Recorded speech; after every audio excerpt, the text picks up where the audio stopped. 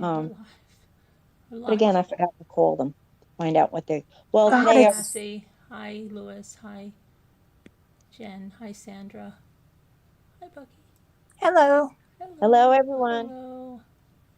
Oh, am I on doing my We're on, right? medicine? Well, you're not, I don't think you're showing anything, are you? Okay. It's medicine. Look. Okay. Couple of things. I just wanted. There were a couple of things that happened. I guess the OnlyFans CEO died. I think I've got to look that up.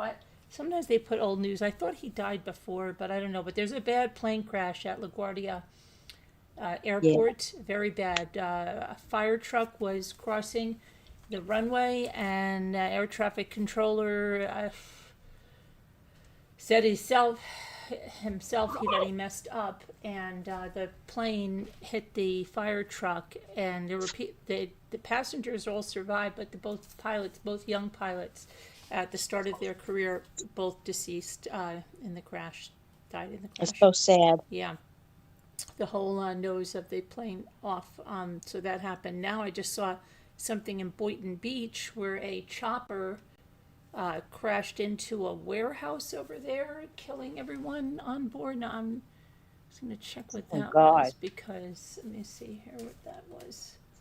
Let's see here. I don't know, people. Don't anybody fly. My daughter just got into JFK today. Oh, God. From Italy, yeah. She said, landed. I said, okay, good. Oh, okay, good. She's home safe.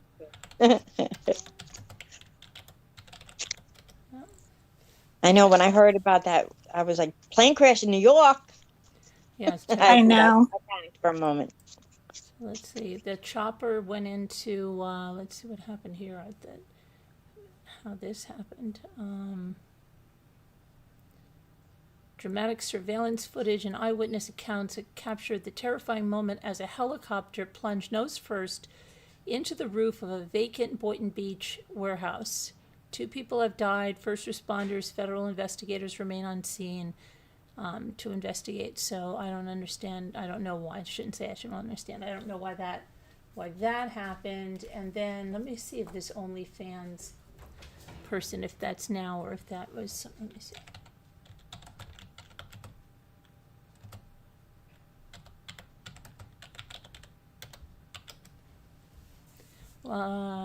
Leonid Radvinsky, owner of OnlyFans, dies at age 43. Yeah, that is, I could swear I'm having deja vu. I thought that happened already. Let's see. The owner of a site known for its adult content, credited with revolutionizing. What were they credited? Hold on a second. This thing. Now hold on a sec. My thing just died there. So age 43, let's see. And I heard somebody from Buffy's Vampire Slayer, didn't you used to follow that? Yes. Nicholas Brandon died. Yeah. He was the one who played, what's wrong with me? I can't think of his name. Come on, I watched it for years. He's got the twin brother, but he's the Xander. He played Xander.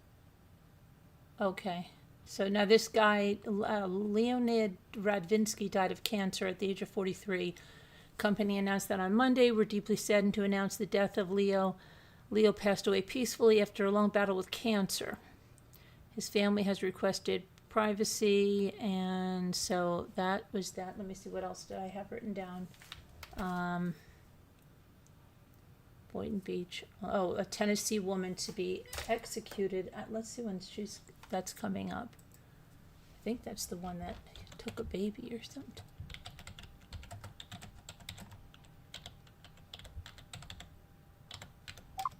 Did you say cooked?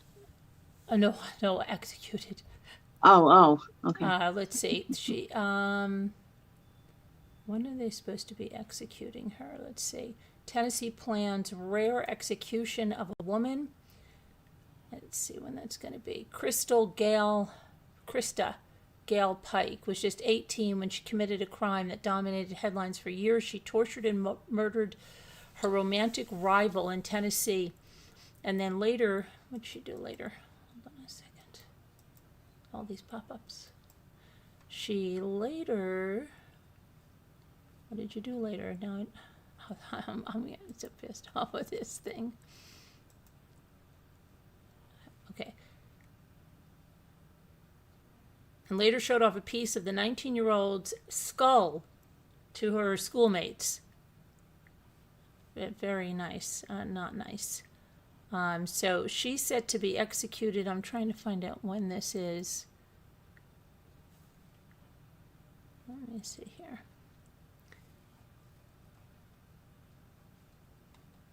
Let me just go over here. Everything now wants you to pay. You can't look at anything now. All the news wants you to have a paid subscription.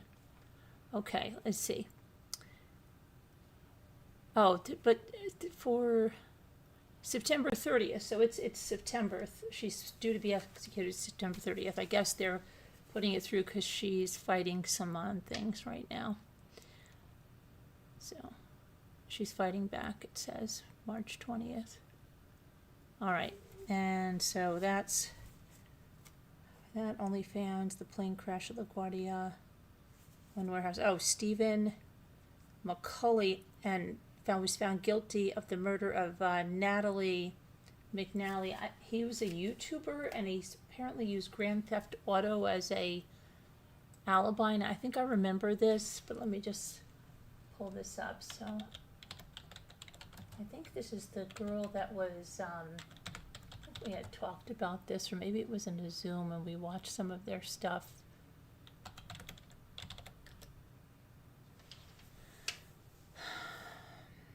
Let's see. Stephen McCullough. He denies murdering her, but let's see, that he was convicted. Today, I believe it was. Let me see if it was. I think this is, we watched some of their videos, and I think people were saying that, what? Let me see here. I don't know, my computer's being such a jerk tonight.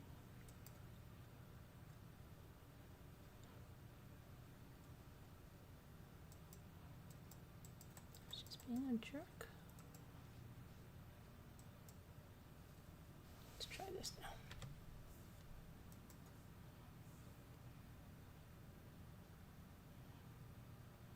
So he was on YouTube. Let me see.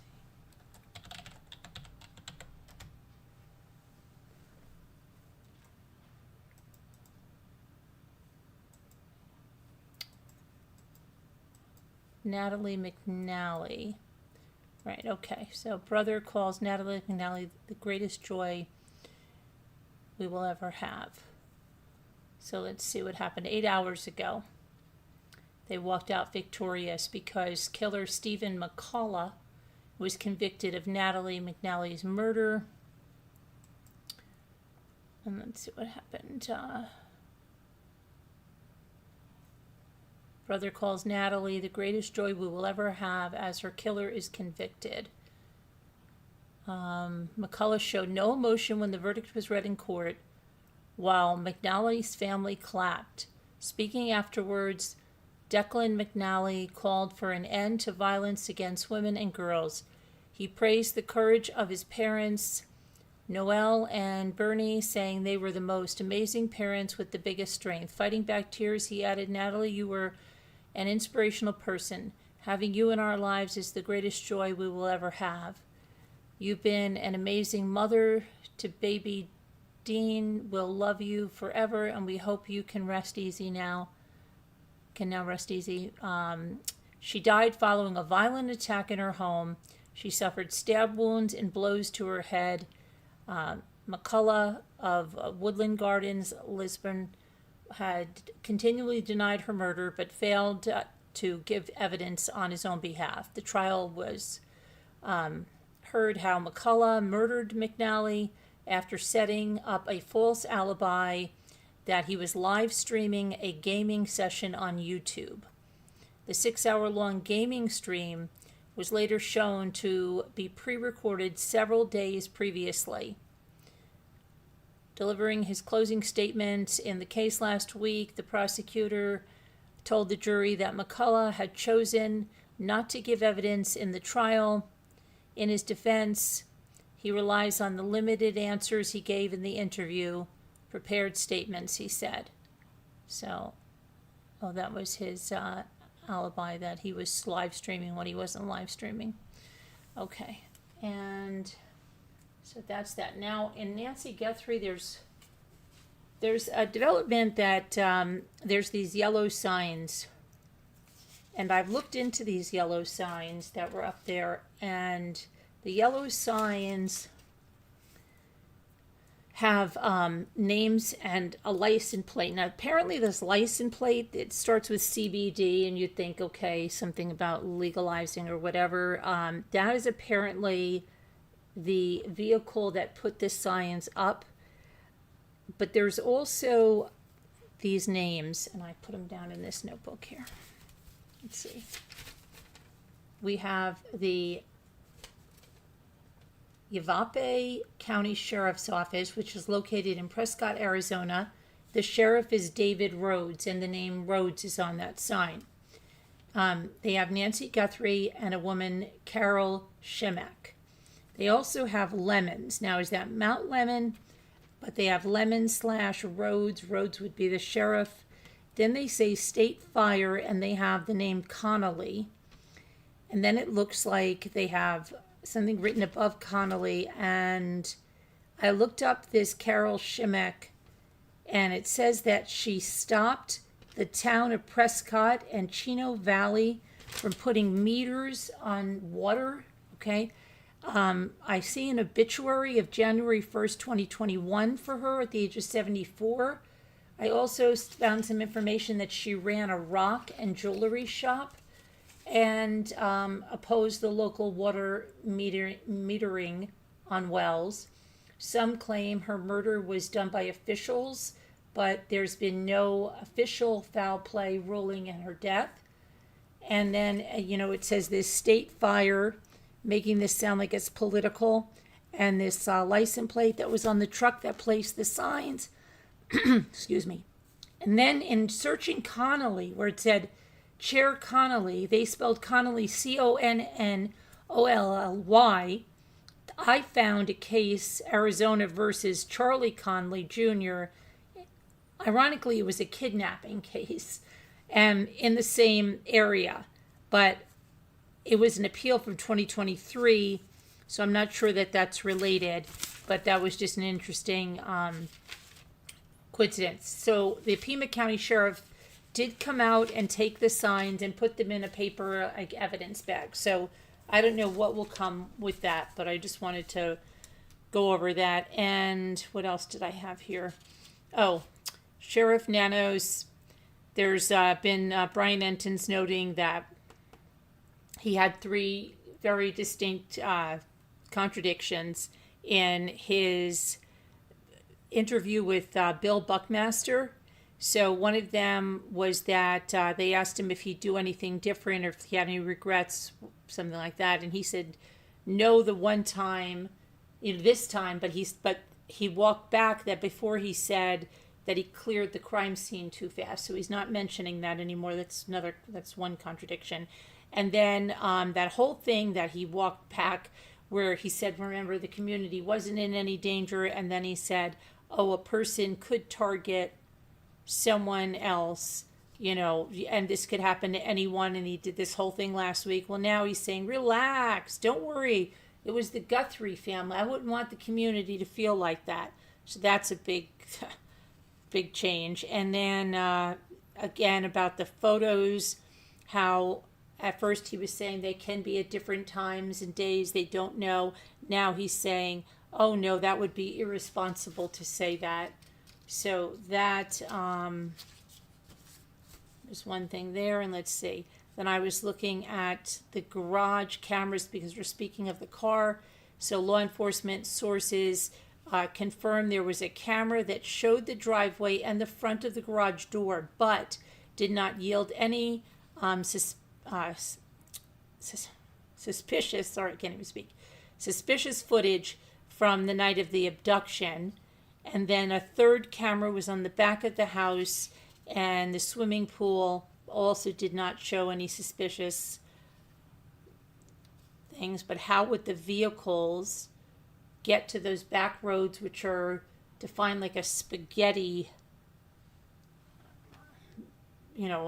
configuration?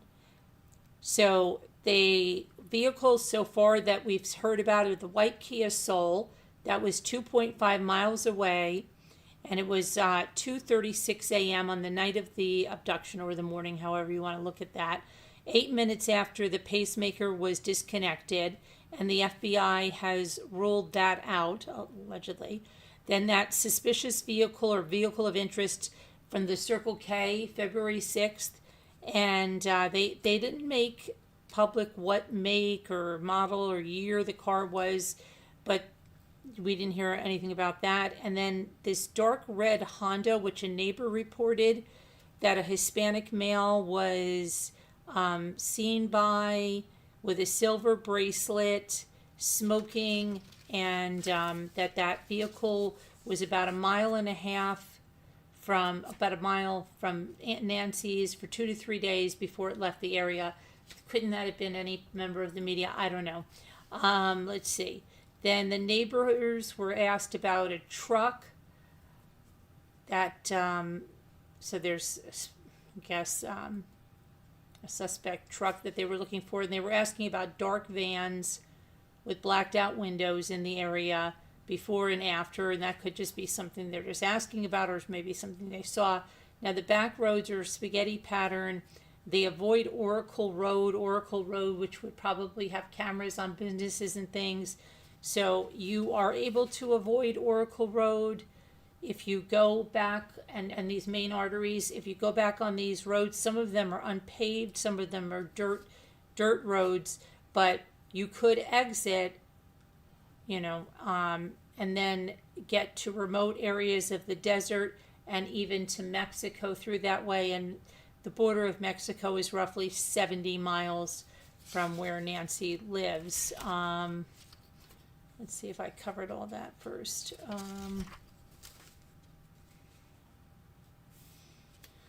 Yeah, I think that was it. So let me see who's in chat, but I just wanted to get all that out before I lose it. Let's see. Okay. So, hi Lindy. So do you guys have any, hey Lewis, Sassy, easily distracted, hi. Sandra. Anybody have any idea about those yellow signs? What do you think was, uh-oh, chat disconnected, but it's reconnected. When did chat disconnect? At 11:21. I hope we're not having internet issues. Okay, am I still live? I guess, I hope so. If you guys can hear me in the chat on YouTube, can you put a 1 so I know that we're still connected?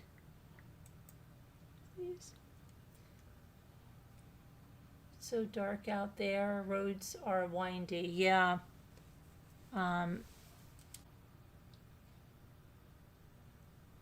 what?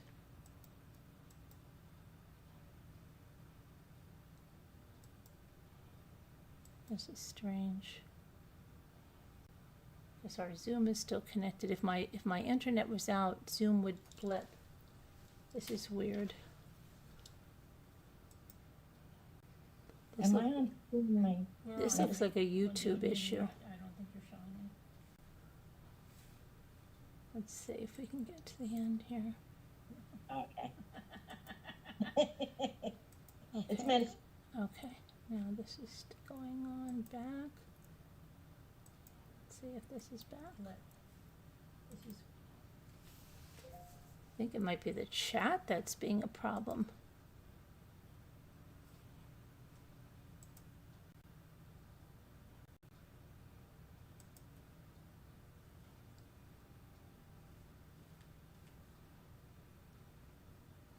It's looking like it's the chat that's a problem, unless we already lost the connection completely. No, here, chat's back here. You can hear me? Okay, good, because it's weird. It was freaking out, but I think it's on YouTube's end. It's not mine. Let me see if I can get back to my main screen now, because my main screen isn't showing.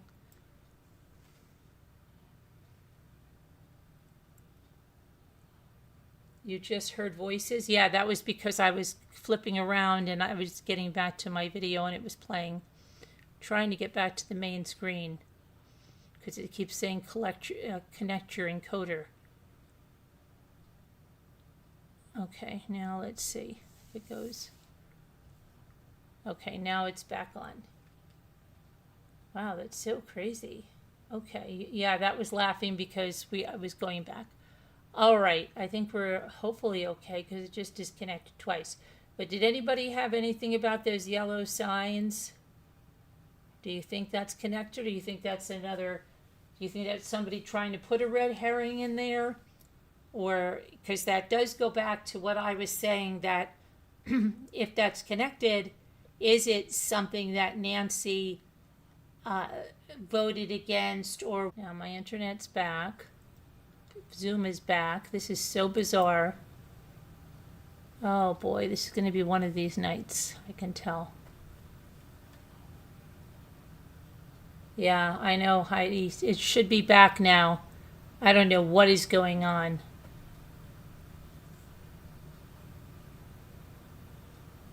Now it's, no, now it's connected again. I'm going to wait a minute before we take anybody on. Keep saying I have internet. Yep, there it goes again. Connected. It's not on my end. It's not my internet. I think it's some kind of a YouTube issue. Let me see what Streamlabs is saying. Yeah, Streamlabs, everything is fine. There's no issues there. So it's definitely something that's going on with YouTube. Should be back again.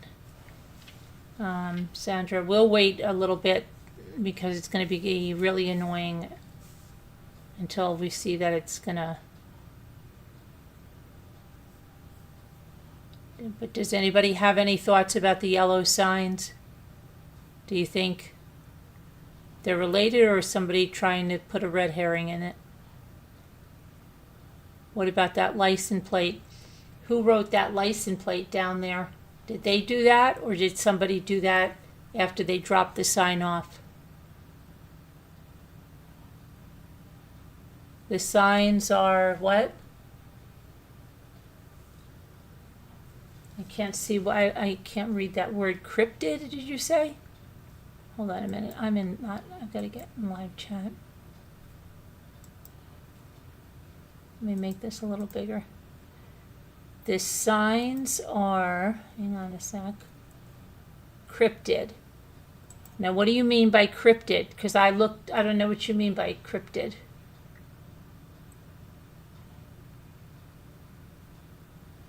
Oh, you didn't get to hear about them? I just told you about them. They have the license plate of apparently the truck that dropped them off. They have that woman's name, Carol, who was very vocal about water meters, opposing them, who died January 1st of 2023, I believe it was, at the age of 74. Then that other sheriff's office and the Sheriff David Rhodes listed.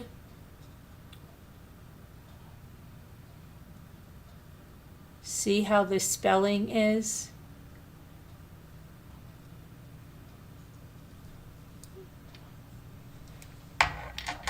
You think there's an encrypted message in there? Let me see. Hold on, let me pull up let me look. They have Guthrie and Carol Shimek. They have that underlined. The Yavapai sheriffs. And then it has Lemons-Rhodes. Now, Rhodes is the sheriff. State Fire. And then it has Conley. on the one. And then on the other one, it has, looks like Chair Conley.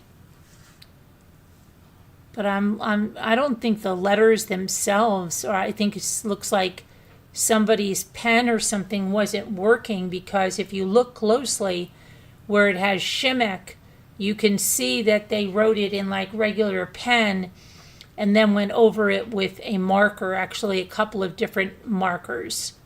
Then somebody put plate number in a different thing. So this looks like maybe a live streamer or something went over there and put the plate number of the truck that dropped them off. Okay, and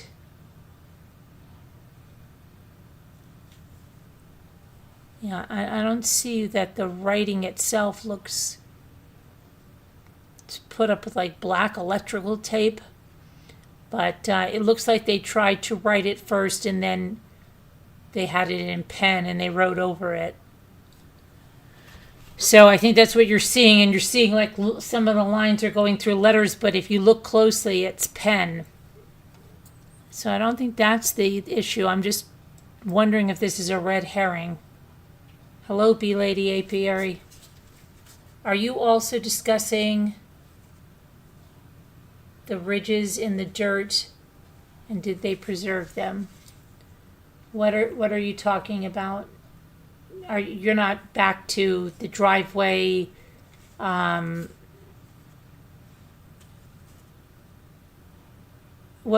are you talking about, Bee Lady?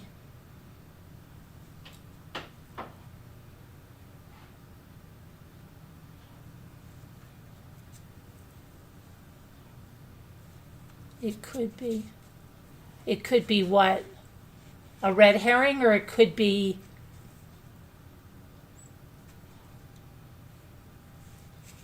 because what happens now is that so many people are looking into AI, that AI is just spitting this stuff out based on searches for this.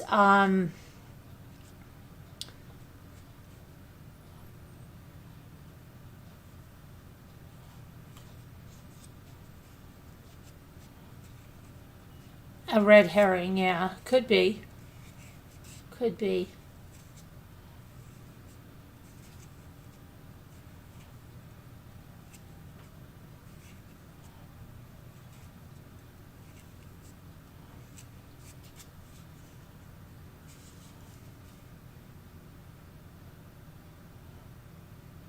Hi, Mr. Wu.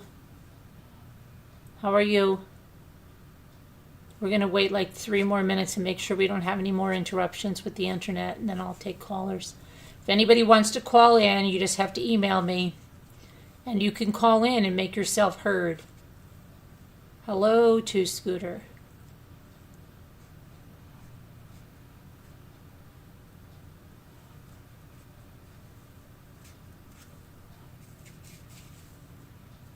And if you'd like to become a member of our great channel, we have 3 memberships that are less than a cup of coffee. And it's a great way to support our channel. We really appreciate it. Okay. Let's see.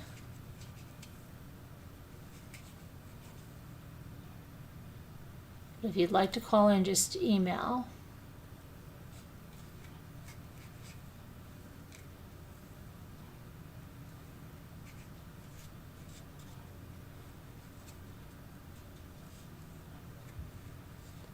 Can't stand wearing these headphones. I hate it. I feel like I'm on house arrest.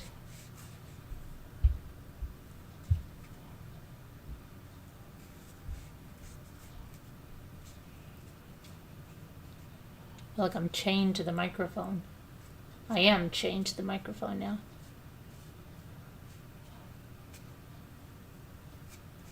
You just got back to New York State? Well, fun. We're not having good weather yet. I would have stayed later, Bee Lady. I would never have come back this early. No. I would not have come back this early. Yes, I have. Yeah, but they don't work. I have AirPod Pros, but they won't work with my microphone. I have a Yeti, and it doesn't work with that. Okay.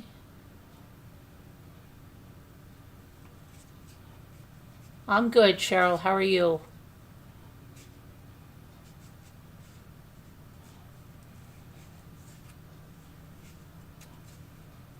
So,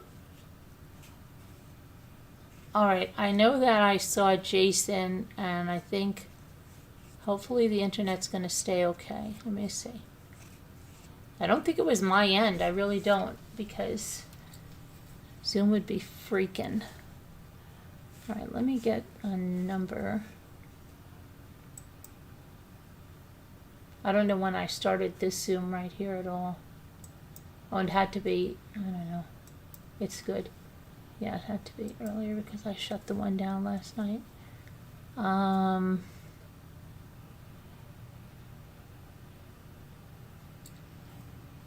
Okay, let me see.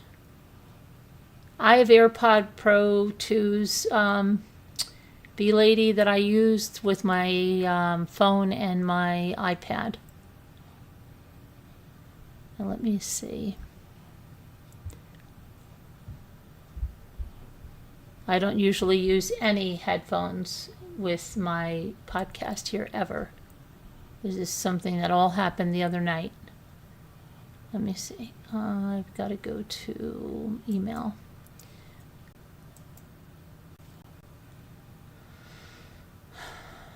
Yeah, and please keep little lady and her family in your prayers. Okay, thank you.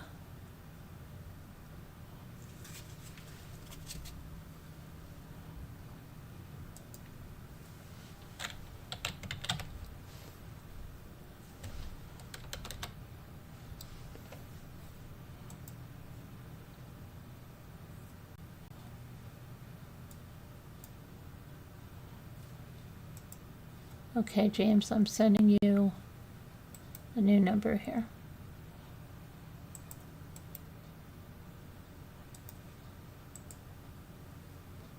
There you go.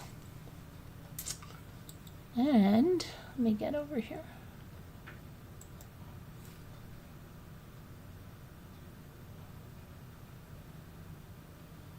You do with raw.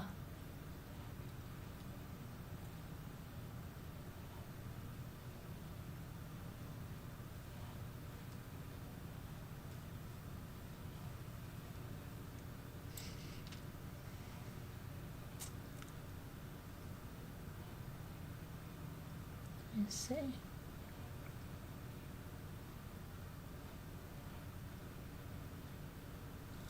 Okay.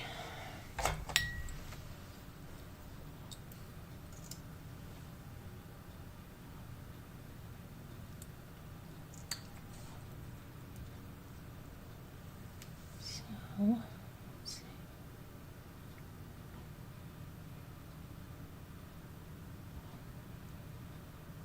Scooter, did you hear about the yellow signs?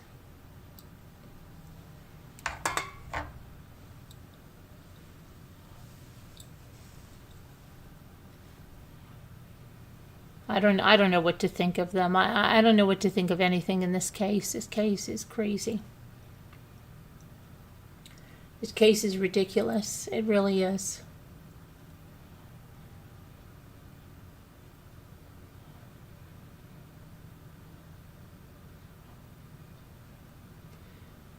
Yeah, but it doesn't matter. I can't use wireless with this because I have a Yeti. It has to plug into my Yeti mic, B-Lady.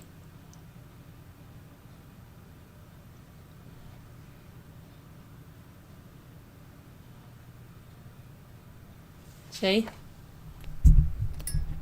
It has to plug into my mic.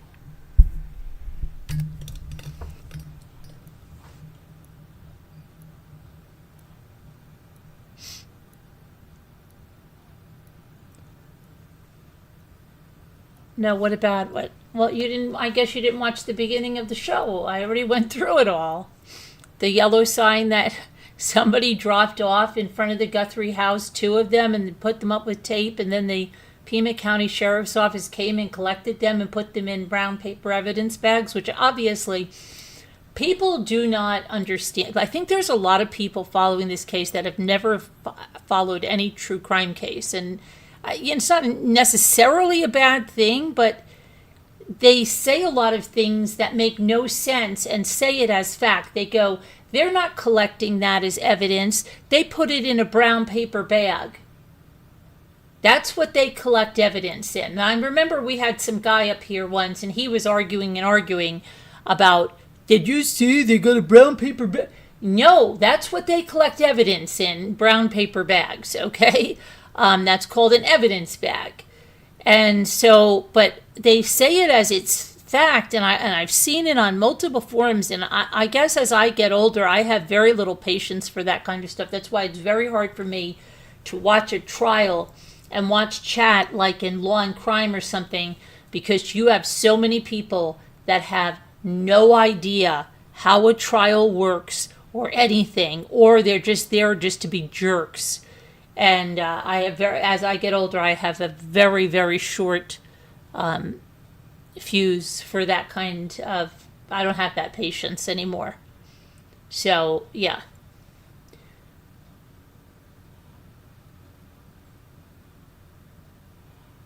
The yellow signs of B-Lady, I went through it in detail in the beginning of this broadcast, but they were left there by someone in a truck with allegedly the license plate CBD and 4 numbers. And they mention a woman, Carol, who allegedly was very outspoken about water meters from Prescott, Arizona, who died January 1st of 2023. Some people say it was foul play. It was never officially ruled foul play.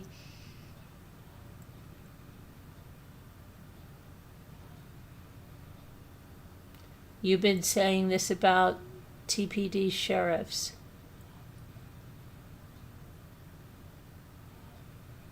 You just got here? Yeah. Go back and listen, because I went into detail about it. But yeah, it's there's just so many people that has changed. It's all nonsense now. Well, I know. Did you know they changed owners many times? And the first owner of that came into this podcast a few nights ago, Scooter. She's the one that sold it to them. And there's a very interesting thing. And did you know that Law and Crime and Court TV, they're all one now?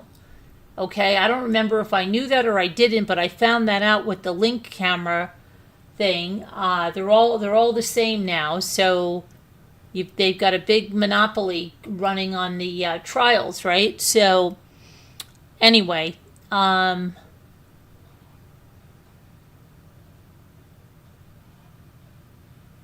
you really things really changed with Johnny Depp.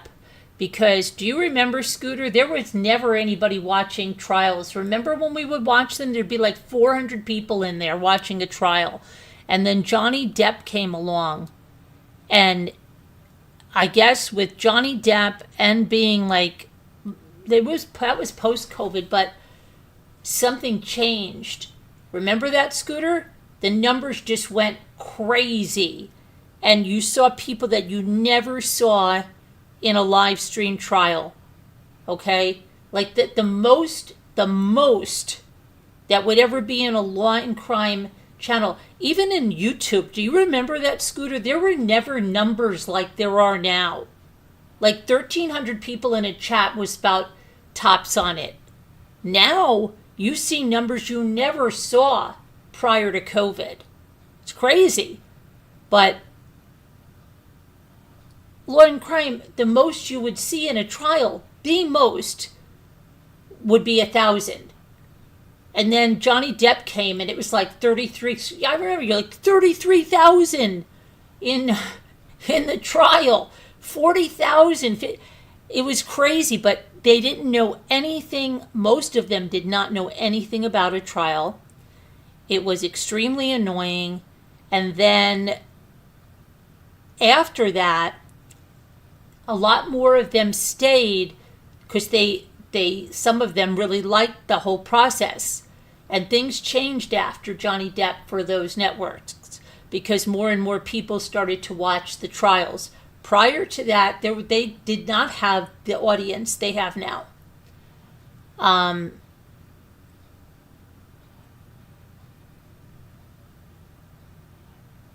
But yeah, that was just crazy.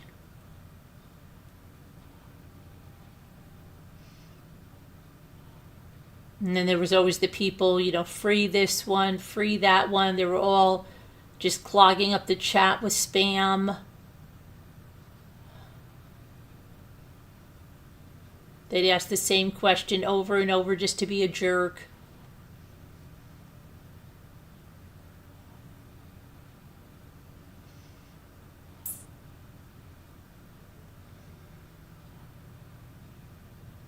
What? A mega pint? A mega pint. What is that? What is a mega pint? What's a mega pint? What are you talking about?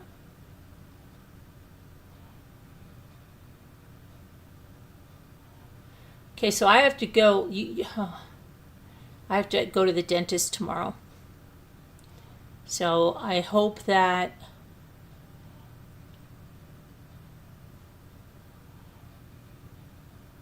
Depp said a megabyte. My mind, I a lot of times don't retain a lot of that stuff. I know that about the crap in the bed and the glass, throwing the glass, and the finger that was almost cut off. That I remember. No, I don't. I remember him telling about how he grew up in the hollers and how he talked about his mother.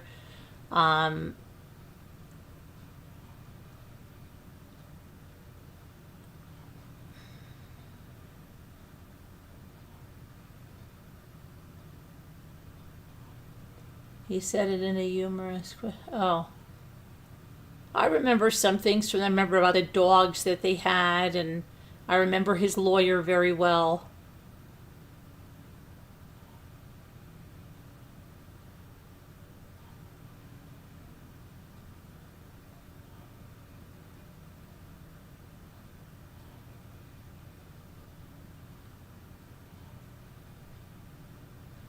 Yeah.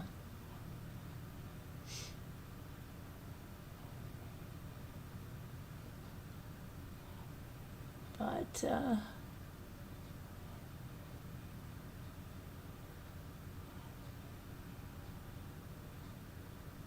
crazy.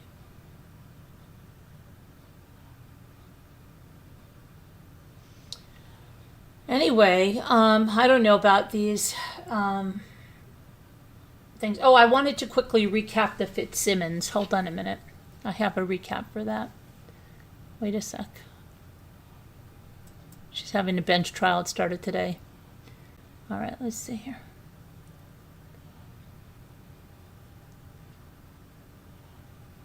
Here's my notes on that.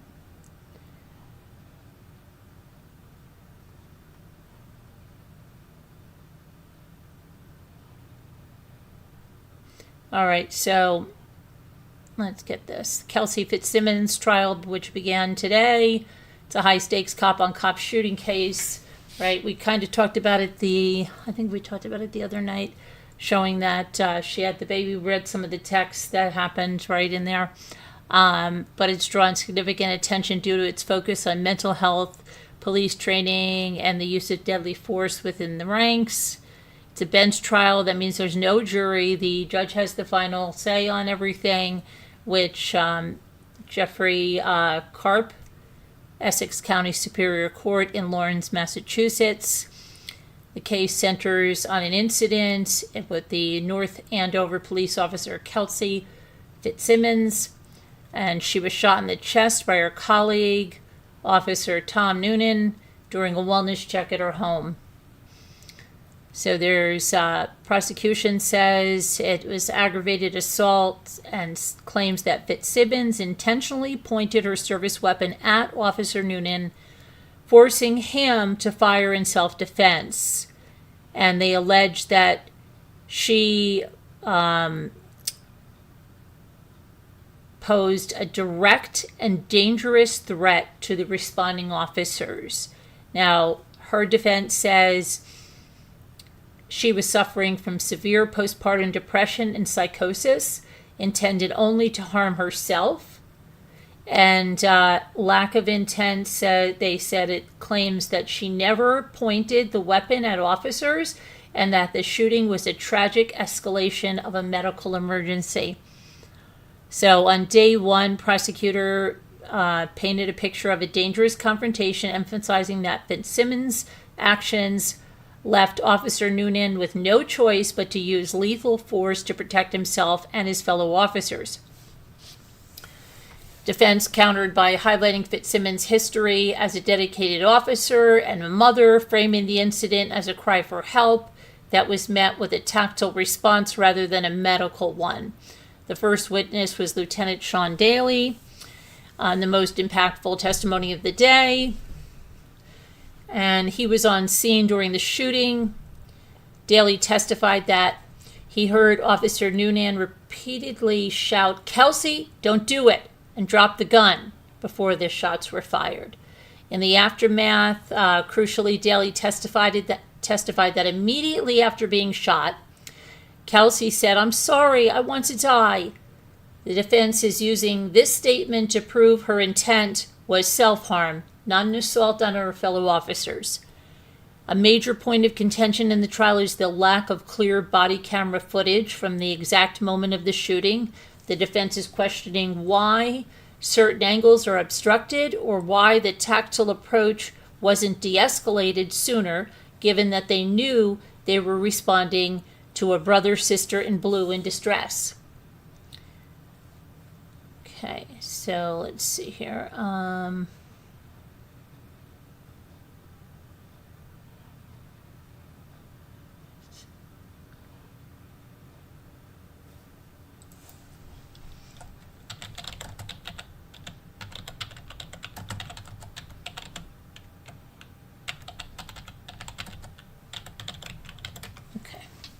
See what we got here.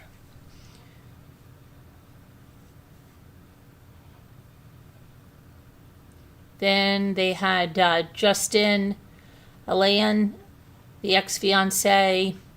He testified that he was fearing for his life and his son's life when he sought the restraining order.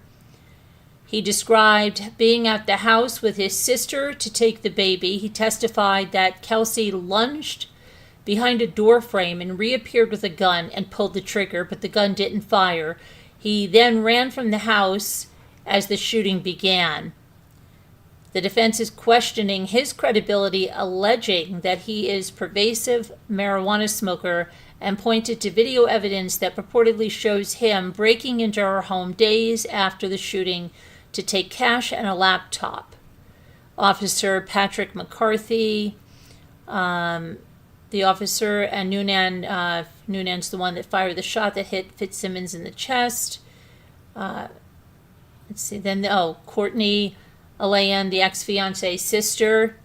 She was present at the home on June 30th, 2025 to help her brother retrieve his son.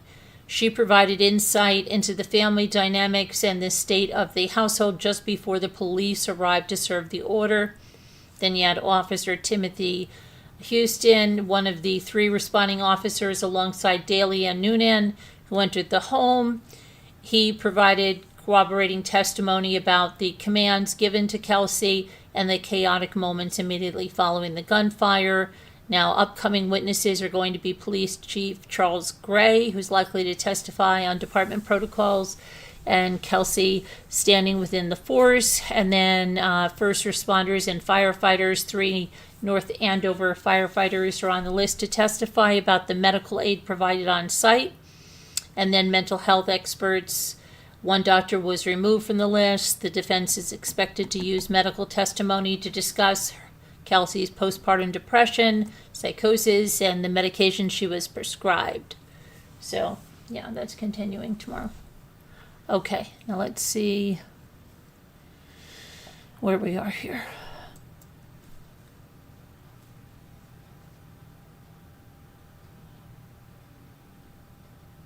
No, it is a trial. It's a bench trial.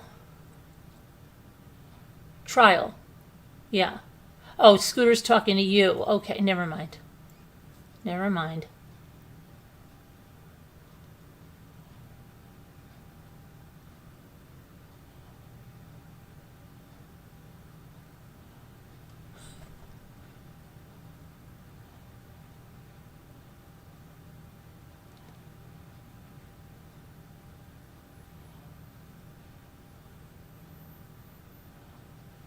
Okay, Scooter's still talking about a mega pint. What? It did happen. She was in a bedroom.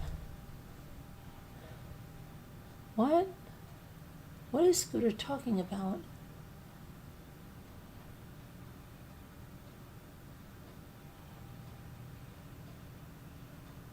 Hi, Lewis. I don't know what Scooter's talking about, Lewis.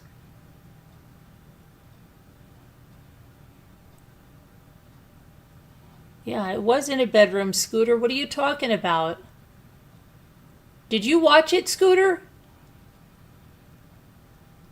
I don't think Scooter watched it because she was texting all day long. I kept hearing my phone going off. Okay. So much going on here. Oh, it's hard to keep up, is it, Scooter?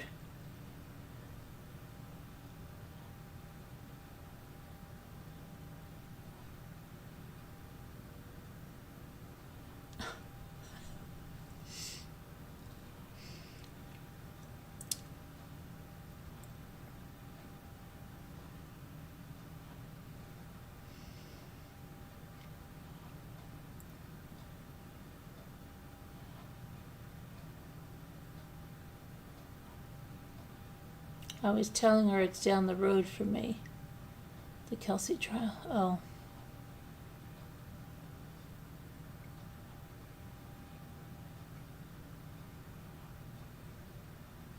Certainly sounded like it, Scooter.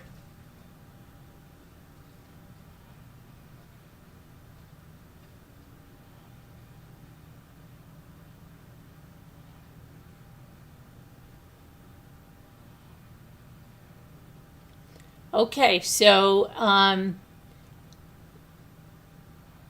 don't. Jason, are you calling in, or I don't know, because I'll move on to something else.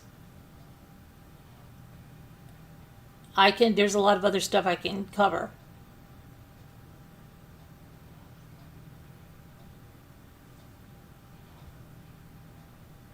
I don't know. I keep looking for people to answer, you guys to answer me in the chat. I think I'm going to hear you, but I can't. That's why I hate these headphones. Is Jason there? Because if he's dialing in, I can't hear him. That's the problem, but I should be able to hear him.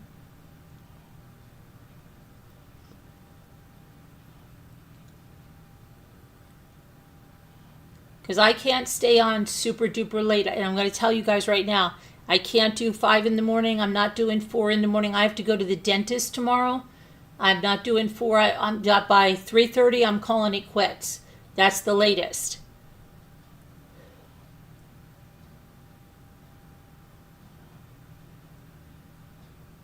Space Cat had a fight? Really? Okay. Oh, a flight.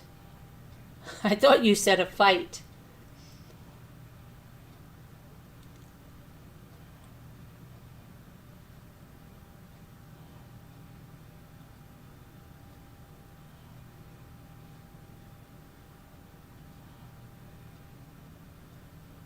Before the dentist.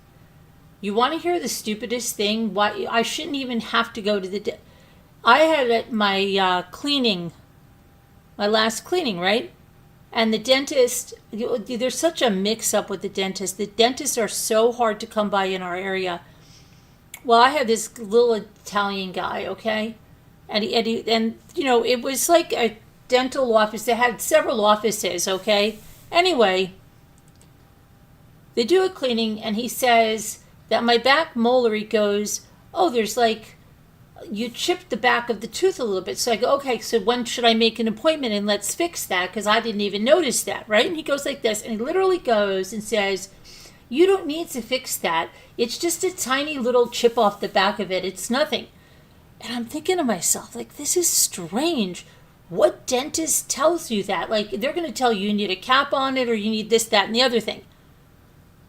I was like flabbergasted because they're always trying to upsell you every single thing. Like, oh, well, if we use this mouthwash, there's a $40 upcharge on that during the cleaning, but it has antibiotics in it. Like, they're always upselling you. Now, all of a sudden, they don't want to fix the chip at my back molar that I didn't even notice. So, would you imagine?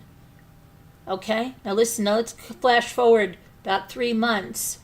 I noticed that that little chip turned into a crack, and then I thought I had a root canal in that tooth, but I don't know, because all of a sudden it started to get sensitive.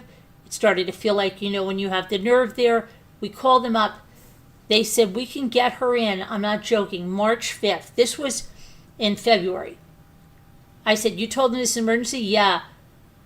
Then they call me, literally, on March 3rd and tell me that that little Italian dentist, his last day was yesterday. And the new dentist they have, she's applying for all the insurances, but she hasn't been approved for mine and for a bunch of other people, and they have to cancel everybody's appointments. So I'm like, are you kidding me? Because my tooth is starting to bother me now. Well, I'm sorry, we have to cancel everyone's appointment. So then it takes forever to get through to them. So we finally got through to them. She wants to make an appointment for me April 22nd. No, Sassy, it's too late now. It's cracked. Now it's cracked. And the nerve is exposed. Okay? Because they didn't take care of this. So now you know what we're doing?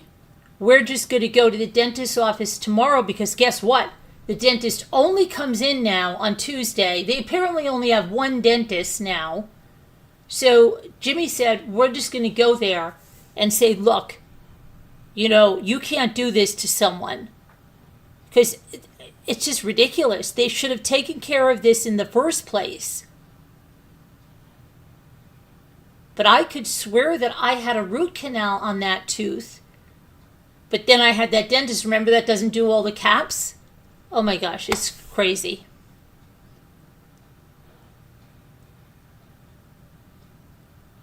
Yep, I know about the buffering, Sandra. Hold on a minute.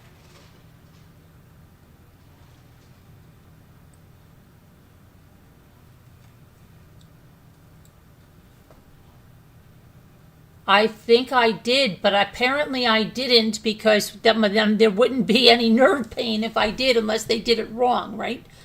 Right, Lewis? So, yeah. Oh, we're back for pliers. Yeah, I can't even touch this. I took that temporary stuff and put it there to like stop the air and stuff on it, but it's just so dumb, so dumb. This is so unnecessary. But this is a shortage of everybody. Probably people are doing their own dentistry now. I don't know what the hell is going on. I'm frozen on your screen? No.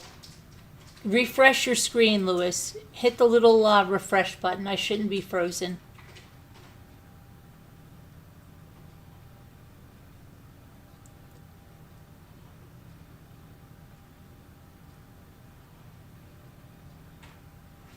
Yeah. This is something with YouTube.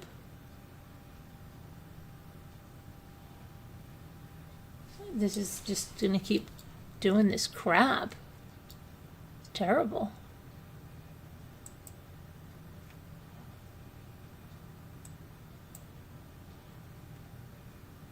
Stream health. Excellent. Stream is healthy. Stream health is excellent, it says.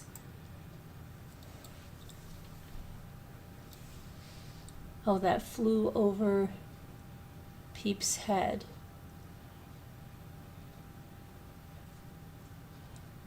I know, Louis. Yeah, I'm aware of that. I am aware of that. Louis, can I tell you something? Sassy, you'll get a kick out of this. Do you know one of my molars that they did a root canal in?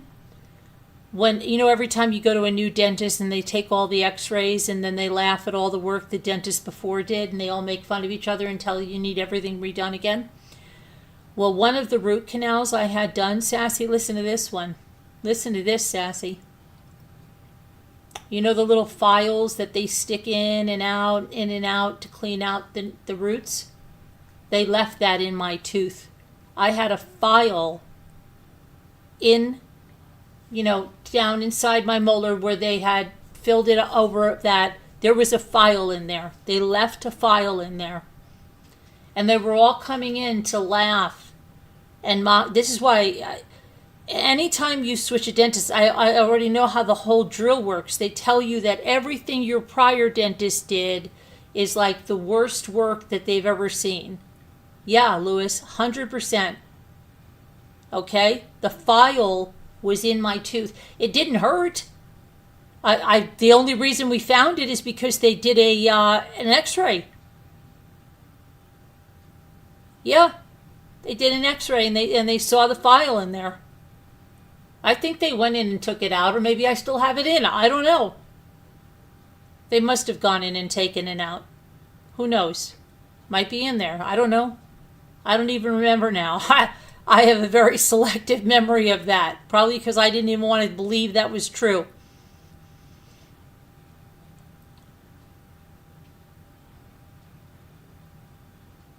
With the file, it wasn't, Louis, but I think they ended up taking it out because they redid that, you know? Who knows, Louis? I don't know.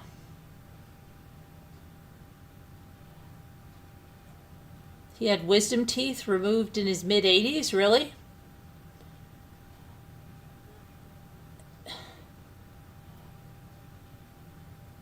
We used to have a dentist in New Jersey that would do root canals. My parents thought it was great. He does a root canal in one day.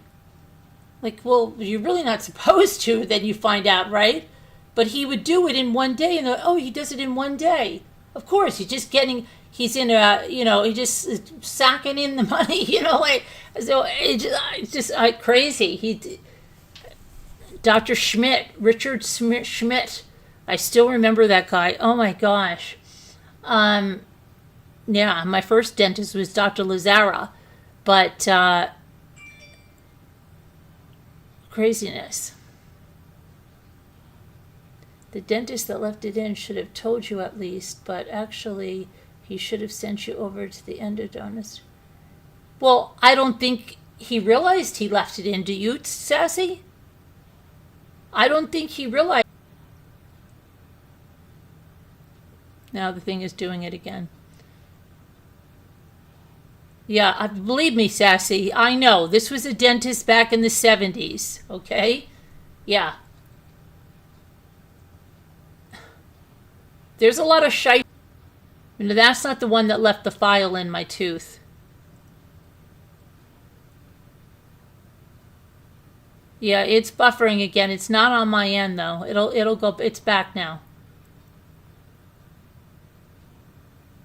Well, I guess he didn't.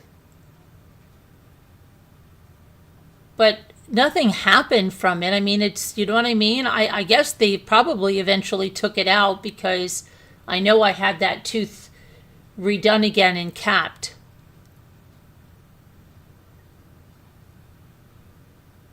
I did stop going to the one because he moved to Arizona. He moved to Arizona. He was in a, yeah. That's, and then I went to another one. I should go get all my files. I don't even remember what the heck was done.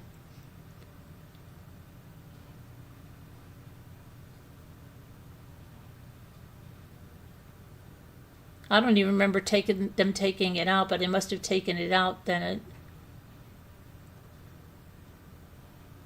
Yeah. No, there's no chime.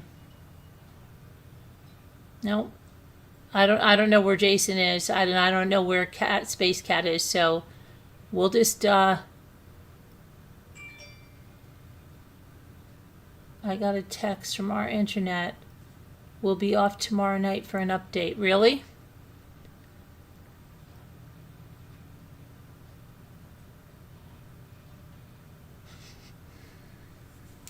Yeah, I don't know.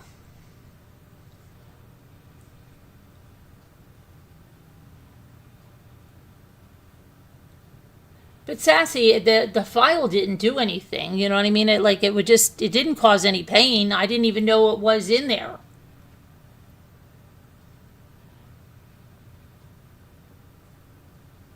And I believe then they took it out. Then that I don't even know how many years ago that was. I really don't.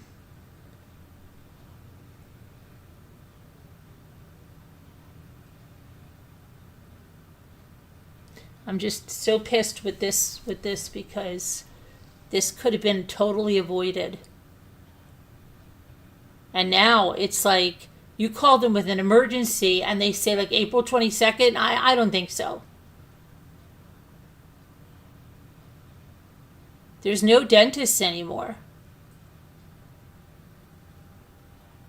A leader wouldn't say that. Today I get to the dentist for my son and there was trouble with the insurance, so he chose to do the work anyway, and he said that he will call another day to pay. Oh, that's great. That's great.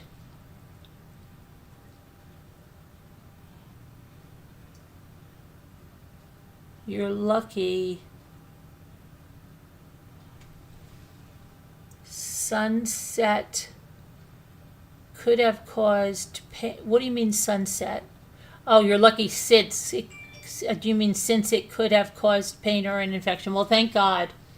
Thank God I didn't, right? Or maybe that's why I went there. I don't know. I don't even remember.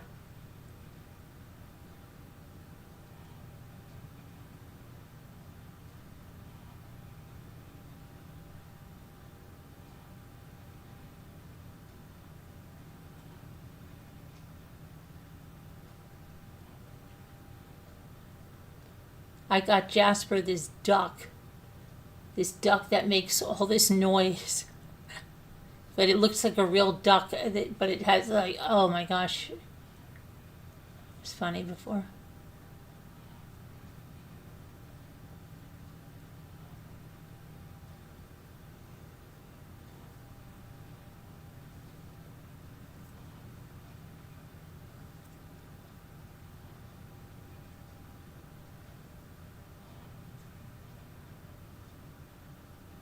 Let me check my mail. Let me just check my mail.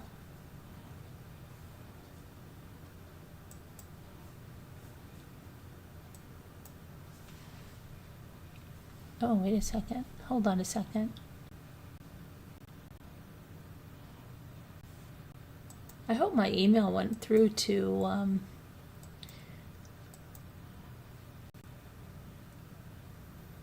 me see. Now once it verifies this is me.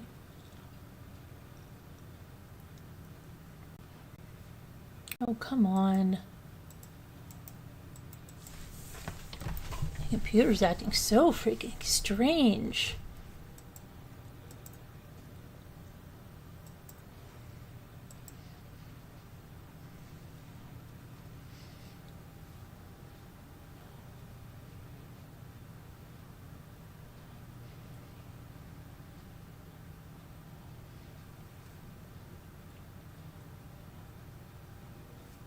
Let me see if I sent. Sent.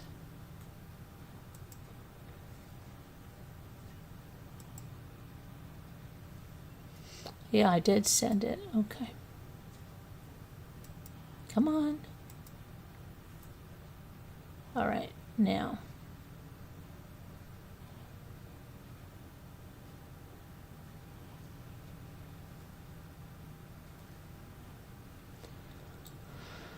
Okay.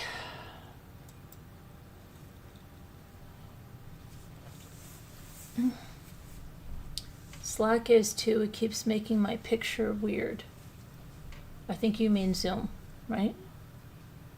Maybe he met somebody a night out on the town. Maybe. When you're at home, you don't use your internet? What do you mean? I'll tell him I will read aloud to him. To who? What's she talking about?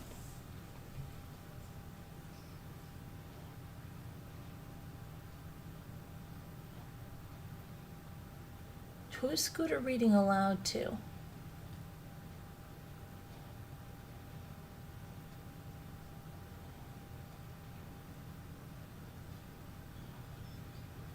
Oh my, I don't, Sassy. But on my laptop, yes.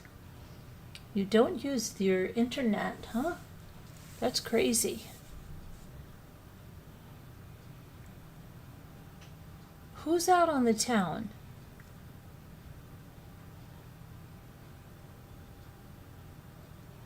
Who's out on the town? I missed it.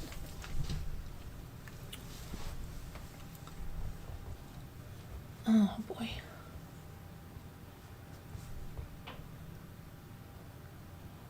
Who's out on the town? What's his name? Jason?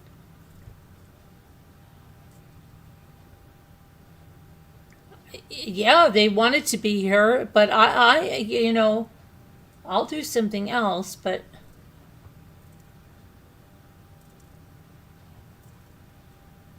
maybe they were up too late last night. They were up like 5 o'clock and they were just going strong. I think if I would have checked out and came back at about 10 o'clock, they would have still been talking.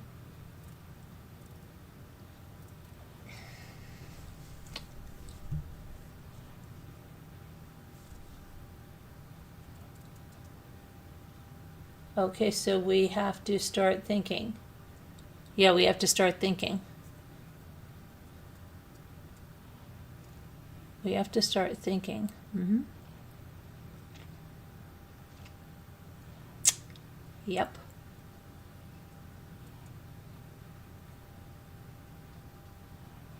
What are we thinking about?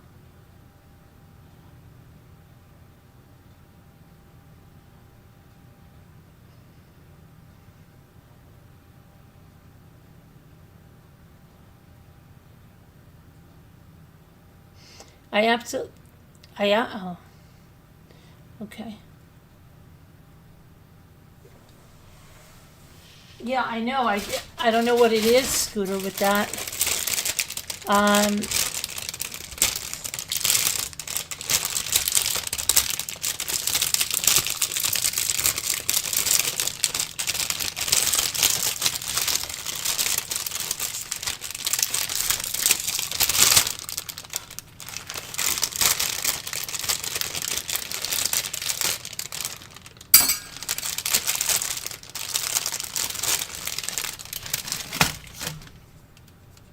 Aren't these the cutest little things? They look like real little chocolate rabbits, don't they? I'm going to take a little bow and put it right here. And then Gia said to me, are those going to be included in our Easter baskets? Uh-oh. I said, what are you talking about? And she's like, you're going to be making us Easter baskets, right? We're not going to be left out of that? I'm like, of course I'll make them for you. Will these be in there? I said, yeah, they'll be in there. I told her I have a huge, big vintage chocolate rabbit, but it's ceramic. But I have another chocolate rabbit. It's a candle. It smells like chocolate. And then I have one that looks like it's wrapped up in shiny paper. But these are just the cutest little rabbits, aren't they? I'm going to put the little pink and blue ribbon. You know how the little chocolate rabbits have a little pink and blue ribbon or yellow? I'm going to put a little ribbon on them. Not nice, Mom. You know what she told the lady at the restaurant we went to? She said, we want to sit somewhere romantic. I said, oh my gosh. She probably thinks we're a couple. Stop it.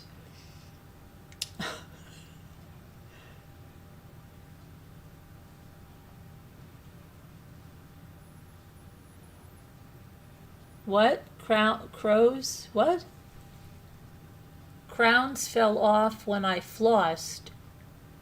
Oh, I have the worst thing with the stupid crown, or is it cap? Cap and a crown are the same thing, aren't they? It always feels like, and I told them right when they gave me the crown, I said, it feels weird. It feels like it's like there's like a gap or something. Oh, no, that's fine. That's fine. It drives me insane. The other cap is good, but the cap on this side bothers the crap out of me.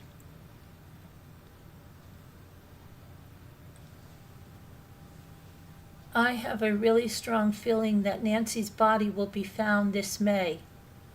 Maria Kitty Cats has a really strong feeling that Nancy's body will be found this May. Oh, it could be.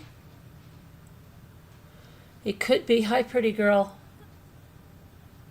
You have a really strong, why, did you have a dream, or you just have like some really strong intuition about that?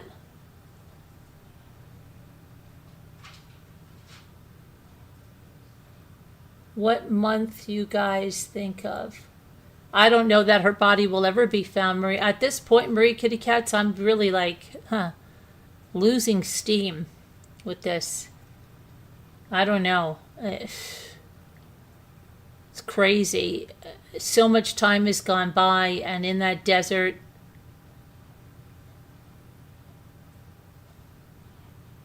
you can't remember your name.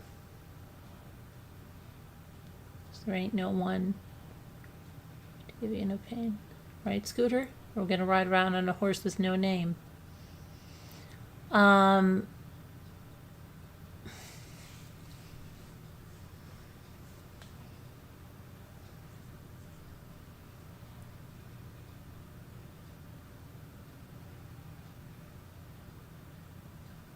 that's what Scooter said. We were going to ride around in the desert. But we couldn't get anybody to sponsor our trip there. So Scooter said, don't worry, we'll get sponsors. They'll sponsor us to go there. And I'm like, I don't think so.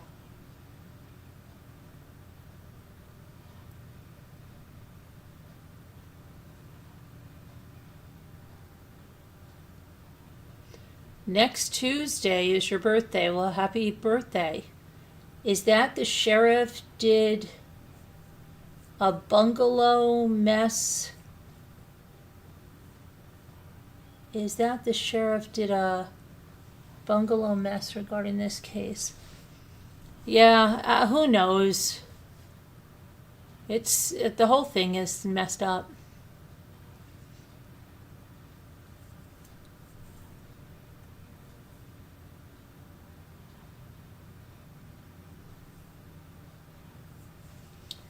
Who's Bucky, says little bird. Bucky is Bucky. You don't know who Bucky is?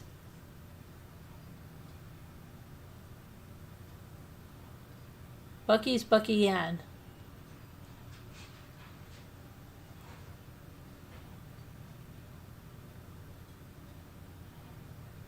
She's my imaginary friend because I don't like to sit up here by myself. It just is going in and out, in and out. This is not on my end. My end is fine. This is a bad end on YouTube. The bad end on YouTube. The YouTube is, I don't know what they're doing.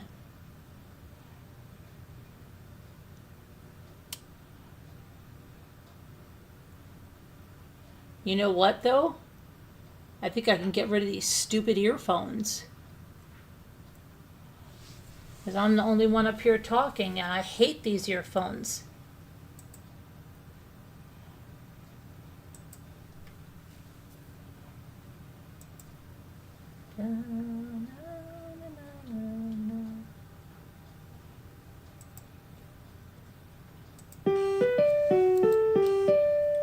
Get these stupid things out of my ears.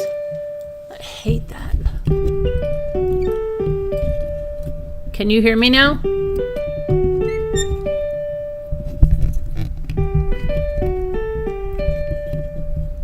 Hold on. Shush, stop.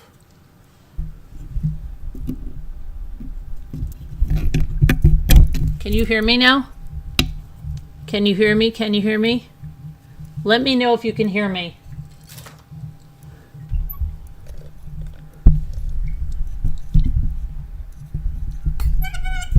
You gotta let me know if you can hear me. Please let me know if you can hear me. Can you hear me, Mr. Martin? Can you hear me? You can. Okay, good. Yay, I can't stand that. Look, I don't have to wear headphones. Yay! Yay! Let's see what else is going on. Good. Now we're moving on. Sorry, callers, you lost your chance. You can't come on now. Okay, let's see. Now we're going to go on to the news stories. Because there are a lot of things making news. Let's see what we got here. Wisconsin woman. She has been, what is going on with these people? You know, people wonder, like, would somebody really go after someone because they're trying to get something through that they don't want through? It's like, if someone's going to kill someone over a parking space, yeah, probably. The world's gone crazy. It has absolutely gone crazy. And I've got a few stories that are crazy. Let's see.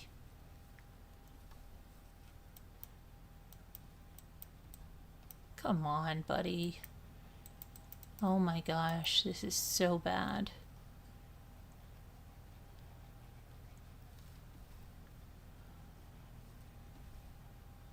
Trying to get her picture up there so you can see what she looks like, and it's just...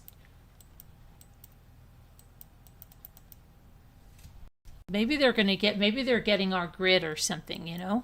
I don't know. What do you think's happening?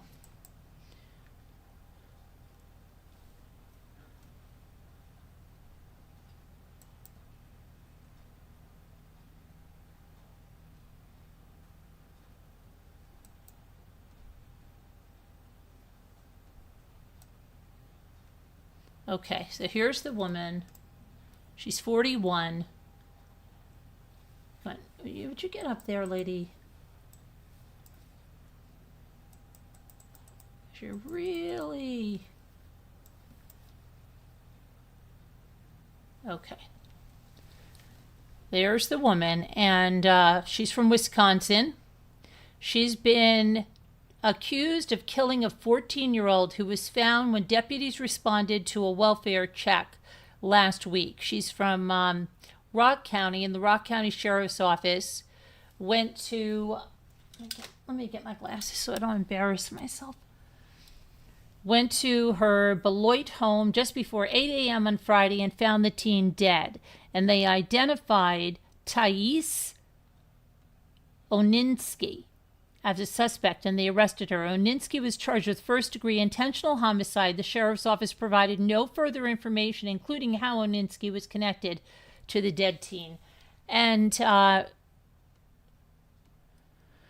all we know about that so far. So let me go back here. Let's see what else we have.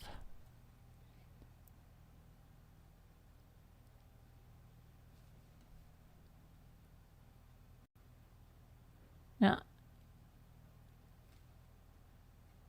I've tried to read this, and when I first read this, it says a quadruple amputee professional cornhole player. Okay, now let's just read that.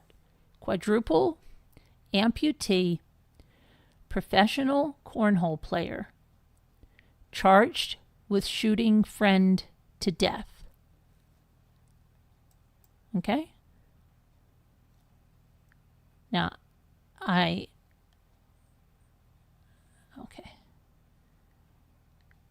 Here's the mugshot of the person.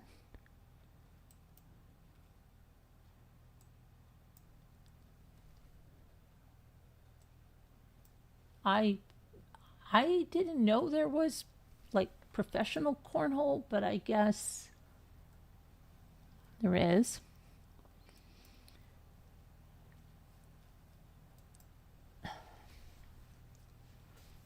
Okay, so let's see what happened here.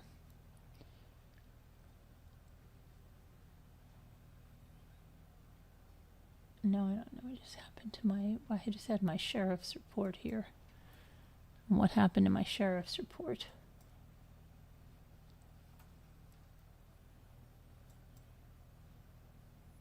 I think my sheriff's report. Hopefully, maybe it's over here. Hold on, I'll get you the sheriff's report. Of course, it's just got to be crazy. I'm really thinking they're attacking our interwebs because everything is being so weird. Okay, let me go back to this.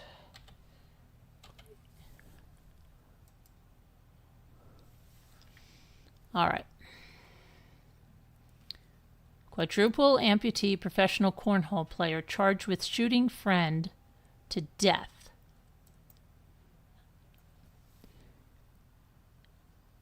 So, Dayton James Weber, 27, was driving with 3 other people in a vehicle in Maryland, La Plata, Maryland, when he got into an argument with the front seat passenger. The incident occurred about 10:30 last night, according to Diane Richardson of the Charles County Sheriff's Office. The suspect and 3 other people were in the car, and they were traveling on Radio Station Road when apparently the driver and the front seat passenger got involved in some kind of an altercation or an argument. Not sure why. I guess the people didn't say why in the back seat, right?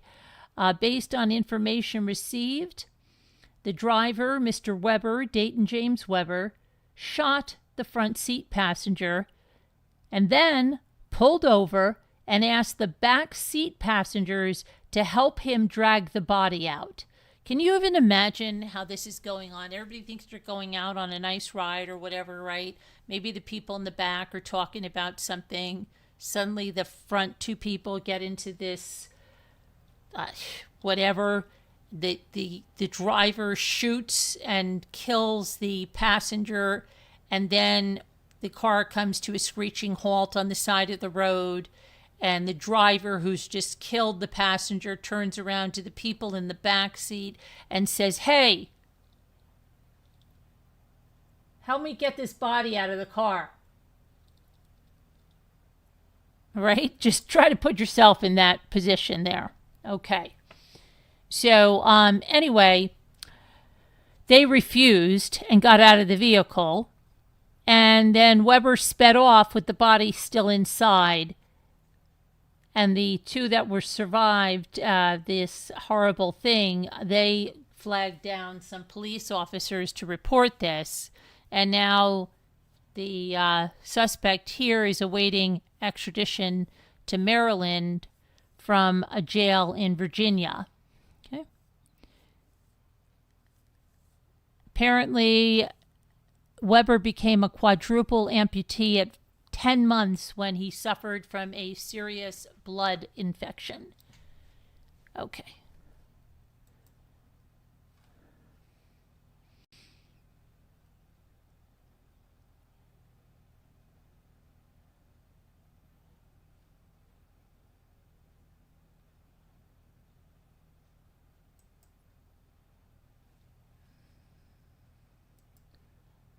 All right.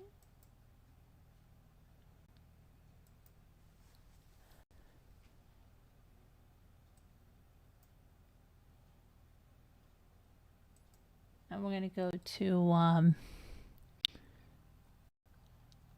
South Carolina, Darlington County.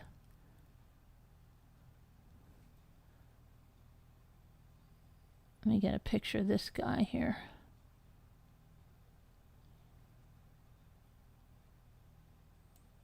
Judson Hawkins the third. Okay.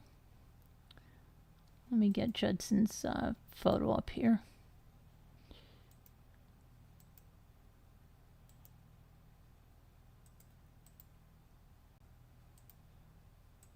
Come on, Judson.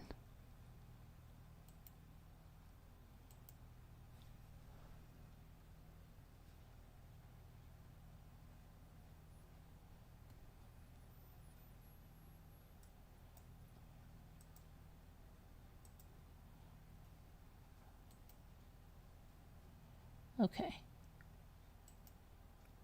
Made it. Hold on.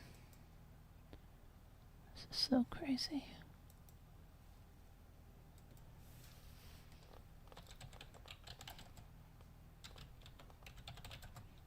Those just remind me of these. I used to know the Hawkins.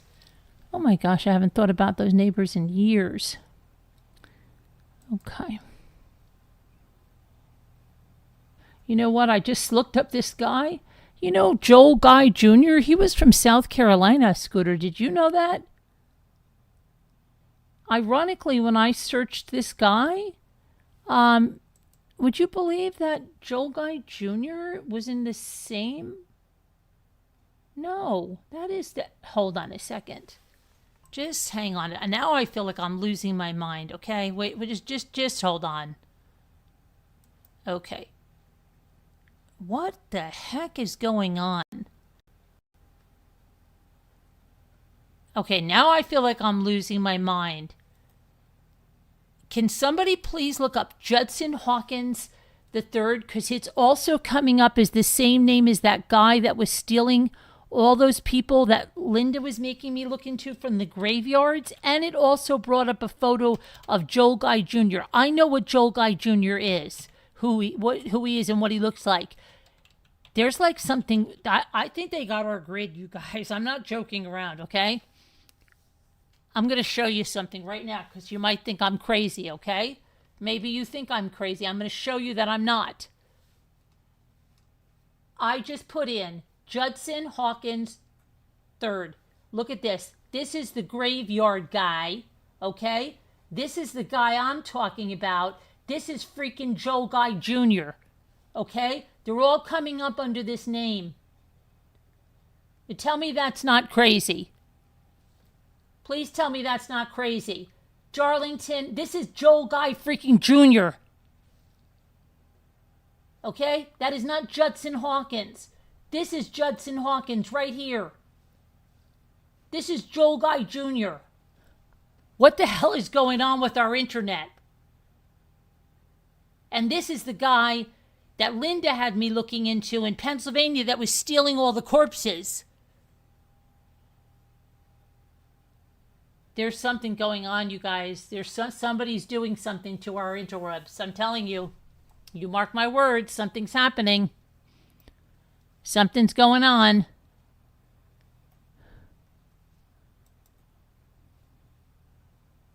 Something is going on.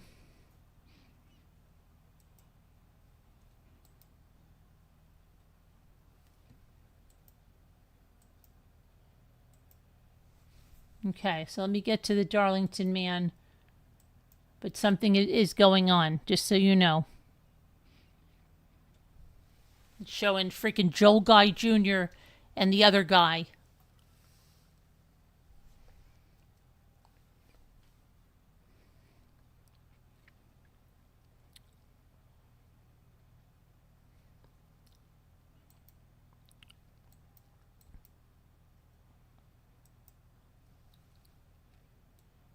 This is the guy we're talking about. Get over there. Where'd he go? This guy. Darlington, South Carolina. I knew Joe Guy Jr. wasn't in South Carolina. This is crazy. A Darlington County magistrate denied bond for the man accused of placing his 82-year-old father's dismembered body in a barrel in a garage at his home after he died.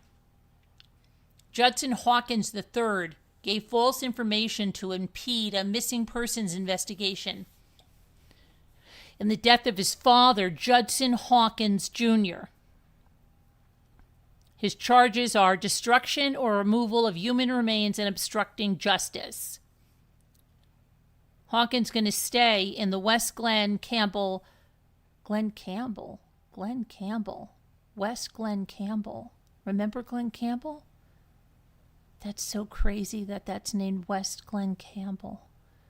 Detention Center. Poor Glen Campbell, right? He's a rhinestone cowboy. Following his arrest Wednesday night, he is scheduled to be back in court at 9 a.m. on June 3rd. Hawkins Jr., the father that was in the barrel, owned the home and the 2500 block of Kellytown Road where the coroner, Tom Hardy, said it's believed his son put his dismembered body in the 55-gallon drum. Hawkins Jr., the father, now I feel like it's like Kevin McAllister, the father, okay, is believed to have died several months ago.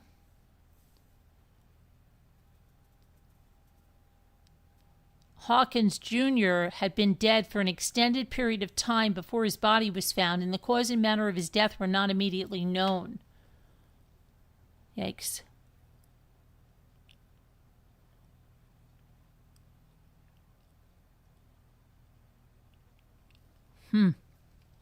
I'm going to make sure you guys are still around because I don't even know how well the internet is working. Let me make sure you're still here.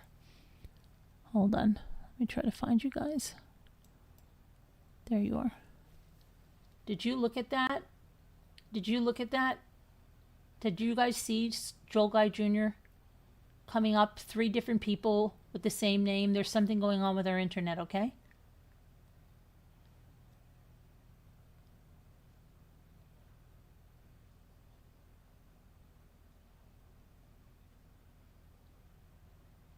Is it Google with an issue? I have no idea. Could be an AI takeover. Jason is here. Well, he's got the number. He can call in, but I don't know. I sent you the number, Jason. But isn't that crazy? Joel Guy Jr. and stuff, where they were there with that same guy? That's crazy. That is what she said. You don't like AI at all, Mr. Wu, do you? You don't like AI at all. You hate AI. You hate AI, don't you?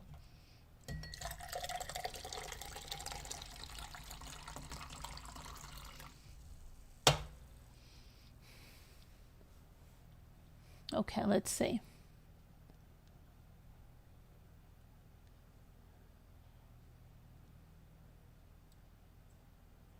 I just didn't understand why they were giving me those 3 pictures of those other people.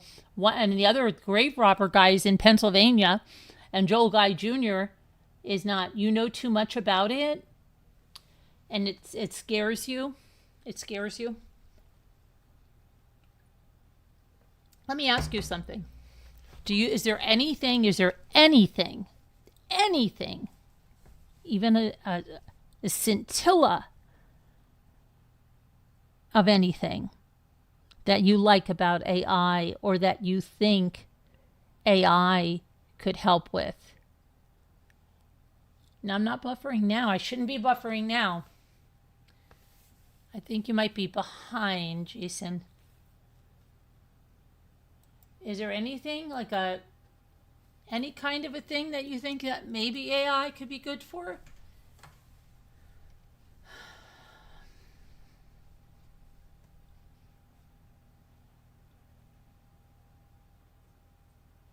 Like they say AI can learn like medical techniques, like they can just digest a textbook on like a very, very complicated medical procedure and complete it, which could save lives and stuff. And it's just, it works so fast. You appreciate it. It will solve a lot of problems before it's tired of us. Yeah, it's good for a lot of things. Okay, of course, yeah, right. Okay, so you're not totally anti AI, right? You're not totally like, oh my gosh, but yeah. I mean, but look what it's done to the coding world, right? Because like years ago, you said, "Oh, you learn all that coding, and you're set for life, man." Right? You can get some front end development job. That's where you need to. And now all these kids can't even get hired because AI can make all your apps. It can do all your coding. It can do whatever you want it to do. Right? No, but I need to understand MRB. I need to understand. Understand. Remember that in Mommy Dearest? Christina, you need to understand. Understand. It's the first word I ever heard. Remember that? You remember that when she went to the Chadwick school? Okay. Wasn't it understand? You have to understand. And then she's in that play. Why did you adopt me? What did you say, Christina? Why did you adopt me? And that lady was there giving her trying to interview Joan, and Joan was strangling her daughter. Oh my gosh, can you even imagine that? And that was true because that journalist said, yeah, that was so crazy.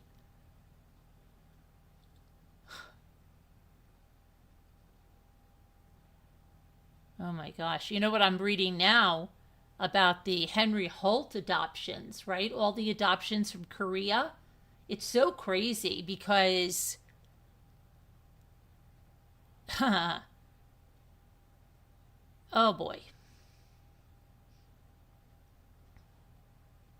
It's a really crazy thing. I was sent an advanced manuscript of it.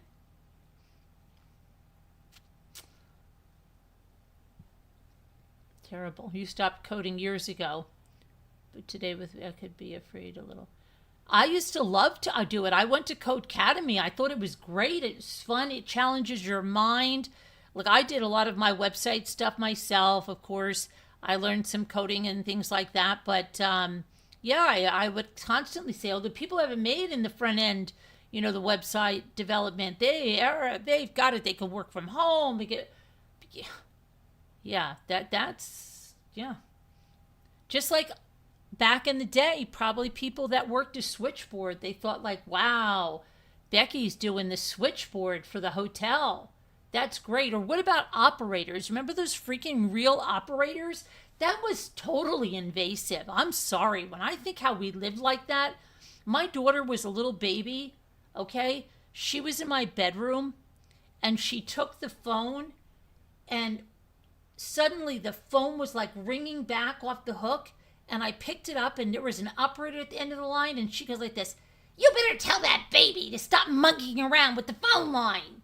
And I'm like, what the heck? She sounded like the Wicked Witch of the West, right? I'm like, it's my freaking phone. What the hell is it to you, right? What the hell is it to her? Like, it's so crazy.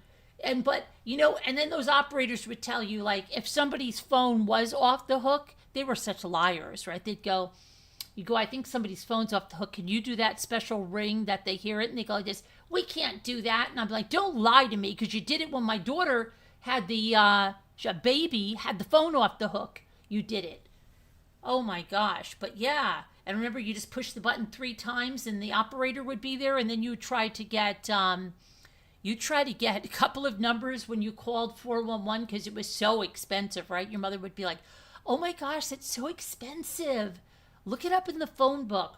But if you do it and then they would say, you got all pent up, so you'd be like, I need the number for Bradford, Mary Beth in Ramsey. we don't have anyone here, but no, can you try Bradford Arnold? No. You're going to have to call back again. And then you're like, oh, crap. Oh, my gosh. Yeah, they were terrible.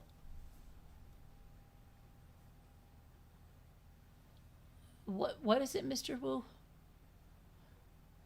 MRB, would you ever merge with AI? Would I ever merge with AI? Like how?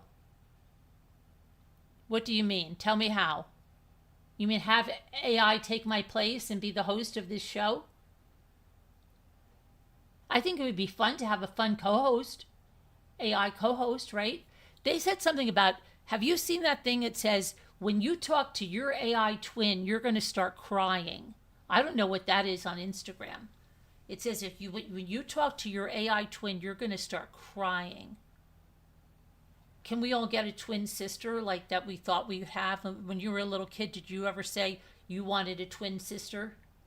Well, if you're a boy, maybe a twin brother, or maybe you wanted a twin sister. I don't know. But they said your AI twin. That would be like, I don't know. That could be fun if I had an AI twin here. Instead of where Bucky is, if I just had another one of me. But I would appreciate if I had a real robot, like in the Twilight Zone, that looked human and did things around the house, though. That's what I would really appreciate. Like one that you could say, hey, can you run out for a minute and go to, ShopRite, and there's a list over there, get that stuff, and then drop this stuff off at the post office. Can you come back in and put in a couple of loads of laundry and then run upstairs and vacuum? That would be really good. Because I would do 3-4 of those. Right? You could have one that like schedules all your appointments. Yes, I love the Twilight Zone. My brother played a really horrible trick on us. He told us that he went to college,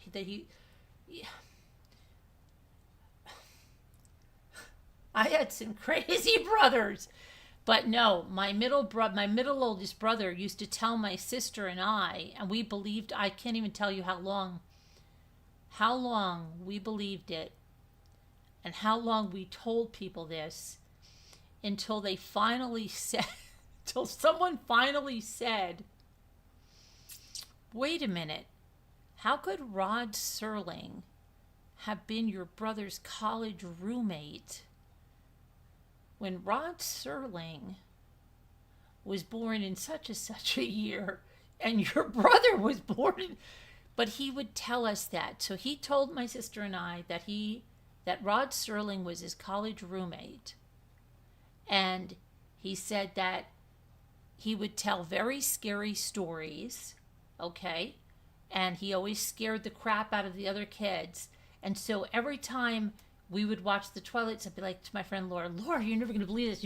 Rod Serling, right? He was Steven's college roommate. Oh my gosh. And she'd be like, really? For the longest time, we would do stuff like that. Isn't that nuts? Okay, but yes, I loved the Twilight Zone. We always watched the Twilight Zone. And then when they had the Twilight Zone marathon, I was in like, another world. And then now they have it on Netflix, but there were certain episodes, like the hot chocolate one, my sister and I, like if we ever got sick or something from school, then when they had a TV guide and you had no DVR or anything, you just had to catch it, right? When you used to have to literally, we grew up in tough times, because if you missed that show, that was it. Like, we were tough, because if you missed the Charlie Brown Christmas special, there were no VCRs, there were no DVRs, there were no do-overs.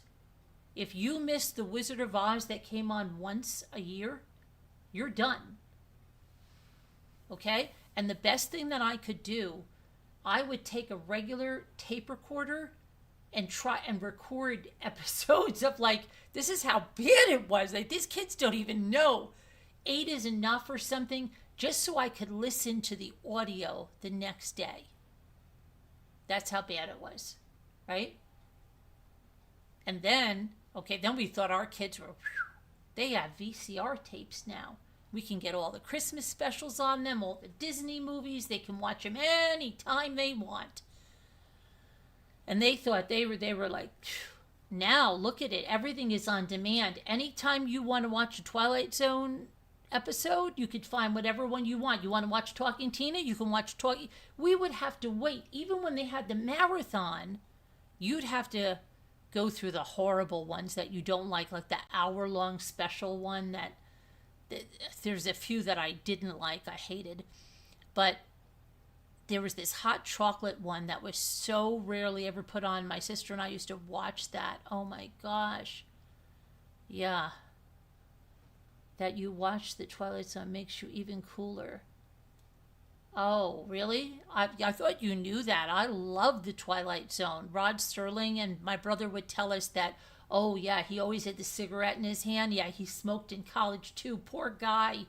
You know, he was addicted to those cigarettes.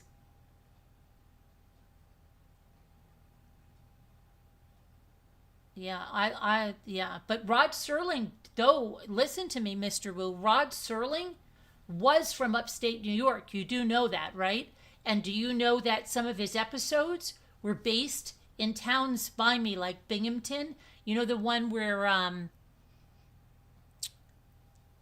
they go into that diner and the guy has the third eye, and remember the other guy has the third hand, right? They were trying to figure out which one was the alien.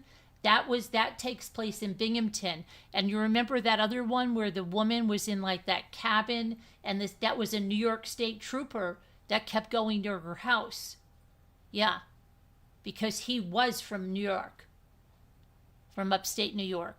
So that's what made it believable. That's why we really thought it was my brother's college roommate, until one of my sister's boyfriends finally said, how could Rod Serling be your brother's roommate when he's so much older than your brother? You know? Uh-oh, what happened? See, now Bucky, now my AI twin might be coming on. So, yeah, but I liked that, but they were so ahead of the Body Electric with those robots, right? The one that played the grandmother, that was so ahead of her time. And then, you know which other robots? Remember the ones that guy that was the scientist, remember? And the mother would just sit in the chair and that robot would rub her shoulders and rub her shoulders. Remember that? And then the daughter just started freaking out, right? She goes, Mother, why don't we do things like other families? Father, why do we have all these robots? Take them down and dismantle them. Dismantle them, remember? And he did. He brought them down and dismantled them. And then she's like, isn't this better, Mother? Remember that one? And then the mother's like, not really, because there's nobody rubbing my shoulders 24/7, right? And then she starts talking about, oh, she wants to be a normal family, and she starts looking in the photo albums, right? Mother, remember that? Oh my gosh, that freaks me out. Mother, why are there no pictures of me as a little baby, Mother? Mother, why? Mother, but you remember, don't you, dear? Don't you remember that? And then she's like, oh my gosh, right? Remember that? Memory tracks. And she totally has like a robot psychosis. Oh, I remember that because that stood with me. First of all, I don't understand why the daughter would want all those robots dismantled, because that would have been living my dream, is having all these robots around that look like humans that are sitting there freaking like massaging your shoulders, and you've got Helga bringing everybody hot tea every time they want it. You know, it was great. But then she has a psychosis, and right? And then she's like, what are we going to do? And the next thing you know, they have her in the maid's uniform, and she's rubbing the mother's shoulders because they couldn't bear to part with her. She was their daughter, but they had to turn her into one of the maids, remember? And remember when he was bringing all all the robots downstairs to dismantle them. They were going, but I've been a very, very good butler. Remember, he said in the butlers was created just to be a butler. And the housekeeper was created just to be a housekeeper. And then they were all telling him when they were going down the stairs, but please don't do this. And I just kept saying, oh my gosh, why didn't the father just tell them, look, just go into the closet. I'll tell them I dismantled you. Don't worry about it. She'll get over this real fast, okay? We'll make a few adjustments in her, like, why did he go and dismantle them? I would never do that. If my kids were like, if I created all those robots and then my daughter, who's a robot, starts telling me I've got to bring them downstairs and dismantle them, and then they're following me down there, crying that, why? You don't do this to us, right? I'd be like, hey, listen, just listen, pipe down. Just be quiet, Stay back here. I'm going to make a bunch of noise like I'm dismantling you, okay? Start screaming and stuff, whatever. Just stay over here. Be quiet. She'll get over this. I'll make a few tweaks while she's sleeping, and it'll all be forgotten. I'll just erase some of those memory tracks of hers, right? What the heck? I can't believe he did that. I got so angry. Like, why would he do that? That is just dumb. There were so many dumb things. And then, like, that body electric, why did she have to go back? I mean, like, they had no problem making those people. Remember, she got run over by the car, the lady? They got Larry Tate from Bewitched was on there. And then the girl's like, oh, and she's like, see, I'm good as new. I'm a machine. You mean you can never die? And she's like, never. And here's my eyes like blue Aggies. You were, oh yes, my friends and oh my gosh, I've watched that. Which one was really crazy? Was the one, I remember my friend Laura and I, my lifelong friend, we were watching, it was like on Channel 5, like, hurry up, Twilight Zone. I don't think we've ever seen this one, right? You have to rewatch that one. With that little tiny little robot man and that old lady that's chopping carrots in the cabin. We're like, oh great, we've never seen this one. It looks so cool. She's in a cabin. And then it's like that short story. Remember that short story of that doll, that wooden doll that they played on like CBS or something after a movie of the week, and the doll was going after the lady and was stabbing her. But this was it looked like a little tiny steel robot. Remember that? And it was going after this old woman, and the whole time you're like, kill it. And then finally it gets in this spaceship, body electric, yeah. It gets in the spaceship and it says USA. We were so flippin' freaked out. We were like 8 years old, and we're like, she's the alien, Or on my sister's like, oh my gosh, I saw the best Twilight Zone last night. You missed it. And that's the thing. We have such creative minds, okay? Because you don't even understand. When my sister went to see Jaws in the theater, I was like way too young to see that. But she would come home and tell me exactly what happened. I heard about the Goodbye Girl, Jaws, and I could see it in my head. Whatever she said, she would give these really great descriptions about everything that happened. And I heard a lot of things like that, so that when she says, oh, I saw the greatest Twilight, tell me about it. The one to serve man, right? When she said, they thought all these people, they were coming into New York City, right? And then they found out it was a cookbook. It was a cookbook. And the guy's getting on the spaceship, remember? And the lady's screaming out, I deciphered it. It's a cookbook. Remember? And then they just close the door on the guy, and they're like, you have to eat. You're not getting fat. And he was like, would you be hungry? Oh, and remember Burgess Meredith was Obsolete. You are obsolete. And that was Fritz Weaver. Fritz Weaver from the Holocaust miniseries was in that one with Burgess Meredith. See all this useless information I have? This is crazy. I wonder why I forget things. I have a lot of useless information in my head.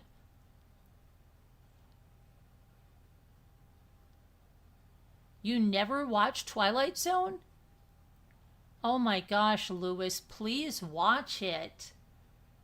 I think it's still on Netflix, isn't it?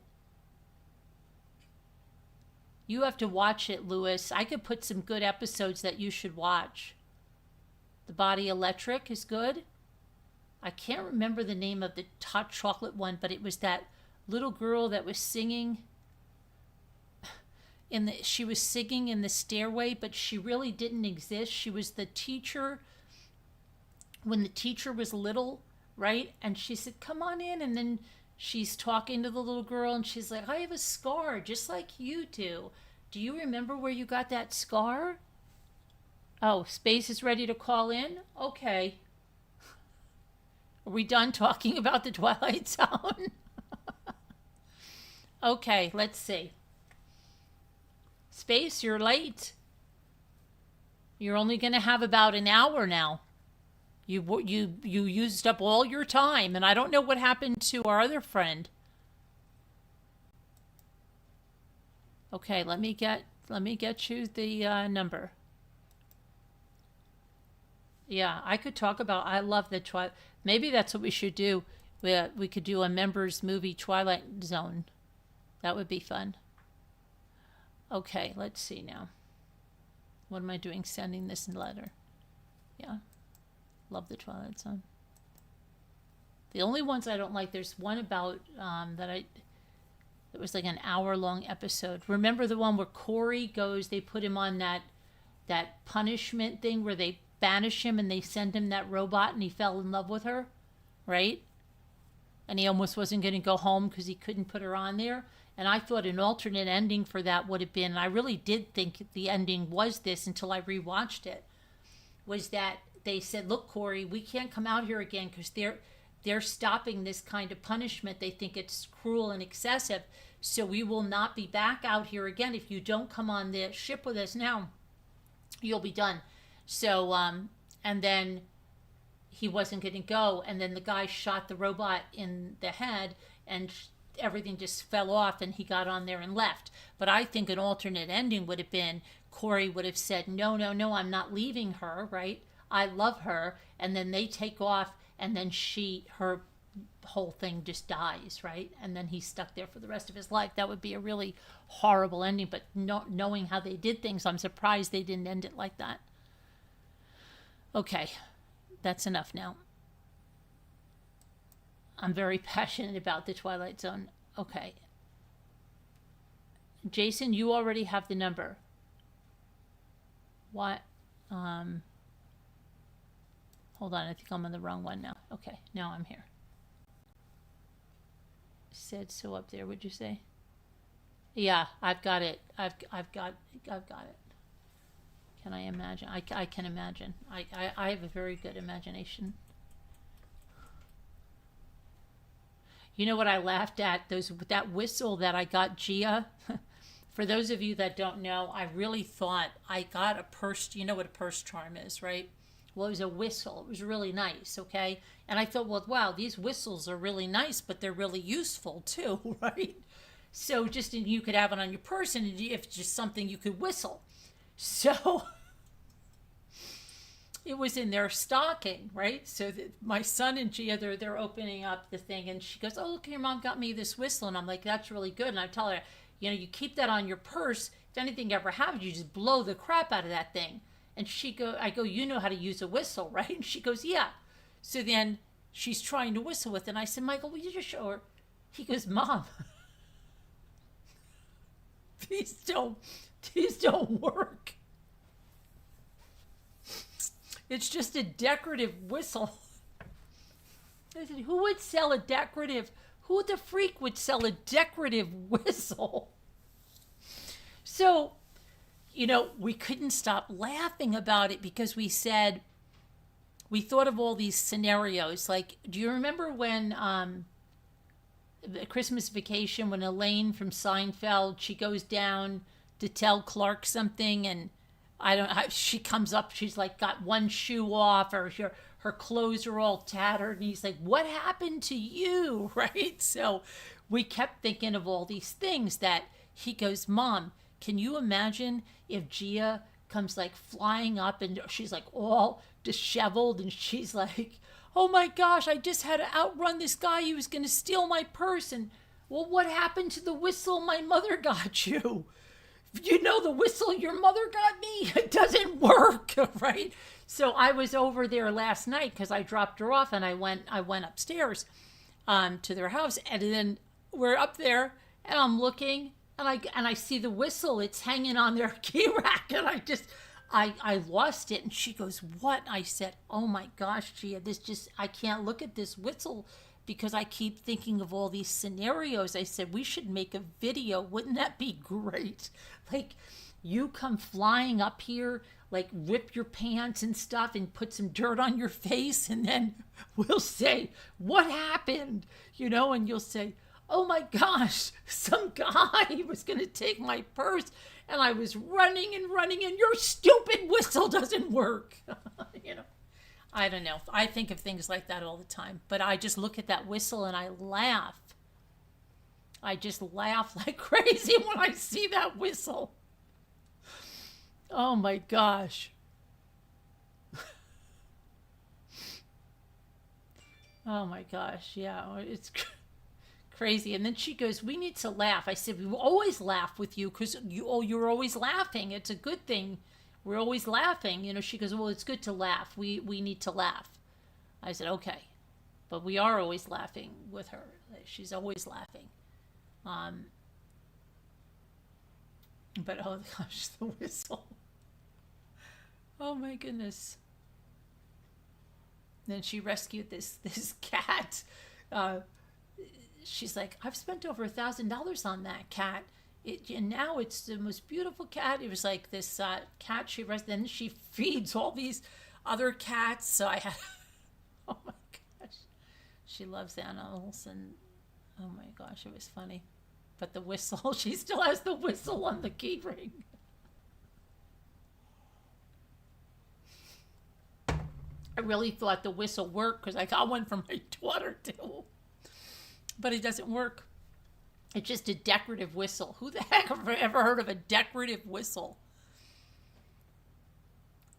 Like, why? Why can't you make it decorative and make it work, right? What? A decorative whistle.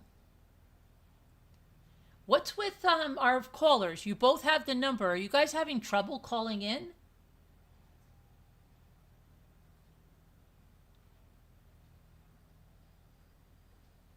I don't know what's with our callers because I'm going to probably have to put these on again because everybody's going to be echoing like, well, get out.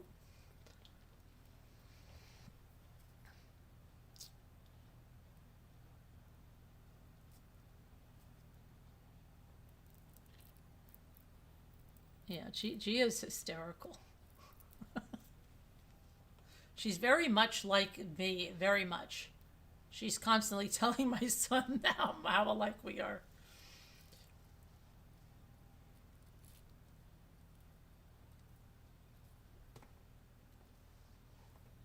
I gave him the number, though. I gave Space the number. And I gave the other, Mr. Jason Bourne. Some people think Mr. Jason Bourne is a police officer. I'm just saying. Some people do think, Mr. Jason, you are a police officer. I don't know that you are or you aren't. I'm just trying to tell you that that's some of the feedback that I'm getting, that they think you may be a police officer. Oh, Jason said not yet? Okay.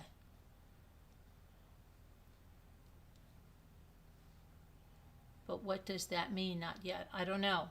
What does that mean, not yet? Not yet. Then Gia goes, I'm thinking of that thing that you said, licking your chops. And then I just kept saying that about everything yesterday. I'm like, Oh, they're probably licking their chops that we're coming in to go to dinner or something. And oh my gosh, it's so easy to make her laugh hysterically.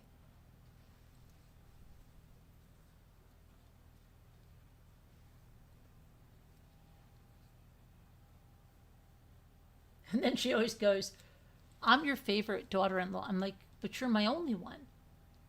But I'll always be your favorite one. Because I said, you probably will always be my favorite one because you're good.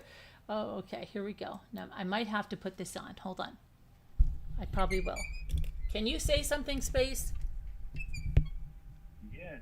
Hello. I just want to hear if Can they... you hear me okay? I'm going to ask them. Do you guys hear an echo or in the chat? Let me know if I have to put this on.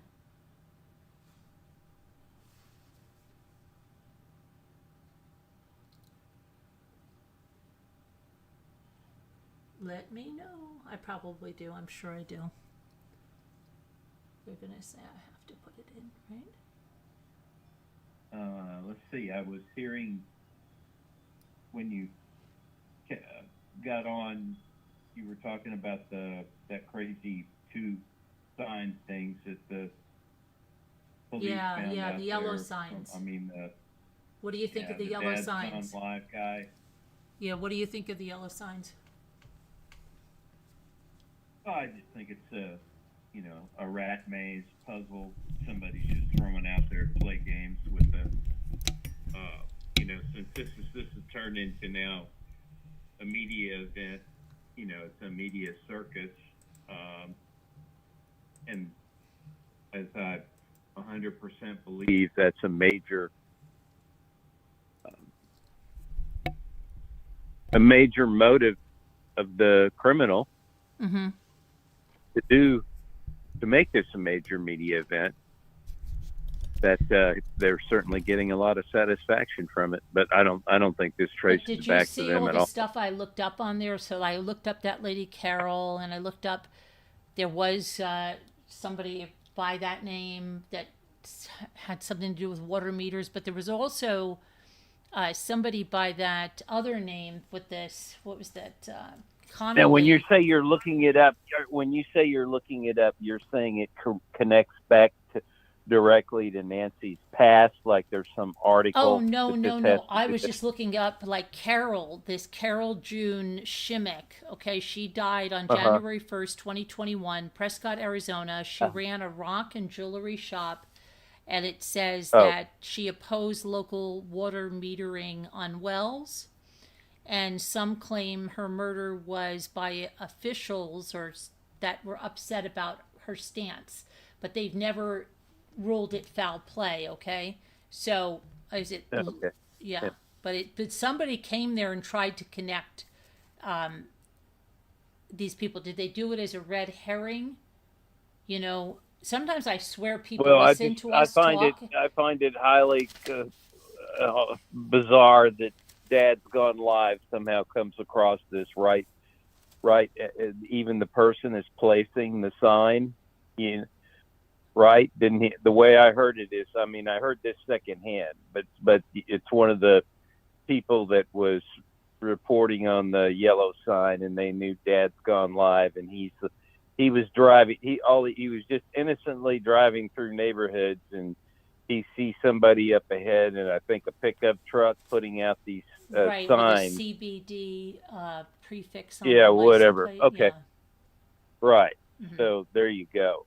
It almost, you think of the vast area out there all of a sudden, and then just Dad's Gone Live coincidentally pulls up on this. Yeah, right. Ha ha ha ha. Sure. Okay. So we got, in my opinion, a prankster out there that's, whether DGL is part of it or not, I'm not saying. I'm just saying I seriously doubt he coincidentally drove right up at at that moment, and it's just all accidental.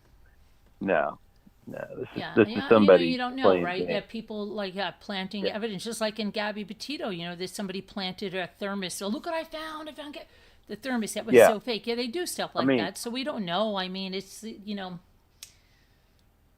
people aren't always ethical. I'm not saying he's not. I'm saying, but you know, people are, people aren't. You don't know, and that's what you got to full. You know. Well, as I just said, I'm not saying. I'm saying it's a prank, and I'm saying somebody must have known where Dad's Gone Live drives around and just set it up that way. If he's not even part of it himself, I mean, it doesn't. It just.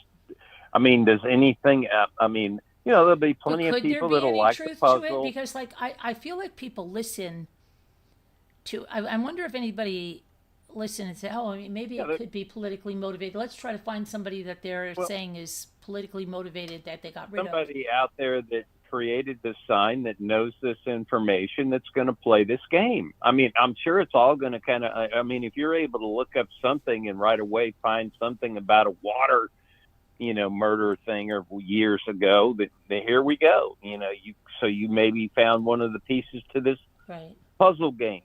Anyway, it's just obviously to me, it's some kooky person playing a game with this. This is going to be, you know, I mean, it's really, I mean, it's somebody that lives there that's nutty, but it's no different than all the nutty people that call in or go in these chats too. I mean, now, just look at all let me ask you something. There's a lot of these rock and jewelry shops out there, right? And I know they have the gem show and all that. And I have a friend that goes out there to the gem show and stuff. So, and there's a lot of that kind of stuff. So it just, you know, they just so happens they say this lady ran a rock and jewelry shop, and you know, I don't know. Well, they're trying to connect that back to Annie, obviously, because see, I mean that. You know, I've been to that international rock and gym show. It is a massive event that sprawls all over the town, you know, in parking lots and all these buildings and stuff. It's a big event, and you get look at that, and people from all over the world. What? You're going to need the song. Look at this space. Do you see that? What? Mr. Wu just gave out 20 Mommy Ramblings gift memberships. Thank you. Unbelievable. We got boxing, MMA, Millie's good people. Millie, Catherine 601, Rocking Lori 87. Welcome. Carol Johansson 287. Melissa Engel. Candace Ross. Let's see who else we have. Just Emmy, a user. I hope you're not a user. Really, Mommy? Cuss Off. Chloe's Mama. First Time Health. Shocked to Death. The Mob Boss Brain. Paige Loveless. Jason White, Tabitha 8013, and Casper 58. You have to thank Mr. Wu, and I'm going to play Mr. Wu. I've just got to play him a membership song because he's very generous there with doing that for us. Yeah, thank you very much. Let me play you the membership song here. Play you the extended version of this one for all those memberships. Appreciate that very much. Let's see. And you sent the info to Jason Bourne to call him? I did send it to him. Jason, let us know if you're having any trouble calling in or something, okay? Because I sent it to you right away. Let me see. I'm going to play you the membership song.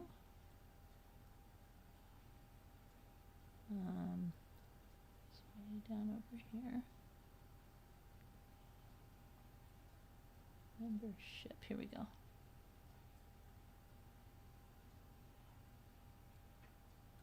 Ramblings. Membership song. Here you go. Is that the... Oops, what happened to you?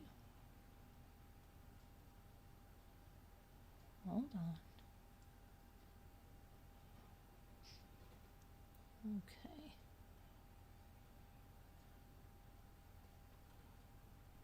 All right, here we go.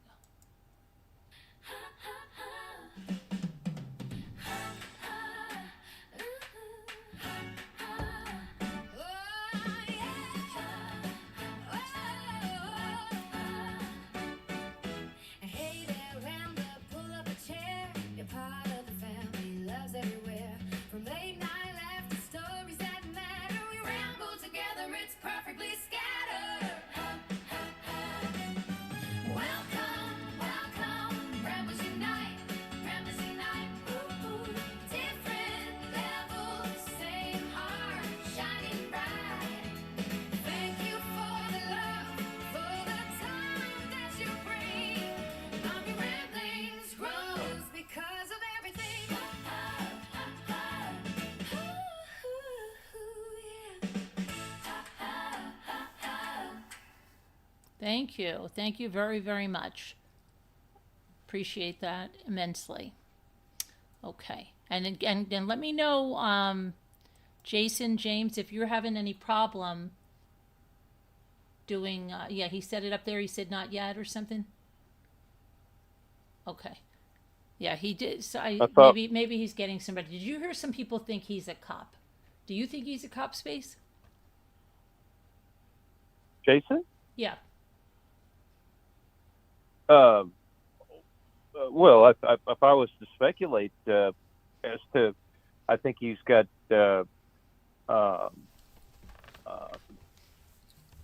psychological communication skills, of a high order and good thinking skills. Somebody that definitely likes to think out puzzles and could be, likes murder mystery shows or, books, murder mystery books or, just that would be my kind of thinking. Yes, it could possibly be somebody that's that has some interest. I mean, it could be somebody like a psychologist, somebody like that, that has anyway, I don't know. It could be a police related thing, possibly. I don't know. Okay, who's sick tonight? I think he's Cheryl more. is saying who's sick? Dad's gone live is sick. Someone's saying that somebody's not live. That's normally live from the scene. Which one, Cheryl? Yeah. Which Dad gone live is sick tonight? Is that what you're saying? Because Cheryl said she saw it. So Cheryl, what is your take on it? Do you think it was somebody? You said it could be a red herring. Do you think it was? Yes. Okay. They say Dad gone. I hope he feels better. I don't want anybody to be sick. So I didn't see it. I don't really watch that. But what was your take on it if you guys saw it, Wise Old Tales and Cheryl? Did you think that somebody's trying to mess with him or trying just to get some, I don't know, just make it exciting? Or do you think it could be legit? What is your take on it? Because I didn't see it. I only saw the sign that they came and put in the paper bag for evidence. But people are speculating they're going to get DNA off the sign, yada, yada, yada. He said he was sick last night after driving to Tucson from California. Okay. Well, the night is still young, though, right? Because it's only, he may come on later, right? Over there? Maybe. Hot, heat. Okay. Yeah. Yeah, I don't know. Anyway, I'm sure, people will talk about the puzzle pieces and unwind it, that kind of thing. To me, that's not going to have any connection back to the, this person that's pulling this off is smarter than to do anything like that. I wonder if it could be the person that's pulling. Imagine if it was the person that's pulling it off, trying to mislead people, right? That would be something. Well, they don't have to. This is what I mean. There's so many pranksters in this whole thing that's not needed. But maybe they're having so much fun with they just think it's being bungled up so bad. They're just like, hey, let me have a good time, and I'll put something else in here. Yeah, if you look at the guy that's in a lot of trouble right now, that's the main streamer. If you just look at his history, and their approach to getting attention through social media is completely nuts. And there are a lot of these characters out there. It's not just the one person, but this is just going to happen. I mean, we don't know the backgrounds of some of these other streamers that look definitely, they have, I think, criminal histories, besides the main one. So, I mean, and, they're just, anyway, to me, I'm not surprised that this happened at all. And I think it could have, as already happened, with people planting stuff and doing a lot of stuff. We just don't hear about it, So any thought about that car? This Any thought about the car? Did you hear what I said about the camera takes the driveway in the front of the garage door? There was nothing found that was suspicious, but that spaghetti route of roads that goes in the back, that's all dirt and non-paved roads. I've done a lot of research since we last talked, so I got a lot of updating there. Okay. But all the camera stuff, I was hoping, we got to get Jason Bourne to call in though too. He's got the number. I guess maybe he's doing something he'll be on. Yeah, maybe he'll call in. I haven't seen him speak up in the chat lately. He was on earlier. Yeah, he was on. Yeah. Yeah. If he could come back in the chat and just let us know he's there, so at least we know he's listening. So Jason, if you're out there, call in or let us know you're there. Anyway, well, the whole thing about the cameras, from all that I've heard, unless just something happened today, was that all they have is thumbnails, and I reasoned out, in my opinion, why there's no. I really don't have any interest in the back of the house or anything. I think I don't think they went in through the back. I think they, because of the way the crime scene review went with all the attorneys and stuff with the drone footage. To me, the obvious entry point in what they were reviewing to me was that they went in through that sliding door, her bedroom sliding door, because that's where they reviewed the crime. They showed going through the gate there and then walking over to the sliding door, then going in, and they were standing right there and talking about it. And then they went further into the room. Somebody wants to ask you a question, Space. So hold on. Well, sure. Julie, what's the question? Julie, let me see if she put it in here. She said, I have a question for Space. Let me see. Anyway, I could keep talking till you come up with the question. But I'll anyway, that's my belief of the entry point. And if you look at the drone footages too, the day they came out there and all that stuff, they didn't open that big wide door in the back. I mean, there are more entry points than just the back door and the sliding door and the front door. There are more, but I'm just saying, as they did the review, the sliding door thing and the way the guy came in through the thing, and it's makes perfect sense if that's open, and they would come in that way because it's right next to the front door to the left. So this guy, all he had to do was just jump over the little wall. I think there might have even been a gate there, but whatever it is, he just climbed over the brick wall. It'd be easy to climb over somebody in even his condition. Right. It's not a painful wall. It's not a hard wall to climb. It's a big, wide brick wall. No, but so there is a camera that is aimed at that side gate, though, in that little half wall. That's what it said. It said there's. Yeah, I don't know the camera placements, and I hadn't heard. I did research that today, and I did update that. Yeah.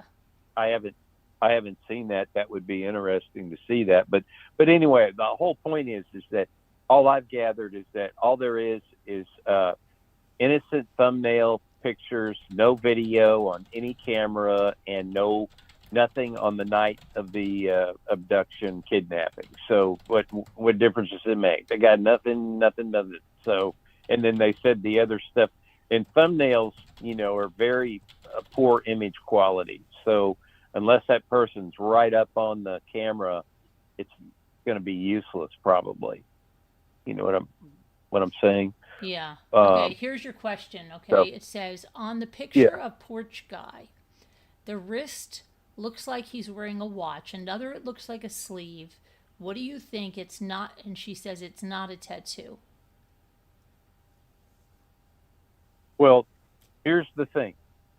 When I see stuff like that, first of all, Nancy Grace is like the National Enquirer, super drama queen over certain little things. She likes to over focus on the most ridiculous. I'm sorry, it's just the most ridiculous stuff, and she makes some gigantic thing out of it, and it's part of her drama.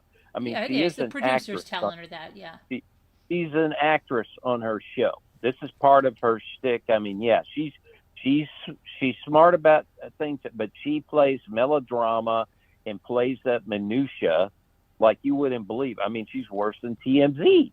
So as far as that goes, so she picks ridiculous things like the utility box and overdoes trying to acting like a dummy trying to figure out Wi-Fi. I mean, just stuff. And so she did this.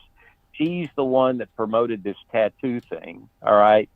And that's where it all started. I can't find it from any other show. She's the one, and they misled everybody. This came from the FBI somehow. And then I saw it got repeated by another streamer who I just couldn't believe that he repeated it as if it came from the FBI. And that really upset me because he's this super felon criminal background guy that, you know, he likes to prop himself up like he's this great, you know, he's real smart and sharp and all this stuff from his criminal background. And he's the, anyways, and he's covering this intensely. And I was disappointed. He couldn't see that he was played by Nancy on this tattoo thing. And I said, show me the source. Show me where you got this from. And then he got mad at me for challenging him on him and said I wasn't being respectful. I'm like, come on, man. You know, so I figured he would do that because I figured he was at least, he researched it, but he didn't. He just went with he copied what she was saying. And it's in thin air. So I went to the FBI website and to the sheriff website, Pima County, and man, I wasted a ton of time looking for stuff like that. And all you can do is get the original video stuff that they uploaded. And then I downloaded that on my systems and I can expand, you know, explode up the original video and all this kind of stuff. And first of all, you analyze it. There was one channel that analyzed this very well. This is all just pareidolia. It's all fake. Okay, somebody just created this tattoo. There is no tattoo there. There is no shading like that or anything. When you go to the point where they say this thing appears, all that is just some light shadowing of the way the rubber glove is going way up the sleeve. These rubber gloves do not end where that tattoo is showing. These rubber gloves go way up underneath this, you know, another 2 or 3 inches at least beyond there. And I don't know whether the glove has a sleeve on it that's up inside underneath the jacket, or whether the guy has wrapped tape around his wrist to hold those gloves down there, or whether he's got these old style. And this is something I forgot to mention before. This you see in Latin. At least I used to see them in Mexico things, and there was a period of time where this was real trendy, where people wear these leather kind of bracelet bands on your lower arm, and you also see it in kind of medieval warfare. You know, these kind of widened bracelets that you use to protect the wrist, and it was a style where people put their watches on this wider leather band. By that I mean the width of the leather band would be 3 inches or 4 inches. Anyway, I was even wondering if this person, like if this was an SA thing or just the person really was trying to cover, if they even had one of these leather things, that could be a Latin American connection there with the leather band. But anyway, all I'm trying to say is that if you get those original videos and then go look at both the left and right hands, you'll see that these are rubber gloves that go much further up underneath that, where they show the tattoo coming out. And all somebody has done is go frame by frame there to find some weird light shading between the lighter light and the shadow darkness, and you can hit the frame just right, and then you can start using Photoshop or something, and then they went and enhanced it, obviously beyond even Photoshop, where they're sitting there writing, I mean, they're drawing in like the tattoo. Anyway, I don't know, it could even have been AI created, but the point is, this is 100% fabricated thing that as far as I see, started with Nancy Grace, and then this spreads like wildfire.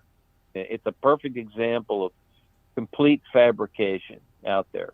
So no, there's nothing, there's no watch, there's nothing like that as far as where you're outlining something that's there on that right hand, that one little tiny glimpse there. That's nothing more than what people are doing is capturing that one frame where you get some shading difference, and then they're playing with the Photoshop type settings on that frame. And in my opinion, they know they're creating a forgery. I mean, I don't even think you can play with Photoshop to get the tattoo that, like the one that Nancy had up there.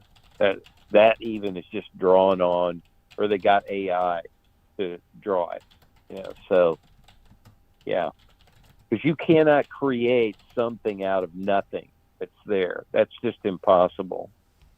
So sorry to go so long Absolutely, on that, but yeah. Cheryl. And I have to, we got a super chat from, that was, I want to get her name right, because I was going to say Wise Old Tales. I'm going to play you a super chat. Thank you. Really quick, thank you so much. Appreciate you coming in.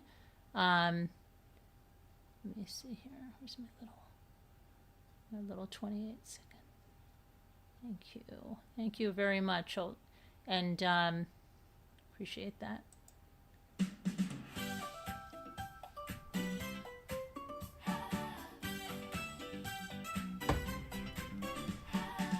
Oh, super chat, look at you. Sending love, we see it too. Thank you, Rambler, shining bright. Mommy Rambling's love tonight. Lights are glowing, hearts are true. Every word we feel with you. Super chat, you light the room. Like a star in midnight blue. All the love you send so right. Mommy Rambling shine tonight. Thank you so much, Old Wives' Tales. Appreciate you coming in. Appreciate your views on the case. And Cheryl, never stop questioning. I know you're there and you're very connected to this and you care a lot. Keep questioning, keep searching, keep doing everything you can to call attention to this, and bring Nancy home to her family. So they clearly think she is past at this point, and they should be able to lay her to rest know that where their mother is and have that peace, because it's terrible to be wondering where she is and what happened and not have that closure or that space to grieve their mother. And it's terrible. Yeah, I will say one thing too that may not be coincidental about that tattoo appearance as well, because it fits the same timeline that Luke did his interview with his mother, with that Whitney lady. Yes. And then I heard somebody saying just the other day that they know that, and I don't know whether that's true or not, that he has a tattoo on his wrist, on the right side. So I'm just wondering if somebody knew that or saw that somewhere on Luke, and then created this. I mean, I wouldn't put it past the social media and internet stuff. There's so much AI fakery. Remember, I was all excited about that white full Kia with the other thieves, the thief guy that was vaping, and I was wondering if that was real or not, because and then sure enough, it was apparently AI generated, because I did get to an original video of that, and and there was that's no unfortunate. Kia. And you know what? It makes everybody question everything. Then you know what I mean. I mean, you should Yeah. question everything, but it's unfortunate people have to do that. Well, to cite I'm people. not saying, I'm not even saying that Luke has a tattoo on his right wrist or whatever, but I heard that somebody alleging that, and so it's possible. And then I thought, oh, maybe that's where they came up with the tattoo thing for that, to try to peg it with him, since people know Julie's that or saying saw in the that. chat she took a photo of his wrist, I guess, from the video. She did. She's not saying it's a tattoo. She doesn't think it's a tattoo, but she's talking about a watch. Yeah. Well, now there is the possibility that the guy had a watch underneath there and all that stuff. But where the tattoo imagery comes from under the wrist, if anything is being shown there, no, there's nothing exposed outward other than the glove. It's just shading under there that somebody went into the video and started playing games, to fabricate stuff. That's all it is.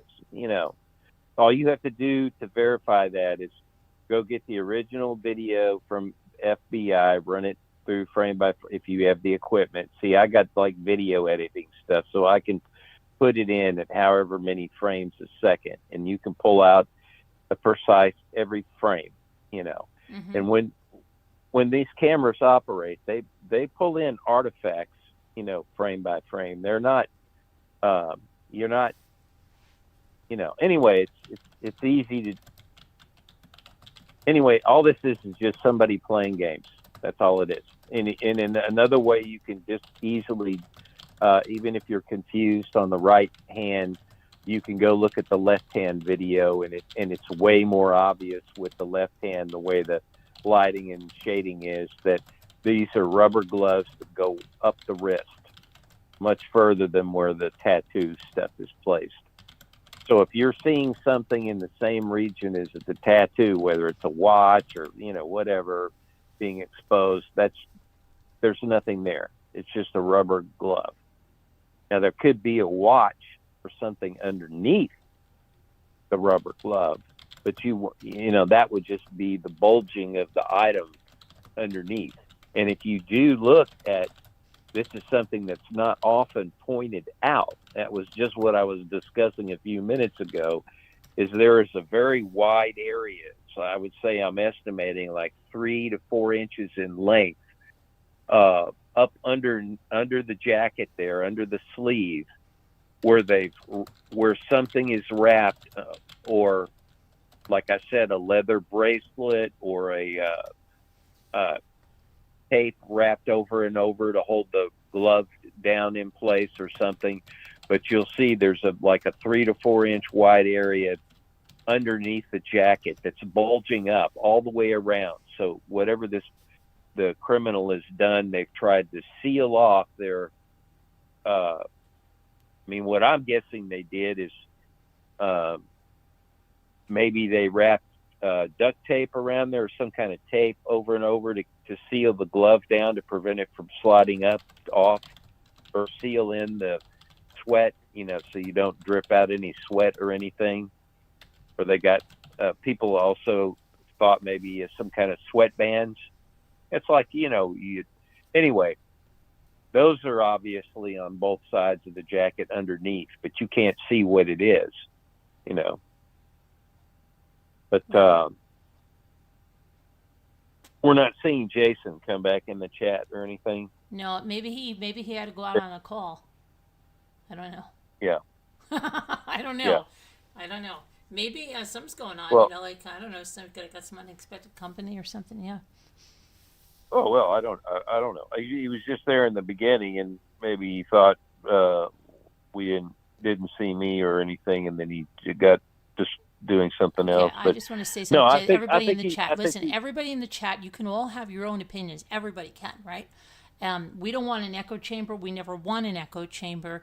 Everybody can have their own opinion. It doesn't mean anybody's sure, right or wrong because we really don't know a lot of this yet until it comes out in the police reports. We don't know anything really to be factual except what the police have already put out there.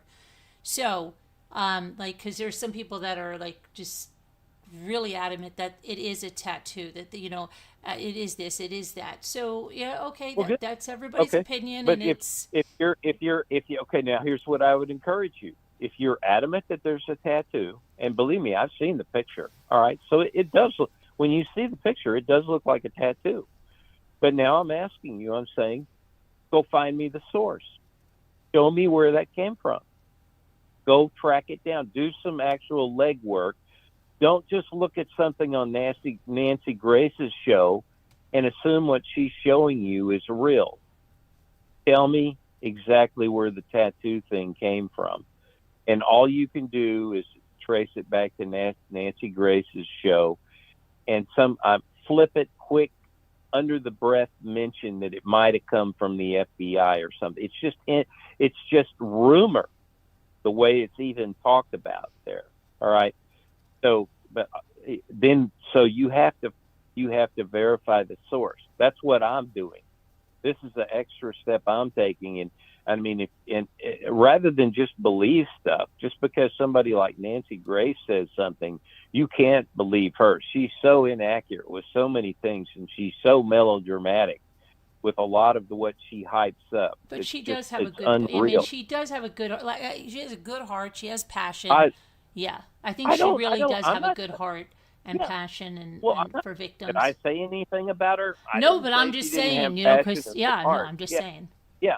People like like that struck, but she is also an actress in the way she does her show. In other Well, words, I she's think acting everybody is that does any kind of mellow. a podcast to a certain degree Well, because yeah, they but have this there is to part be of in her. that you've got to be a little bit of that Yeah, kind of this personality. I is think. part.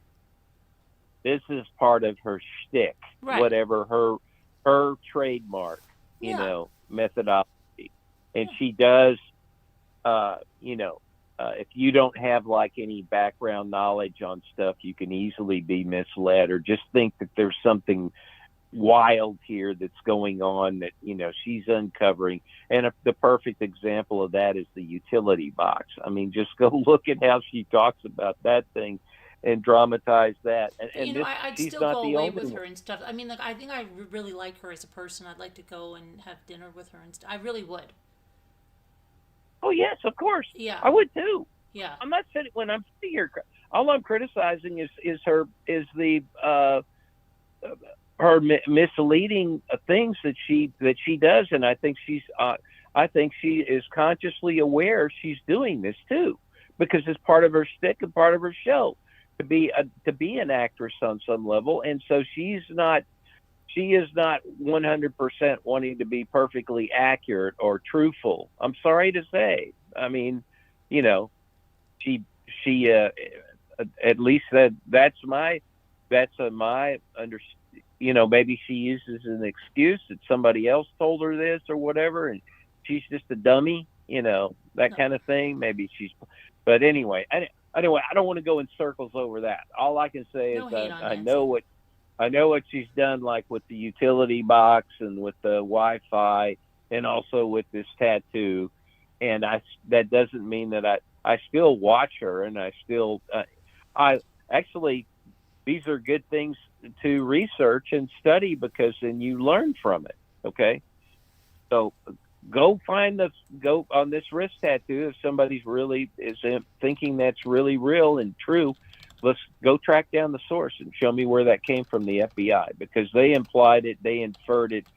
They didn't go into great detail of how they got that tattoo. You'll find that out even on Nancy's show. It's very, it's very stealthy, cloak and dagger kind of way it appears, that tattoo, and it got all exaggerated from her show, and you won't find it anywhere with the FBI or the sheriff or anything. Prove me wrong. I would love to be proved wrong on it, because I wanted that to be real, to be something that and it's not in my mind. Yeah, and I've run it down to prove it's not. So, but yeah, I just let's see. There were some other things talked about that were new, but I was hoping Jason Bourne guy would be here to talk, because he would reframe things that I wanted to bring out. But here's what I do want to bring up that I had all this information that I acquired before, where we were talking about the validity of the ransom notes and whether they're real or not. And to me, after finding out when these things were released, if you remember, we were talking about this timeline, because there was controversy about the family keeps saying, we will pay, and then you need to contact us, Well, guess what? They were this is what I'm going to tell you now. I'm 100% convinced these ransom notes, the kidnapping's real. Traces back, in my opinion, absolutely to the criminals. Nobody could brilliantly time these things unless you were the one in control doing the crime, because it was only until Sunday night that they started to they had their homicide people on Sunday, all right, and the sheriff was out there during the day. I don't know what time of day he arrived there, but somebody can find that out, because he's so this was I can't remember whether there were 100 or 200 officers brought out on Sunday. So it was a huge, a lot of people brought out to the area, to where the sheriff, I can't remember, we said 100 or 200 people were involved, even right from the first day. But he got out there sometime during the daytime. So I'm guessing it has to be the afternoon, because they didn't call the thing in until about noon on Sunday. And then sometime in the afternoon, he got down there and started, following up with whatever's going in. But he brought in then the homicide group that first day, and then he did that nighttime media event, and he wouldn't say there that he had homicide doing stuff in that, but they were there. Okay, he didn't want to talk about it as a crime scene 100% there, even though they knew this was likely a crime scene. Okay, so they were carrying on a parallel teams. They were doing search and rescue and the homicide people out there, and he wasn't talking about that the first day. But this is why I say the ransom and kidnapping is real, because the very next day on Monday, the first ransom note arrives to the local station, KOLD, at 5 p.m. So see, I've now gone back and traced the timing and the arrival times, the notes and all that. That's critical, because that shows this kidnapper, Ransom, has planned this out and brilliantly planted the information brilliantly, in my opinion. This is exactly what I would do if I was a criminal. I sent that in right just before all the news shows and everything, because they're on Mountain Time. All right. It's a little bit different time zone there. So it's getting in early enough to catch all the news shows, all the stuff coming up for that evening. And it's like, that's a reasonable time to put a ransom note in, once it's all getting out that this is now a crime scene, because on Monday they are talking about it being a crime scene too. And he even starts mentioning the words in his next news conference, that that it was an abduction kidnapping, and he's using both those words. So all I'm trying to say is that ever committed this crime was also committing a kidnapping, ransom, and the note is real, in my opinion, because it's like so perfectly timed. The very next day, once this starts to all get out, so and see, this is where the media and everybody misleads everybody, saying, and even the detectives. And I mean, I'm talking about all these so-called brilliant detectives, but did they do the research to track when that really arrived? And what they do, they're just repeating. They're like an echo chamber, all these guys. I mean, I'm disappointed in it, because a whole bunch of them out here, and the streaming retired detectives and everything, were saying, oh, well, this can't be necessarily a real ransom, though, because they sent the thing in like days later, and they're sitting there saying, 3 days later, several days later, a week later, or, but if you look at the timeline and how this crime is discovered and portrayed, it's like it's only within it's less than 24 hours of this thing happening out into the world, where that's now being also investigated with the homicide squad. They didn't just the day before. So anyway, the whole thing to me is like perfectly timed by the kidnapper, ransom people. This is why I believe this thing is real. The notes is tied to the crime. And then now we go further into the week, because the original ransom note had the 2 deadlines on it. All right, so you have to pay more later if you delay. Okay, that's all in the original ransom note. This is another thing that's been confusing to people, because people that portrayed that as there was a second ransom note that demanded another payment later on. That's not true. The original ransom note had the 2 times you had to pay by. And to me, that makes perfect logic sense with this type of plotter who's plotted out everything. They know it's going to cost them more money and more risk to get a second payment. They would rather the people pay right away than pay later, So you pay them later, it's going to cost them a lot more, and it probably and definitely increase their risk. So they're upping the price. But to me, they've got a but time. how about we divert this to, we were supposed to talk about the cars tonight, right? So the spaghetti I roads. want to finish. I want to finish. I'm almost finished with Okay. this point here. Okay. All right. Because this is, and hopefully Jason will listen back to this and then he'll add some commentary about it, because I am going to go over this with him when he comes back in at some point. But here's the other thing we did not know yesterday that, again, I researched today to find out, because we were saying, the family keeps saying, we will pay. Oh, and then there's also saying, but just communicate with us. Come on, just get back with us one more time. We will pay, but come talk to us. And I'm sitting here saying, no. The criminals told them what they had. The ransom people told them what they had to do and when they had to do it. They don't need to keep talking to them. They don't need to communicate with them anymore. In fact, they told them they weren't going to communicate with them anymore, or whatever. They did apparently one more time, and this was the other thing. When did they communicate again? Because what happened on Thursday, all right, Thursday was the first deadline to pay the first amount. So that was like $4 million, all right? You had till 5 p.m. on that Thursday that week to pay $4 million, all right?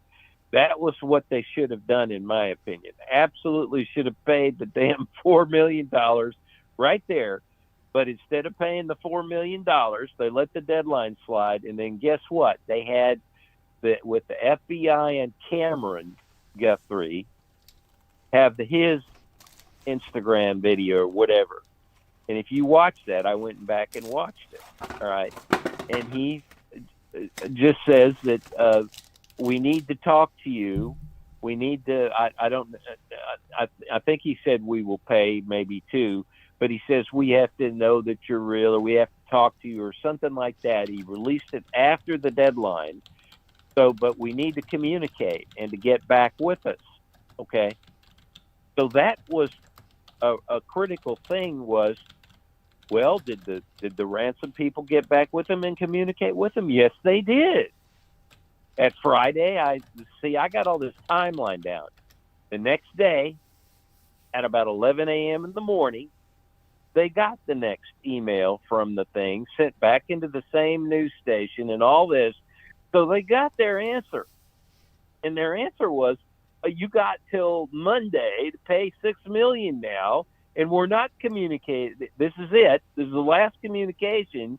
And they gave a very foreboding, shadowy, dark, we don't know the word for word in the note, but it was very threatening that your mom is not likely to live past the thing on Monday. In other words, the way everybody characterized this is like the ransom people telling the family, you better come up with the money, and this is it. This is it. So all I'm trying to say is that the ransom people were communicating with the family. They were answering. They answered Cameron the next day. So, what is going on with this whole thing to not pay the money and just do this?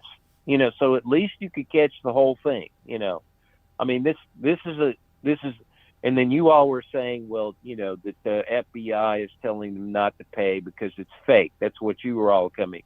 But your logic flow on that absolutely makes no sense. The reasoning you are coming up, I can rehash that with either you or Jason on that, because you were just floating that out as a possibility.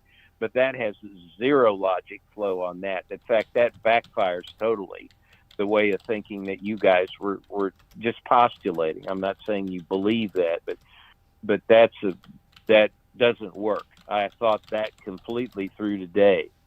So the only thing I can come up with is that they, for whatever reason, were really fixated on this idea to try to catch the people, and that they somehow, just through the trauma and the emotional grief and everything they were going through, whatever, right, that just, you can sometimes have cognitive dissonance. You can sometimes make bad decisions. And somehow they got focused on, we're not going to pay the $6 million because, we want to. Are you almost finished to go on the spaghetti roads? Yeah. Okay. And I am. Okay. And, so these spaghetti roads, they lead back as okay, whoa. I said I'm almost finished. Let me finish. I got about a minute or two more, and I'm through talking about it. Okay. So, yeah. Okay, that's fine. So the point is, they were communicated with to pay the thing, and then for whatever reasons, I say it's like cognitive dissonance. You're like totally traumatized. You're upset that the FBI has told you we need to get them to communicate with us more so we can catch them, And so they didn't figure out the fundamental choice, which was to pay the money and maybe catch them. Maybe it's less chance, because obviously it would be, because the FBI is obviously pressuring them to get them to communicate with them more. And this ransom, the kidnappers are way smarter than that to fall for that crap. And they did communicate back and tell them, you better pay or this is it. And so, they didn't pay. And then later in the week, like many days later, after the second deadline, they come out with the other Instagram where they're all dressed in black, and now they're just offering money for the body. And that's not even addressed to the criminals anymore. You think this thing through, Savannah in their last thing where they're dressed in black, they're not talking to the criminals anymore. They've already accepted their mother's dead, and they're giving that symbology with the black dress, and they're trying to get somebody to snitch on them. All these things are very, very psychologically worked out in depth detail. It's easy to decipher what's going on. But this is very disappointing to me, because now they're only valuing their mother's return for $1 million out of their pocket. They're going to donate $500,000 to the missing children thing. That's cool. All right. The other $200,000 didn't even come from the Guthries. But again, this is like you're trying to bargain with them for a body or whatever. The 1 million. See, they're trying to get the people to somebody to rat on the people that committed the crime. So the family really isn't addressing the criminals anymore. But that's got to piss off the criminals on some level. You know, the family didn't pay; they were warned, and now the mother's is gone, and they're only willing to pay $1 million for her body. So what they should have done was pay $4 million the week before, and whether you get your mother back alive or dead, really, you couldn't force that issue one way or the other. You would have no control over that. But we all know that if you don't pay the ransom, you never get the body back alive. I have never heard of a case of a kidnapping, whether your mother's dead or alive, that if you don't pay the ransom, you're still going to get her back alive. Maybe, I don't know. There's some cases where the ransomer just tried for the money and they couldn't get it. They felt sorry. There might be a few cases where then they let her go. But I think most serious crimes like this, with the amount of planning and everything that went into it, and the way it was all plotted out, she wasn't going to be returned alive if you didn't pay the money. And that's what's happened. So, okay, I'm through talking about it. Okay. But, So can we talk about the roads now? yeah. Okay, so there's spaghetti roads, the spaghetti infrastructure of roads that lead back without hitting Oracle or any of the main arteries, where there would be maybe other businesses that have cameras or things like that. And they're unpaved roads, some of them dirt roads that lead way out into the desert, the vastness of the desert, and then into Mexico. And Cheryl has confirmed that as well, as a person that lives out there. And they could easily go out of these back roads and never be on Oracle or any of those main drags. Yeah, this is true. And I think somebody pointed out, and the other thing that I did was I went back, and this is relating to this. The other thing I did was go back and listen to the original, the lady that, remember I told you, I was thinking that this was a murder for hire, just a hit job, and there was no ransom. So I've been flipped around the opposite. So just anybody that thinks I'm crazy talking, thinks this ransom stuff is nuts and blah, blah, blah, just realize that I've researched the hell out of this, and I did not believe in the ransom note or the kidnapping like that in the beginning at all. I was against it. So it's had to, I've had to flip my whole thinking processes to realize, to me, now it's 100% real with all the research. And the reason why is because you get misinformation from reporting that makes you think the other way. You've been misled because of inaccurate reporting, and it's terrible. And I found another thing on Brian Nitton that really upset me today, where he's misled the whole public, and this is sloppy reporting is something he did today in his most recent thing. So I'll point these things out because Brian should not be doing this. This is how I got misled on the other thing. This is why I don't trust any reporter or anything. I want to go back to every source and see what in the hell is going on, because these people are not accurate as they have to be if you're really going to understand the stuff. But I went back and listened to the lady that flipped my reasoning around to realize this is a real kidnapping, real ransom note tied back to the criminals.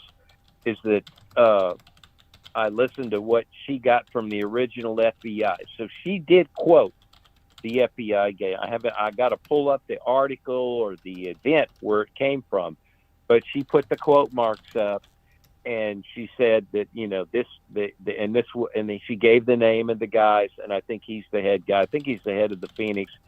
All I remember now is his first name, Keith. So it's whoever the top agent that comments on this stuff, his first name is Keith something. Anyways, he repeated the quote. That was something I was looking for. And yes, see, what she quoted, and I'm just paraphrasing here, but this is accurate, is she said, he said that in the ransom notes that they got, there was definitely information that was given that was only known to the detectives or the FBI or the investigators. So there was some unique information, and he never spelled it out to the watch and to the clothing or whatever. And this is typical of the FBI. They're very cryptic too. Okay, but he wanted to get it across that there is something that only the FBI detectives could know that was there at the scene. So this is what I'm saying. This is all you need to know, that there really was something real that only detectives would know, that they had to go back in there and look, to see or something to verify the ransom. But they're not telling you what that is. They can't. That's part of their case that they have to build they can't ever tell you that. But all I'm just trying to say to you is, to me, this is absolutely something more than a floodlight and whatever the other thing was, the watch, whatever placement. Right. But Okay. But go how back do you to feel the about road. do you think they took those spaghetti roads way out into the desert, maybe into yeah. Mexico? Yeah, I'm trying to go to the road thing now. Okay.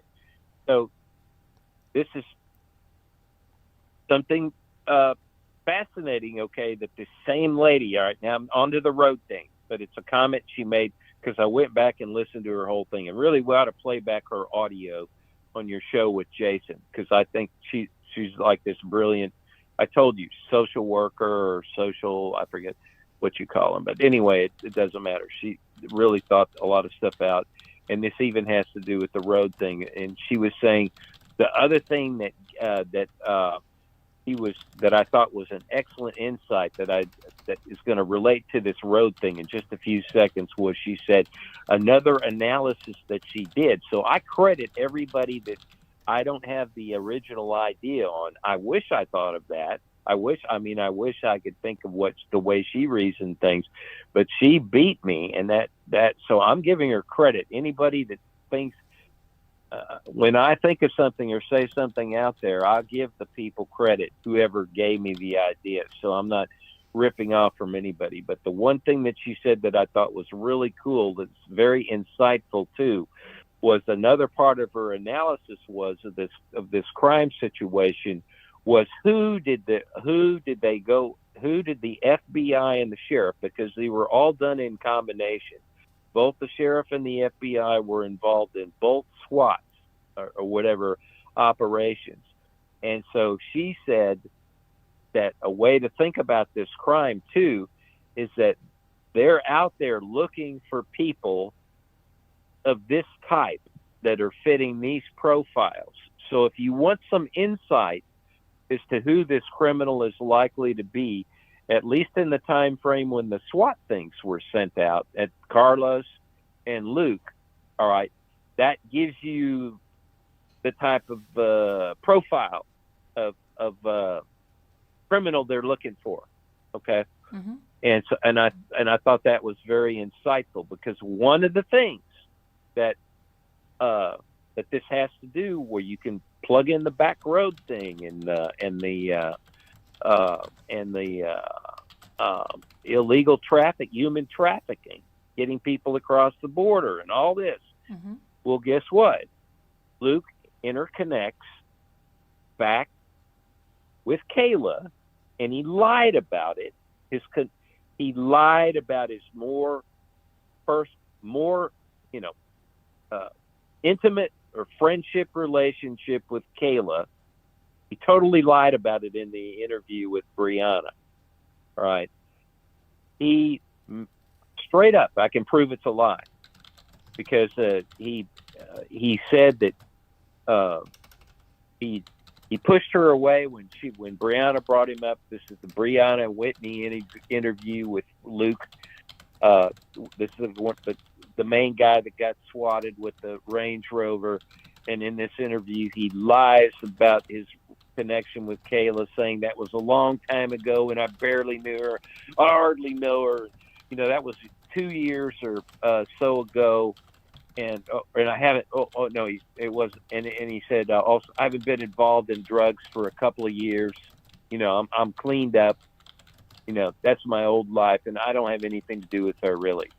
Well, That's a total lie, because he was arrested with Kayla in the Walmart parking lot no more than a year before, or less than a year before.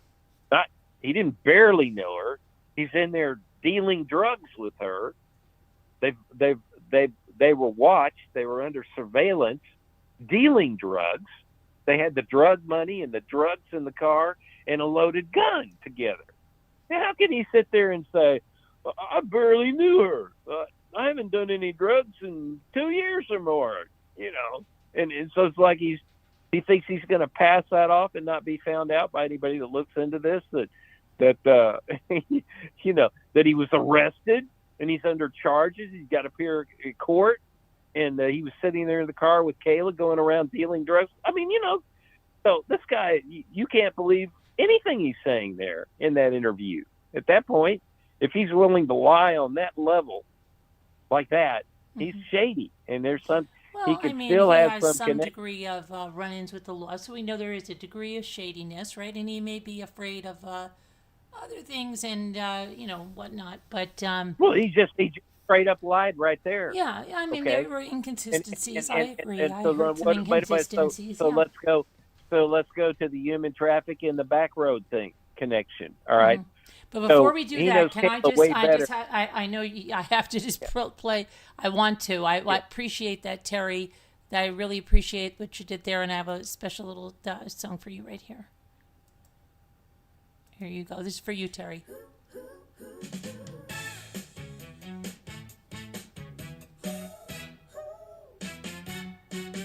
Whoa, super chat, look at you.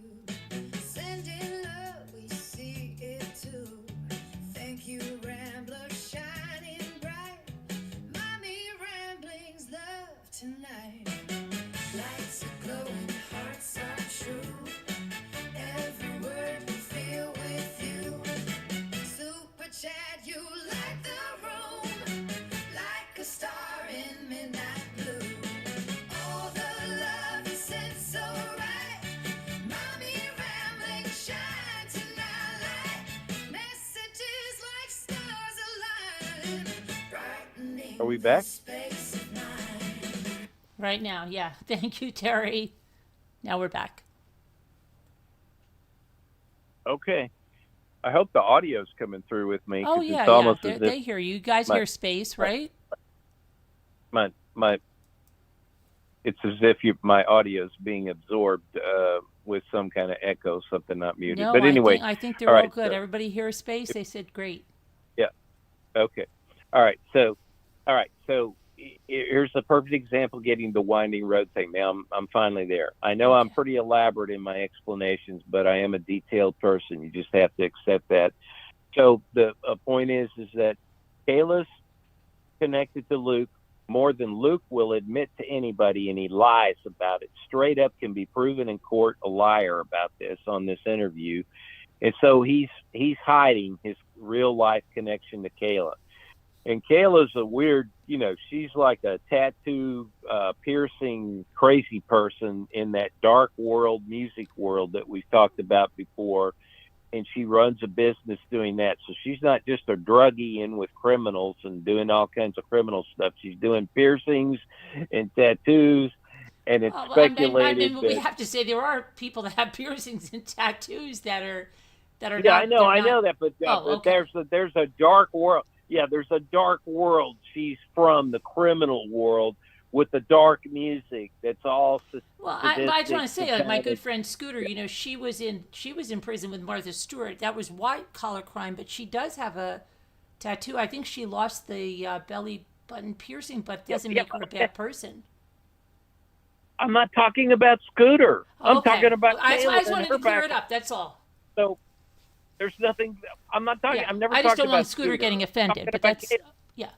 yeah. No, I'm sorry, Kayla. There's people that are in satanic stuff and all kinds of weird black stuff and hanging themselves up on hooks in the air by gravity. And, this is not a normal, this is completely aberrant behavior, crazy criminal. It's a criminal world she comes from. She's a druggie. She's a criminal thing. She does also tattoo and piercings. And anyway, there's this idea that that there's even a deeper connection in the sense with Luke, is that he got the Kayla does these specialized kind of piercings that I don't know anything about piercings other than I've seen people have them, but she does a specialized kind of piercing that people think Luke got from her, and that's this little piercing up on his right cheekbone that you can look at. All right. That came from Kayla. That's alleged out there. I believe that. So I believe he has a bigger connection with this lady and has this underworld kind of connection with her too. With this drug world is also connected to that music world. That all these people are tied in that way. And I think he's got a hell of a lot of tattoos all over his body, Luke, that we don't see. But besides that, there's the piercing, and that connects into Kayla too. All right. But so they're way more, these are partners in crime. These are partners in probably in their crazy music world or stuff like that. They've probably gone to those dark shadow events because drugs are dealt there and all that kind of stuff, So I would see him involved in that with Kayla too. All right, but the other connection that comes back to now we're finally to the back road idea and everything is Kayla got arrested, and this is quite, what a coincidence. She got arrested for her, unrelated crimes the day before Nancy's abducted. All right, so isn't that a coincidence or whatever? I find that all fascinating. But she connects back to Luke. Now, her partner, her life partner, whatever it is, her boyfriend, whatever you want to call it, this guy's name is William. And here's your back road human trafficking connection. William is into drugs because he's with Kayla. He's probably into the dark world scene because Kayla's into that. So he's into the shadow stuff. I'm sure he's got lots of tattoos and some piercings too. Oh, but guess what? He's been convicted for human trafficking across the border. All right. And he's a psycho. He's out being chased on the highway one night, trying to get away for his felony crimes of probably human trafficking by some sheriff out there. I'm sure, probably by the Pima County Sheriff. And he's out there driving, 80 plus miles an hour, 100 miles an hour. I don't know what it is. He's on the highway driving super fast. And then guess what? He runs into, I think it was a pedestrian near the roadside or something, unless the person was in another car. I can't remember the details. I thought it was somebody that was maybe a pedestrian. But he kills an 80-year-old woman. He runs over her at a high-speed chase on the highway. And how do these people commit these crimes and then get back out in short order? I don't get that. How do you run over an 80-year-old woman? I'm sure he killed her. And then he's back out. Who ran over the 80-year-old woman? William. He's in human trafficking over the border. He's Kayla's partner. And somebody found a police report, and I don't think this is an AI. These are people that I believe got the real report. So you can find this in one of the streamers and then go trace it down yourself. We should get that police report because this tells you, you're going to learn about the incident. But the way it is described to me is he's out speeding on the highway. He may have been actually under pursuit by a sheriff with part of his criminal activity, and he's trying to escape. So it might be a runaway accident, the background of human trafficking, and then still be out on the street. I assume he's out of prison. I don't think he's in prison. He's already got out of that deal. So this is just the shitty world we live in.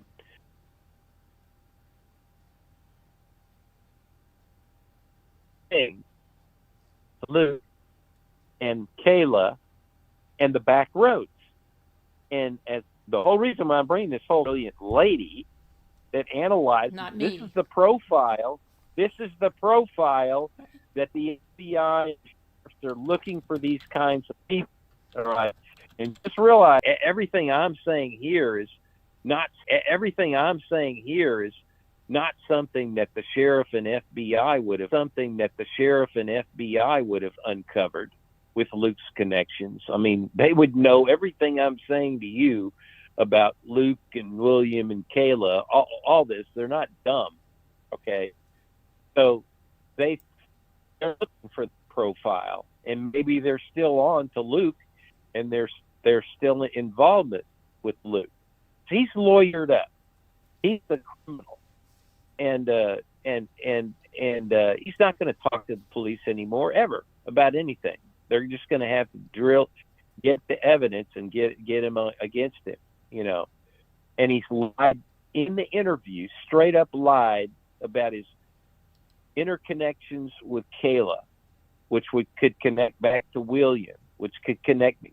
So, yeah, sure. I mean, ideally, if you've really plotted out this ransom and you've got the money to do this, and I mean, we can't really say the wealth factor on this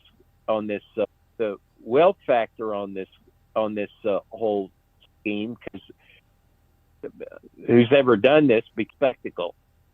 So he's plotted all this out on some much deeper levels, and if he has the deep pockets, then I would think he would have had. The ideal thing would have been to take Nancy across the border. If you get her across the border over in Mexico, then you know, it's easier to. Nobody's searching down there for anybody. They don't even, you know, it's not even covered in the news coverage down there. You saw that with Brian Hinton when this thing was real hot in the news. Brian went right on the border town where all this would be a big news item, and nobody knew anything about the ransom, knew anything about Nancy. I don't even know that he found one person. That he did, I think maybe find somebody might have heard of it, but nobody was paying attention down there. Mm-hmm. So I don't know who to believe on the Mexico border crossing, because then I've heard other people say, oh, well, if they took her over there, then the cartel knows everything. Well, what about if they didn't take her over there? She said you could get out in these roads and just get out in some vastness, and she could go, someone would never find her. They could burn a car. Well, sure. Yeah. Well, I think she's dead now. I think the ransom people were serious about the note, and the family didn't want to do it, and they listened to the FBI, and then they got sort of cheap on the money. I don't know. The money thing is totally bizarre to me, because it's like, well, anyway, they're only going to pay $1 million for the body, right? So, anyway, the whole thing's screwed up to me, whatever the reasons are, but yeah, I think she's dead. So she's just going to be, because they didn't meet the second deadline. Look, Nancy's dead. If they kept Nancy alive to there, once they didn't meet the second deadline, and then let's say they kept her alive a few more days to see if anything would happen. And what did Savannah decide to do? She turncoated on dealing with the ransom people anymore. No more Mr. Nice lady, nice guy with the criminals.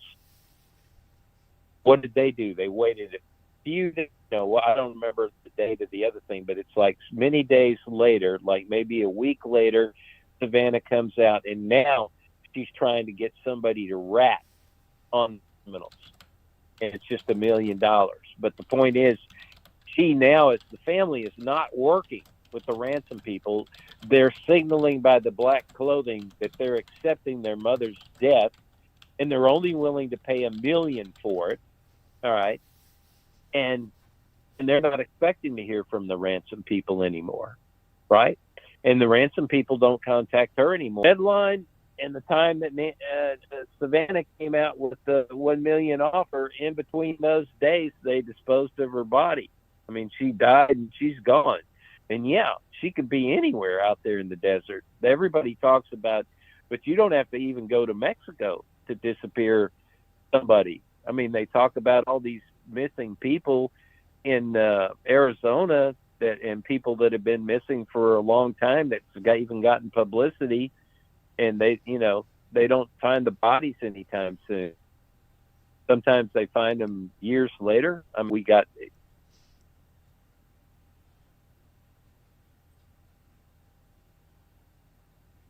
I think they've had some body recoveries 20 years later. If you can eventually catch the criminals, I mean, I still think there's a good chance the FBI eventually are going to at least track down the guy on the porch, on the patio. They may not ever get depending on how the mastermind plotted this. If there's two people or more involved, and the mastermind kept himself disconnected with the guy on the porch guy could be caught and not be able to turn in the mastermind. And see, this is where I think that's really possible, because we have all these examples of crypto crimes being committed by this style of crime. You have a mastermind directing, low pay criminals to do the job, do the hit job, whatever, the ransom, whatever. And then the masterminds aren't being caught. So this and I did get the statistic from the lady accurately today too. I thought it was 50% the other day. No, it's 75% increase in this crime. So it almost doubled in 2025. So this crypto crime is almost doubling yearly. And I'm sure after this, publicity with the Guthrie thing and all this, it's going to go way up. Now, I think there's going to be a lot more people trying to commit this type of crime. But in 2025, compared to 2024, this type of kidnapping, ransom with crypto went up 75%. And this lady really, she's brilliant. I think she brought up so many good points. And I wish I am trying to find out her screen name and see if you can find her if she has a channel or just an account where you could somehow eventually contact her, because she'd be a great person to have call in, because she has this psychology background, and she has a caregiving background with her mother, and then also like several years doing psychotherapy stuff with really severely mentally challenged or not so much physically handicapped children, but people that have been abused or on a higher level, or they do have some deficiency, but they have an emotional effect on it or something too. So anyway, she had worked with children like that, and then she said COVID came and she was having to do all this stuff online, and it was too stressful for her to be able to really, it wasn't that the work had to be done more in person than just through the internet connection with this. So that was kind of depressing to her. And then her mother got unwell and she started to take care of her. But so I don't know what this person does now, but anyway, I think she's really smart with the analysis that she's done. Do you know what state she's in? And by the way, if Jason Bourne is listening here, that according to her, this kidnapping crypto thing, you would have a lot of news up there because it is Minnesota. She said it was Minnesota. Wait, saying she lives in Minnesota? No. Oh. You were saying last night Michigan, because I was saying Minnesota, the crypto crime, and then you came back and said Michigan. But when I was listening to her today, she said this crypto crime happened in Minnesota, and we know Jason has mentioned a connection to Minnesota. So I'm just saying to Jason right now, if he hears this, that you should be able to research that. That should have a lot of media attention up there, this crypto crime. So hopefully you'll look it up and have some commentary about it, Jason, because it happened where you are, right? Jason's in That's all Michigan. Huh? Jason is in Michigan. Okay. Well, then the crime. All right. Then Thank you, I'm Mr. mixing up where he is. I'm mixing up where he is then, Yeah. because Minnesota is where the kidnapping was. All right. So maybe I just reversed the maybe what happened, because I was saying Michigan.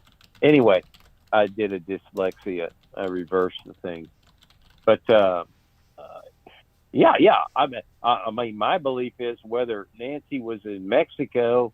I don't. Here's the thing. Here's one thing where it may not. I would say it might be less than 50-50 to take her to Mexico. Maybe to dispose of her body might be worth risking. But see, again, my whole belief on this, and I'm willing to have anybody debate me the other way to try to prove what to come up with a better answer, a better solution. I'm more than happy to have my mind changed. Because just remember, my mind totally changed on this. If you talked to me 2 weeks ago, I'd be arguing against everything I said tonight. So I'm open-minded to this, to changing my mind. But just thinking again along the criminal mind path here, this guy plotted this thing out so well and gave deadlines within a short enough time period. Why even take her to Mexico at this point? You know that if you don't get the money, you're going to kill her anyway. And we don't, for all we know, she may have accidentally died in the meantime. That's, maybe the, we know that Nancy could have died accidentally or on purpose anywhere along this point, and so the family was demanding proof of life. And maybe this person would have given that if they could have. Maybe she did die ahead of time. But let's just say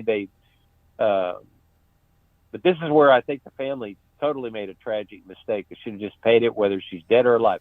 This is what people have to understand. When you're under the ransom thing, you have no control. You can't do anything. There's nothing you could say or do or whatever's going to change any of that. I mean, maybe you could beg, you could ask, but it doesn't matter. The ultimate control is with the kidnapper. So you better just pay. I mean, maybe you'll get lucky and you'll get get the person back alive. I mean, but that's your only chance. If you don't pay, you're not getting the person back alive almost for sure. So I don't understand any of that. But if she's going to die within a week's time, in other words, the deadline was set up. Let's see, they took her on Sunday, right? Mm-hmm. So, Sunday morning at, real early. So, and then they had this whole thing planned out, and it only went to the next not the following day, Monday, but it went to the next Monday later to there. That's the second deadline. So you don't have to keep Nancy alive for very long, right? And this might show that this person has some understanding about the care of Nancy too, and how they can't mess with it, or they don't have the means, the money, whatever. There's some, this is all plotted out on a short timeline, so they're not intending to keep her alive very long. So you don't have to, if that's the whole thing, then you've almost certainly plotted out her death ahead of time.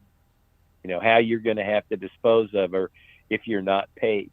I would think that this person would have gone to that level of plotting, in my opinion, because of the intricacy of the ransom notes, the timelines. I mean, all this in the media attention. This is somebody who's really wants to, have a good outcome for themselves and get the world to respect their Moriarty, that they can get away with this shit and flaunt the FBI and flaunt the sheriff and flaunt the Guthries or whatever. There's a great satisfaction in my thinking about this criminal. So my opinion is they plotted out how they're going to kill her if they don't get the money, you know. And maybe they were going to kill her anyway, even if they got the money. That's possible too. Because if this person was vengeful, think about the ultimate revenge. All right. You get all the attention, you get the money. And then if you really hate these people on some level, you go ahead and kill her and disappear, you know. But this is a mistake the family made. You should have paid it. Let them take the crypto. And even if they did this, you still got like a 99.99% better chance of catching them eventually by making them do all these other steps, you know, than just not to pay and cut the ties, you know. That's ridiculous. Anyway, but this is, yeah. So the point is, you could just, you have this all plotted out. You could dispose of Nancy in a pre-planned place that they're not going to find anytime soon, if ever, so that there's no traceability on the body back to them. So they could go out in the desert and have a prepared place, you know, a burial place that they're gonna, that's sort of camouflaged, that, you know, because I think these people are smart enough to know that satellite imagery will be looked at. In other words, they're going to go somewhere where they can where they know a satellite can go over, and they're still going to be able to bury or burn her or dispose of her in a way that they won't be able to find them that way. That they're smart enough to know, even if this person is in the area, like a 2-mile radius, you know, you say that 70% of these crimes are committed nearby, or whatever, and their bodies are not that far away. I think these people know that there's aerial surveillance, and you know, because all these people speculate out here. Well, there's this construction and cement work being done, and you know, there's all these people that bury people in their gardens and all this kind of stuff. I think this criminal knows that there's all this surveillance above, and they're not stupid. They're not going to go out and expose themselves burying something out in the open that can't be camouflaged. Can't, you know, that isn't going to be hidden somehow. Okay, so back to the infrastructure. So Yeah. they could have easily gone back that way. Even if they didn't go to Mexico, they could have burned a car. They could have thrown it over a cliff. There's lots of cliffs, so lots of where she would never be found. And the elements, animals, to be graphic and not to be graphic would make it very difficult to ever recover anything, right? Yeah, absolutely. Yeah. I mean,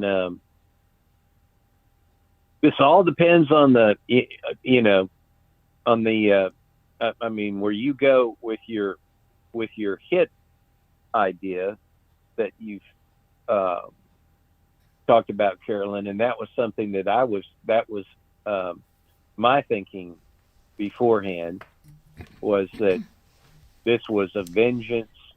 Right, but here's what I wonder about those roads. What kind of vehicle would you have? Like, are they really treacherous roads? Would you have to have a 4-wheel drive to be on them? Could you use a regular 2-wheel drive car, rear-wheel drive car? Does anybody know, like Cheryl, you know the terrain? Well, knowing this, okay, knowing, you know, I have to make certain assumptions about this criminal. You know, I'm saying this guy is a mastermind, not the guy necessarily on the porch at all. You know, this would be a different crime. I mean, on a different level, if the guy on the porch is the criminal, it changes my scenarios. You know, if he's just acting alone, and that is still possible, and still to be a smart person, but it does change out a lot, just the way I would think. You know, right now I'm going with the idea that guy's a contract job, that the guy on the patio, you know, that carried out that has been hired by the mastermind, because this follows the pattern of current crypto crimes. You've got a mastermind, running people you contract to, and then you keep yourself separated from the crime.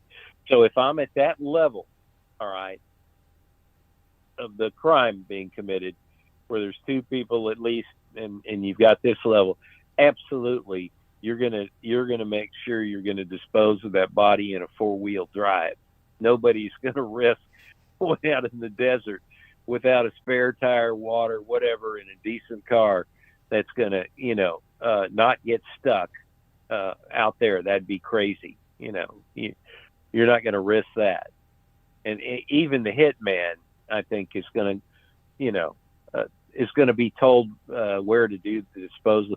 Or maybe, I don't know, maybe the contract could be, you have to hit her and kill her, you take care of the disposal, and it's at risk for you. I don't know. I don't even think they would want to risk that. I think the guy would want to make sure the body isn't found, or traced back. But I think, like, up here, and I live in the mountains, and if you go on some of the back roads that are not paved well, and they're dirt roads, they're pretty treacherous. And oh yeah. They're gonna, if you're going to dispose of the body, they're going out in a 4-wheel drive. You would not want to go, But so don't forget, you can can kind kind of a pickup truck, or Sure. There's all kinds of vast dirt roads out to see. This is one thing that's a little, if you're not going out right near a rain, all right, when a rainstorm hasn't occurred recently, everything's pretty hard packed down, as long as you avoid sandy creek areas or real sandy. Most of that dirt, most of that desert out there is hard packed. If you listen to the people, I've been out to Tucson. I know that I've hiked in regions like that, so I know that type of terrain. So as long as you're avoiding a sandy creek bed, or where you get fine sandy areas or dune-like areas, there's plenty of hard-packed roads out there that, you don't need a 4-wheel drive. And there's plenty of desolate roads that go out in the middle of nowhere that you could drive in a pickup truck. And if you want to dump the body 100 or 200 yards from the road, you can do that too. And there's plenty of examples of bodies not being found for 10 or more years, less than 100 yards from the roadsides. So it just depends on how much they want to risk.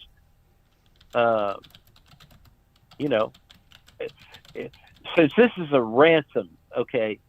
Think of it this way, and this is a plotted time to keep her alive, and really to get paid.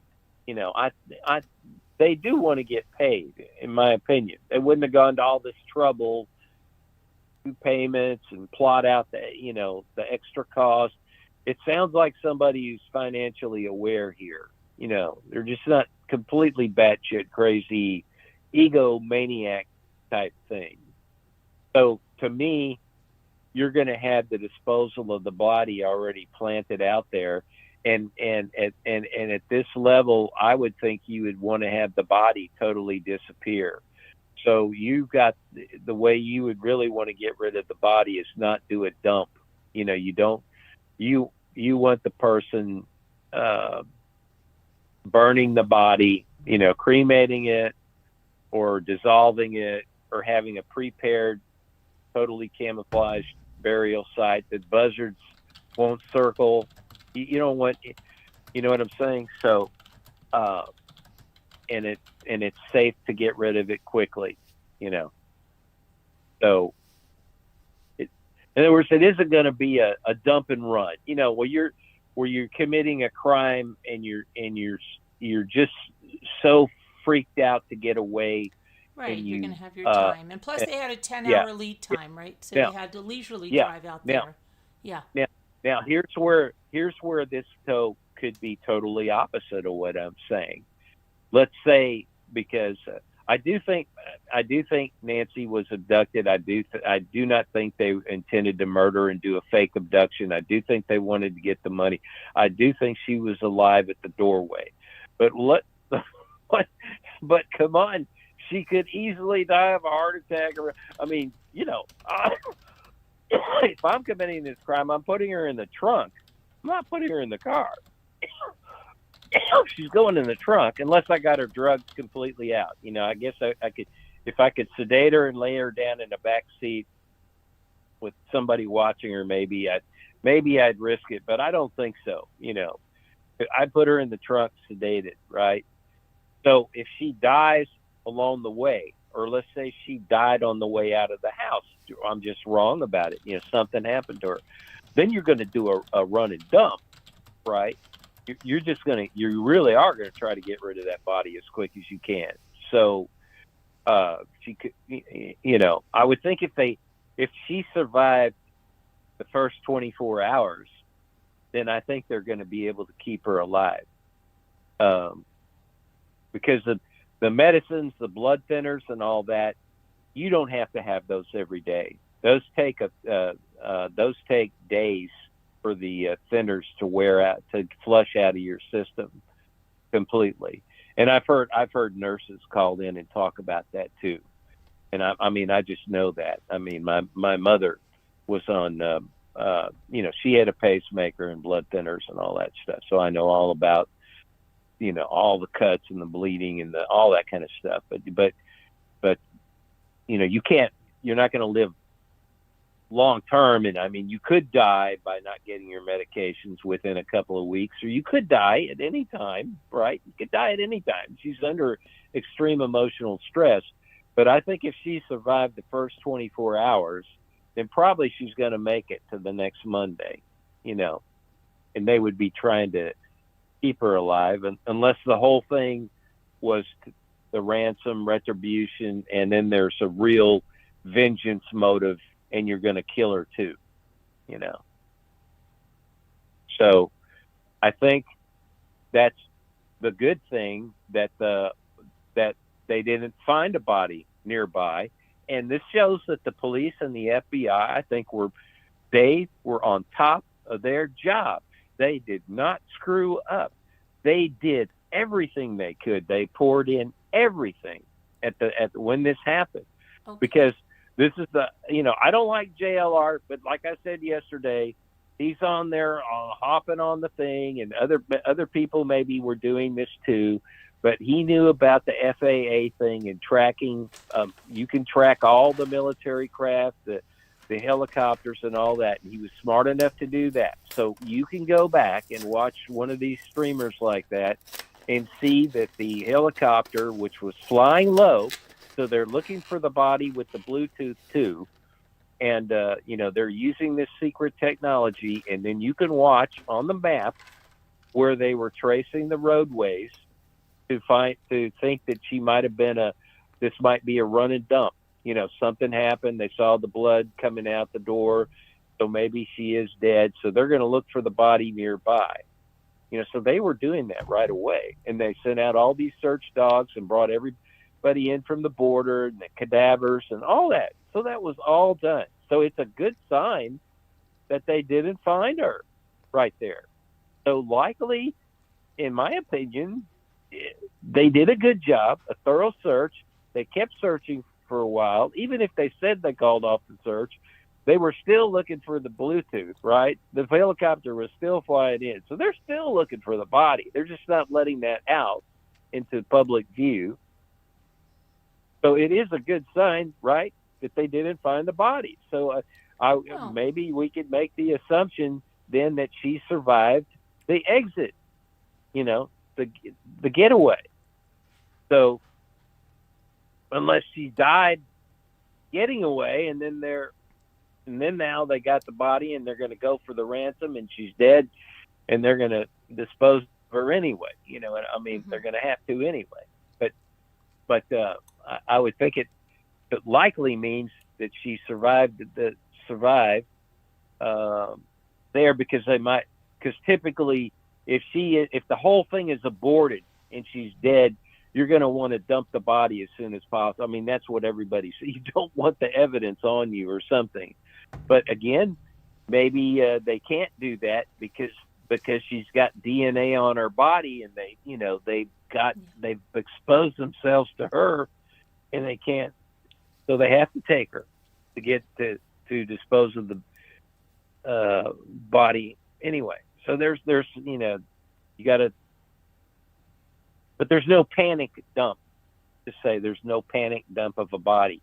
Okay. So she could have died, but then they would probably only, keep her if she died anyway, because they had DNA, they had some evidence on her. They don't want to be tracked back that way. Or of course Or they it's a- could have her on in a freezer somewhere. I mean, Yeah, sure.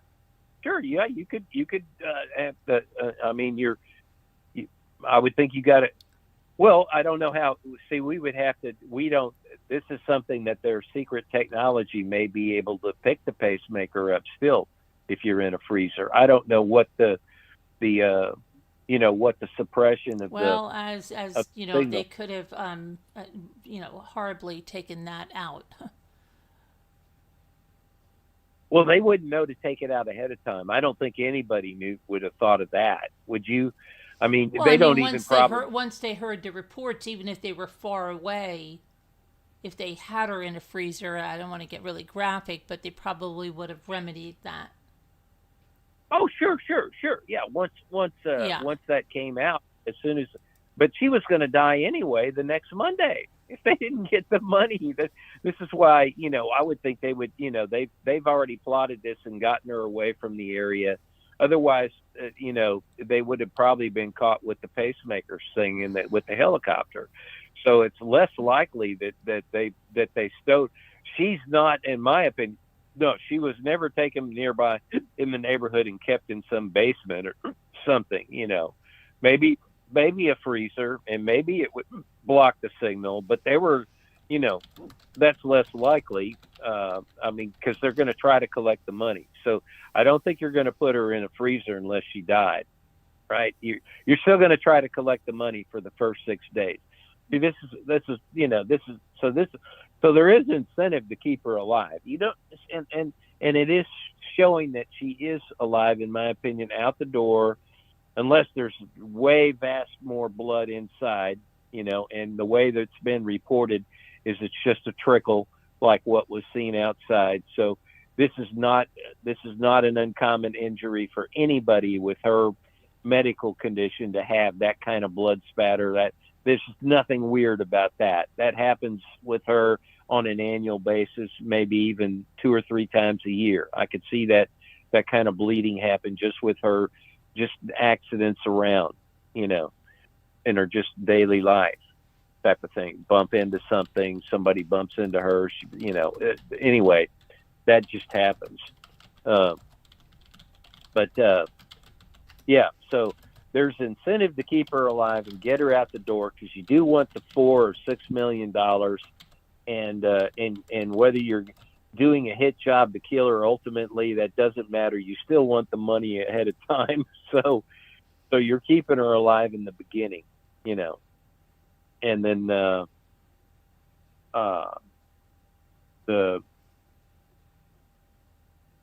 proof of life thing and them not contacting anymore. I just believe the Ransom people were smart enough to know that you don't communicate with them anymore, the FBI, and you did communicate back to Cameron the very next day.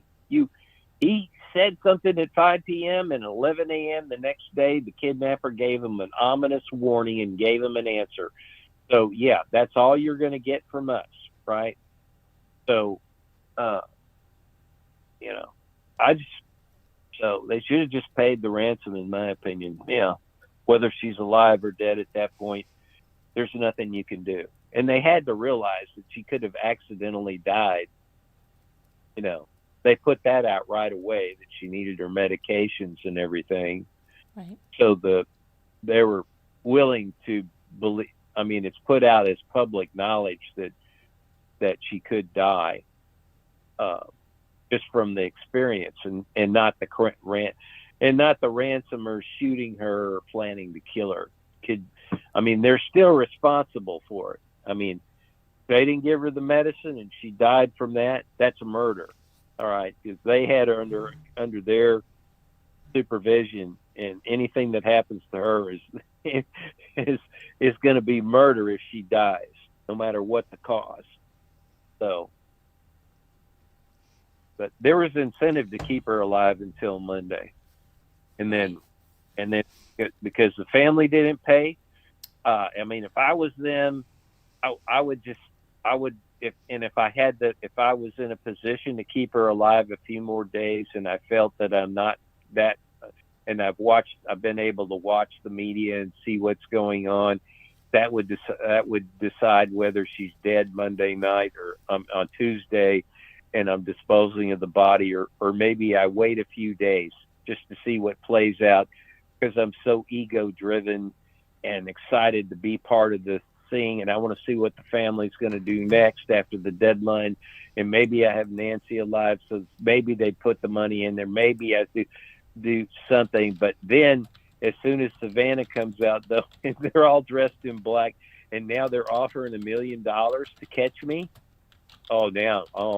If Nancy was alive up to that point, she's dead now. She's gone. So, Yeah. you know. I mean, yeah. Yeah, we'll see. I mean, how many days later did Savannah come out with the black clothing and the $1 million reward? We ought to just figure that out. How many? I mean, we can easily find that out. You could find that out right now. She came out with the $1 million reward. She was alone. I think she was wearing white, wasn't she? Well, And- all I remember is somebody said the family was all wearing black somewhere. I don't know but where. when she did the $1 million reward, she was alone. I believe she had a white, I don't know if it was a white sweater on, and she also said about giving the $500,000 to the Missing and Exploited Children's Fund. Yeah, well, whatever that date is, when the 1 million went out. It's easy to find out. It's on her Instagram. Yeah, I know. Yeah. I'm curious if you want to find it out now, or I'll find it out later. But I am curious because they had till Monday, and then they waited so many days. So all I'm trying to say is that the ransom person. That's a reward. It really nothing to do with the ransom, because that's a reward. I know that. Oh, but okay. the ransom I just didn't think might you did. be keeping her alive, just to the point of hearing something from the fan. You know what I'm saying? Mm-hmm. That would be the end point of her life. When the reward comes out, Nancy's definitely going to die. There's no reason to keep her alive or anything at that point. I mean, she's likely dead on Tuesday anyway. But I'm just saying that this, because this thing is so media and ego driven, they might have kept her alive a few more days just to play that, see what happens without communicating, just to see. But then when did Nancy offer the reward? When did the family dress in all black? That was another separate Instagram, you're saying? Yeah. Mm-hmm. Yes. The black was when they said that thing about the celebration. They want their mother back so they can celebrate. Yeah. Mm-hmm. Well, we ought to get those 2 days. But anyway, yeah. And then she made another video by herself at the Airbnb. She looked like she was sitting by one of those, somebody knew the plant exactly what it was behind her. Yeah, but that wasn't the reward. No, one. That was just a one, please pray without ceasing. That was early on, yeah. No, it was kind of after the whole ransomness. It was before a reward was issued. It was after the ransom, but before the reward. Yeah. Mm-hmm. She's just trying to appeal to the person on an emotional level, a direct level. Yeah, that's where she's talking straight to the, and she's it's making never too herself late to do the right thing. Yeah, it's never too late to do the right thing. These are very well crafted messages, man. Mm-hmm. They're plotted out to the nth degree, and she is like a super pro. Well, that's why I'm just saying, man. Maybe it's not her. Maybe it's the FBI has a criminal profiler on that's helping craft these. Yes, I know that. She's taking advice from them. That's obvious. All right. Okay. You see, like there's some weird cryptic. There's some weird cryptic stuff that was done that's going to be fascinating to hopefully learn someday. Why in the hell did her first thing have laced in there some sentences from Silence of the Lambs? I mean, that is frigging bizarre to me. And if the FBI told her to do that shit, and there wasn't some double meaning secret message back to the kidnappers, that's bizarre. Okay, that is like next level, totally bizarre. I mean, there's some things she said in that first thing, and she might have even done it something with something else in another thing that sounded like she's giving a coded message to the. You just wouldn't normally say. It's like out of place, and yeah, and she did that with the Silence of the Lambs thing, in the first one, and then I think she did something like not to that extreme in another thing. I mean, I'm going to go back and watch those, but yeah, I think so. yeah, Yeah, so definitely, and See. I don't know. We'll see what tomorrow brings on this saga. Yeah. I mean, see, you could, yeah. you and I could be both right on some level where you're still thinking this is a hit or a murder, a deliberate murder, and I'm agreeing with you that is possible, except that the ransom is real too, So this could be, I mean, listen. I mean, if this is the devious thing, and I mean, this is all some kind of vengeance, revenge, and all this, and this is egomaniac driven to be a whole media event and all that, and you are really ugly monster, and you really want to screw this family forever, for whatever it is. I mean, this is like the deepest, darkest place humanity goes. Then you plot this out as a ransom, as a torture thing, in addition to murdering and disappearing the body. That's like the ultimate vengeance, and they'll get constant satisfaction out of this, because this will be one of the greatest cases in history that they think is going to go unsolved, blah, blah, blah, that they're in the history books. You know what I mean? So you think that you would think this is their first thing, or do you think that they have done other things like this? Or well, no. What I'm saying is that this is just this was never a ransom only. I mean, this was ultimately a murder. No, but I mean, do you think ultimately now that the person or people that did this, did they ever do anything like this before, in your opinion, or do you think this is a first time, or if it is the first time, yeah? I think it's somebody that's got a really, effed up background. That they're, if you looked into their childhood or background or something, this is somebody that's been sadistically, abused, by other people, or maybe some has level, mommy issues, torturing animals, setting or fires. they engaged in sadistic behavior, like torturing animals or something. Right, has mother issues. Most of them have mother issues. Whatever. John This is Douglas will tell somebody you that. this is a long-standing issue that they've hidden or isolated themselves in some ways, where maybe it's not well known about them or whatever. This is just something, and they've gone kind of nuts in their head this way, and then somehow and then the way I think about the whole thing being triggered, in my opinion, is that it's all media driven. It's driven with this crypto thing, and what clicks in the whole plan or plot or whatever, this thing with Savannah and her mother on television, and this is somebody locally, regionally from the area or living in the area, because it does, to me, that sending that ransom note, this is a high level ransom. I mean, and it's gone to KOLD. All right. So, and they didn't get the media attention that they wanted from that. KLD held the thing properly. And no, this person was plotting for media-driven attention. So they're flaunting the police, they're flaunting the system.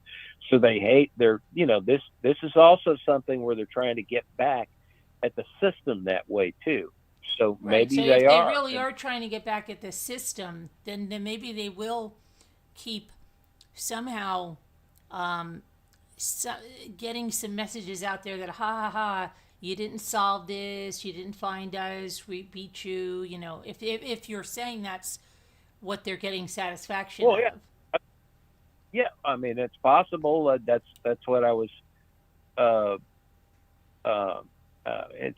don't know. I don't know. I mean, they stuck to their guns on so far to what was going to be carried out, and the family and the FBI tried to sucker them in to communicate anymore, and they weren't falling for that trap, and they forewarned the family, and they even messaged back to Cameron the very next day by 11 a.m. So, I don't know. They just followed everything right down the line, and they've gotten away with it so far. Yeah.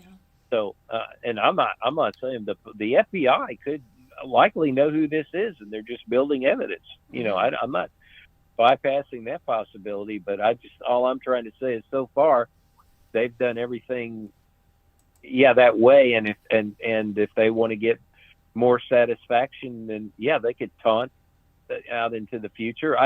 I don't think they haven't necessarily a need to do that, because they've gotten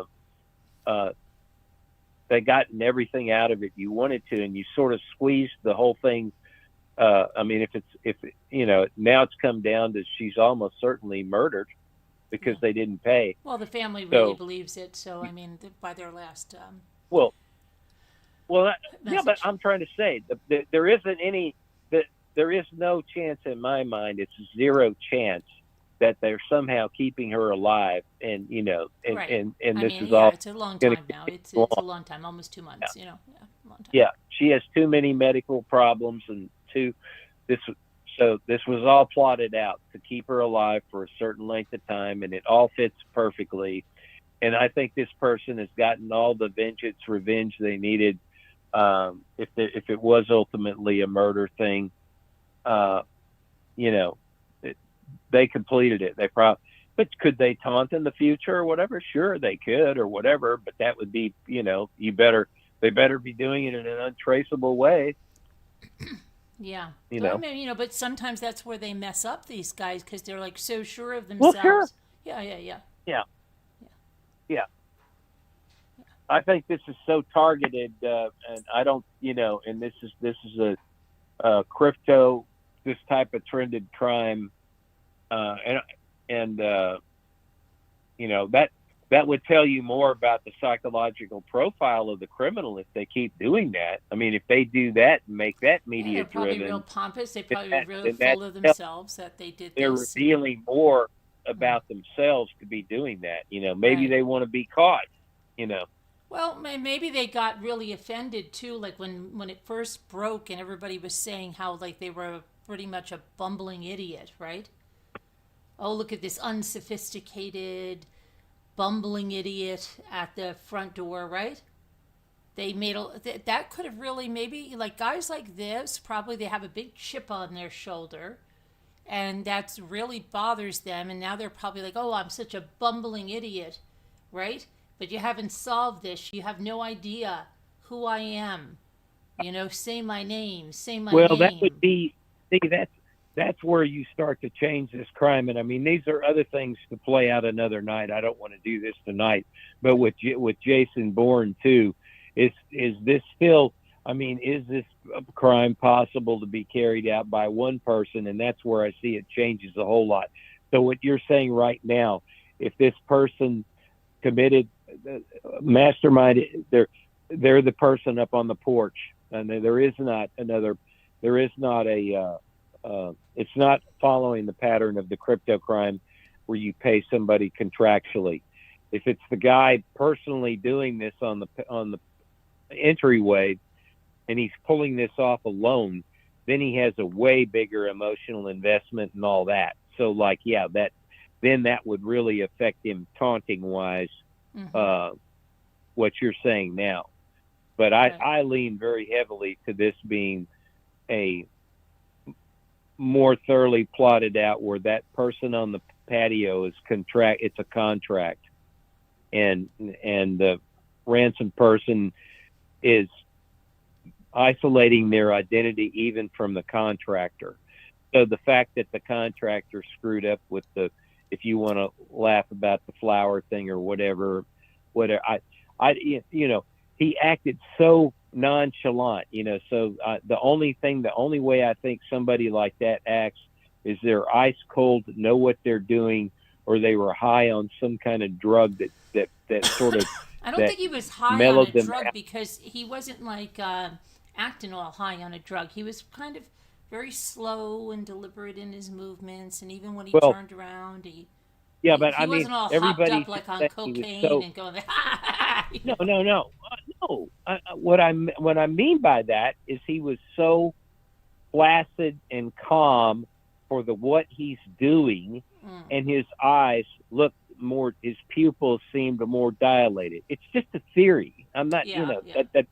that's just a possibility. And I just think the guy's ice cold, that knows what he's doing, and the plant idea doesn't fluster him at all because he's just he's there with his He took partner. his He's time. there He was alone. calm, cool, He collective. He could wasn't have nervous. He he wasn't could have already shaking. He wasn't sweating. He yeah was.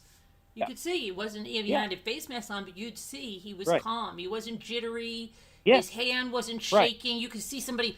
They're trying to get the lock. The hand is shaking like crazy.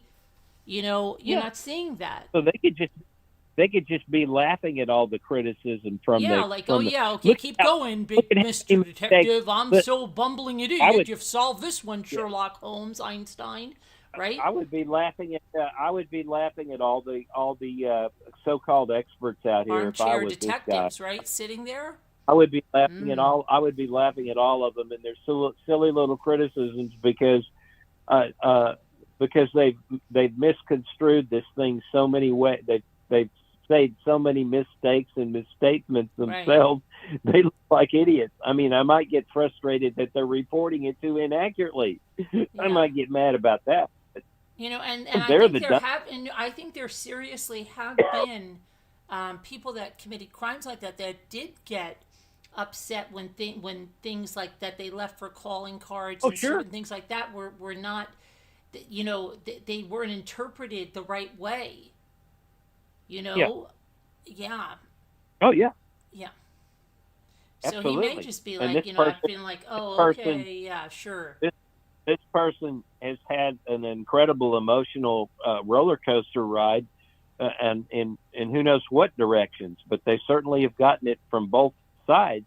You know, however they react psychologically, I don't know. But I mean, we do have the only thing we have this is that I think it's important that second the second warning note after Cameron, that tells us that this criminal is intensely interested in the media and what's being said. He's paying very close attention, and he answered Cameron the very next day, and he did it in a warning, you know, in a very threatening way. We don't know what exactly said, but it's done in, it's basically, you got till Monday, you better do it. There's just, you Now, know. let me So, ask you a question. If this guy is found, yeah, right? Okay, he's found and Nancy's deceased and he did it. What do you think should happen to him? the person that committed this crime, Yeah. well, what's the penalty in Arizona? He should get whatever the maximum is in Arizona, Yeah, right? do they have I death mean, penalty in Arizona, guys? I would think they would, unless Arizona's gone liberal, and has changed the. I would think they've had a death penalty, but they could, you know, it's turning more blue, so maybe they, Yeah, I don't know you if know, they do. I don't know if they change do. it. They I have the don't know. death penalty in Arizona, guys? Hey, Cheryl, do you have the I'd be death penalty?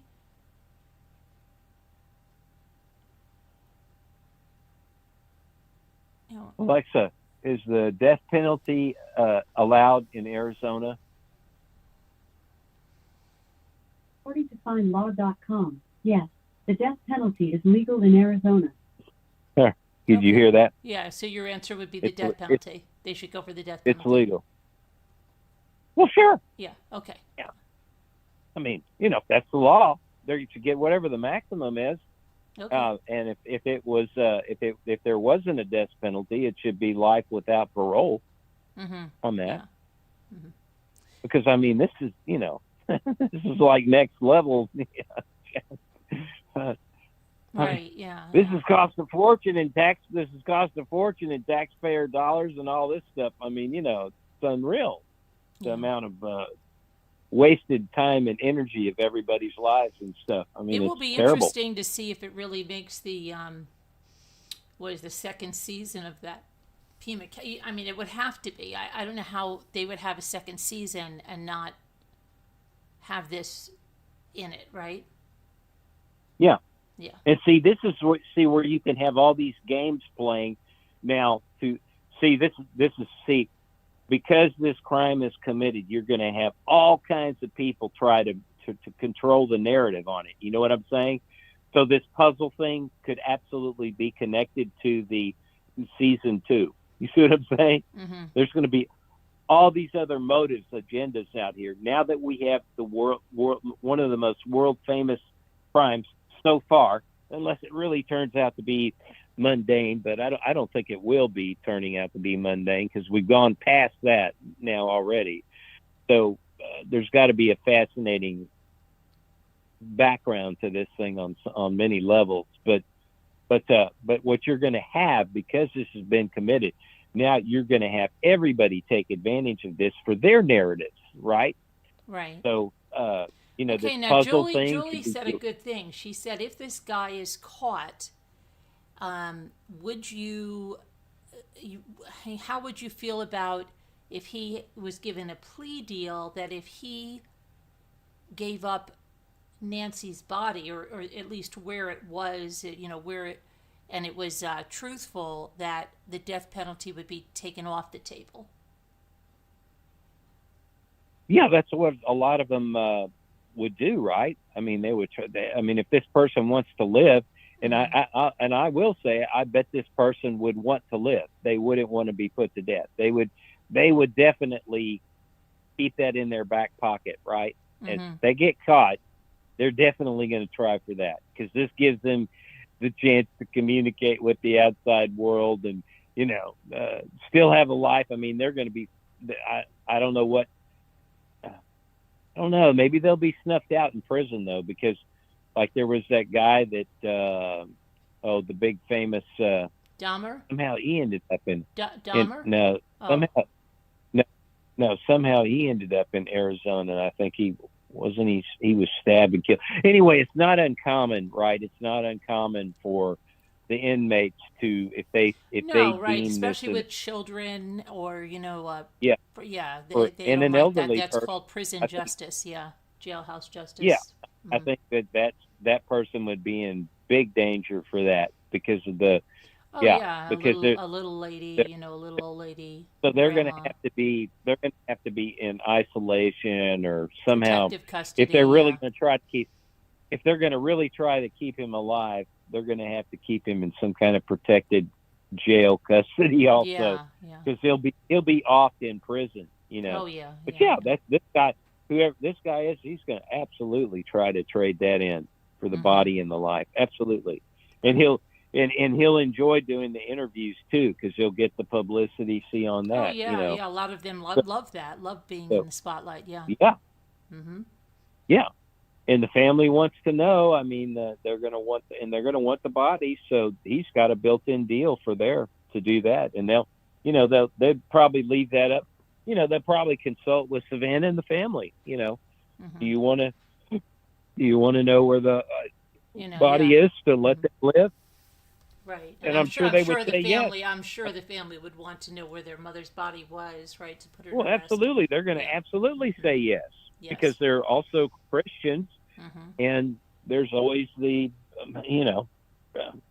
they seem to very even Nancy was that way, so they have that's like a no-brainer. They'll definitely allow them to live to get the body back. Yeah. Correct. Yeah.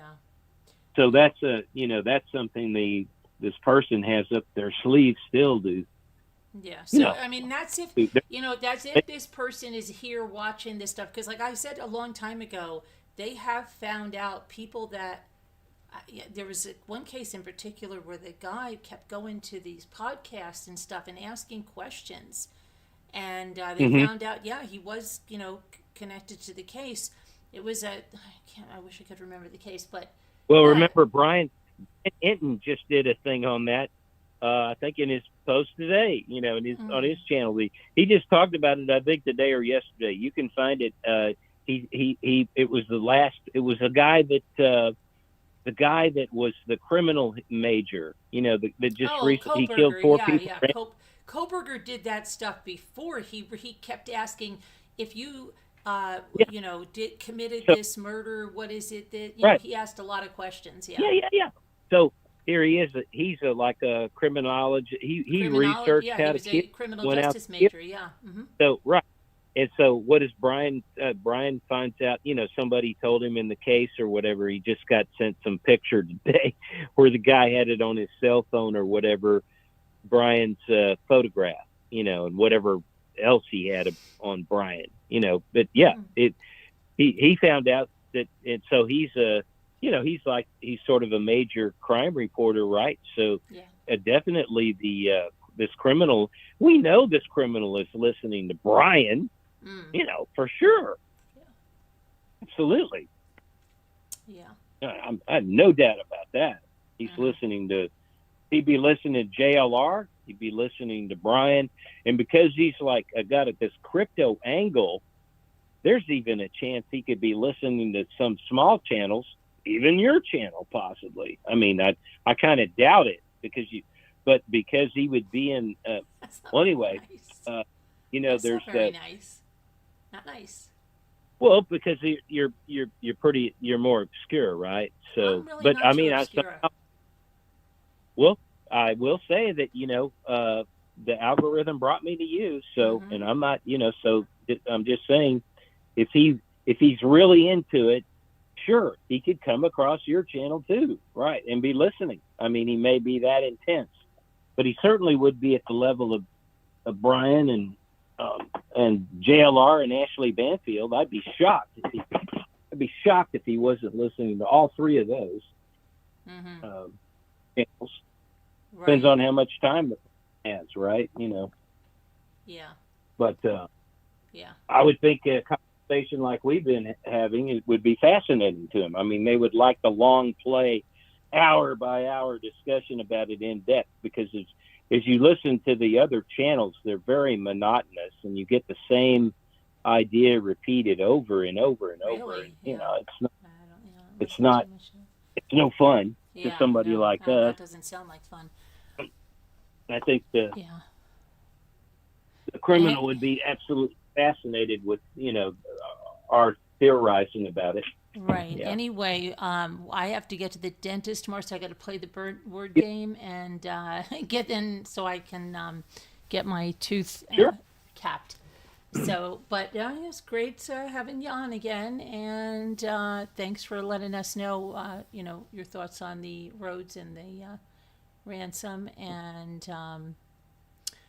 we'll see. Maybe I hope that our friend Jason is okay, and he might have. Yeah, I think you were maybe having some trouble, and he was here earlier, and get Jason on right away and tell him I will come in. If I say I'm coming in, I'll be there. I think he waited around and he didn't see I showed up right away, and I didn't text in till about 30 minutes later or something. And and then he just he wants he wants to do the 3-person channel at a minimum, right? So I'm sure that's what it is. Yeah, we shoot back more ideas. Sure all right. Well, I'm going to pull up the word game, but thanks for calling in again. And if you see him, just shoot him the email right away, and just shoot an email. I mean, if I say I'm coming in the next day, just go ahead and shoot me ahead of time. You don't need to wait for me to text. Then I could have called in trying to work out your sound thing or whatever, and then he well, might it really have wasn't seen my me. sound thing. It's something of that was a YouTube glitch because my internet was perfect, so it was glitching. Yeah. But then I don't have to wait to come in. I'll have the email already, and just do that for him. Do that for him too. That way, we can get right in and then we don't have that delay time wise. Right. Yeah. That makes sense. And then, so yeah, I look forward to Jason. I'm sure he'll be back. He Oh yeah, obviously yeah. He said he said this is his. he He's likes really the panel yeah. we're Yeah, talking yeah. about. So, Yeah, he was really and happy. Yeah. he listens to what I brought tonight, so he can bring something new or comment on it. Yeah, I'm sure he'll listen to this back, and yeah, I'm sure he'll listen to this full because he missed it. Yeah. Yeah, and If if you people missed it. think they got another theory or something, you know, that we missed something, we got something wrong, a logic flaw, whatever, just let us know. I mean, I will check it out if it's, you know, I even like finding fake stuff out, like I did with, to me, the tattoo is completely fabricated. You know, I traced down the fake AI white Kia Soul on that other criminal thing. I mean, it's just, it really is wild, you know, how this is happening now. So you know, you have a lot of inaccuracies with the way things are reported. Remember, I told you I was upset with Brian. Yeah. That's another thing you were I could very upset quickly with Brian. say. No, I didn't say what it was. Can I take 5 minutes just to tell you what I'm very upset? Sure. Tell us why you're upset with Brian. He was misleading about Brian. And Brian, if somebody knows Brian, you need to call him on it. Because it's misleading. But he had he'd this. He'd want to know that. Sure, he'd want to know it anyway. Yeah. Yeah. Well, he had this. You got to be more precise and be accurate and don't exaggerate. All right. Right. Absolutely. You know, like he let that guy exaggerate yesterday. I was talking about on the guy claiming he read the whole ransom note. That's such bullshit. You know, he's not even employed anywhere right now with the. He's not even in the sheriff's office. Anyway, so here's another thing that I found out today, and this is thanks to Nancy Grace. So if people think I hate Nancy Grace or don't watch her or whatever, no, I like to watch her. I like to watch her drama. I like to watch her make stupid mistakes with the utility box, and it gives me a thrill to research the tattoo and prove how crazy she is to pull that. But it's still fun to listen to her. And today she had on, she heard, no doubt, the Brian's got caught up with the interview that Brian did weeks ago with the neighbor that he claimed lived just behind Nancy's house. And see, this is what I don't like. He's misleading. He says he went to this neighbor. He did this long interview. It's the guy. He's out at his barbecue. He's got like an outdoor covered barbecue. Oh, that's nice. Patio covered roof. It's real nice. Oh, and sounds nice. Yeah. I are sitting there talking together next to the patio barbecue pit outside. And they're talking about the case and everything. And then later on, so there's a long interview out there. So if people want to see who this guy is. And he's the neighbor that Brian said, lived behind Nancy, right behind Nancy. All right.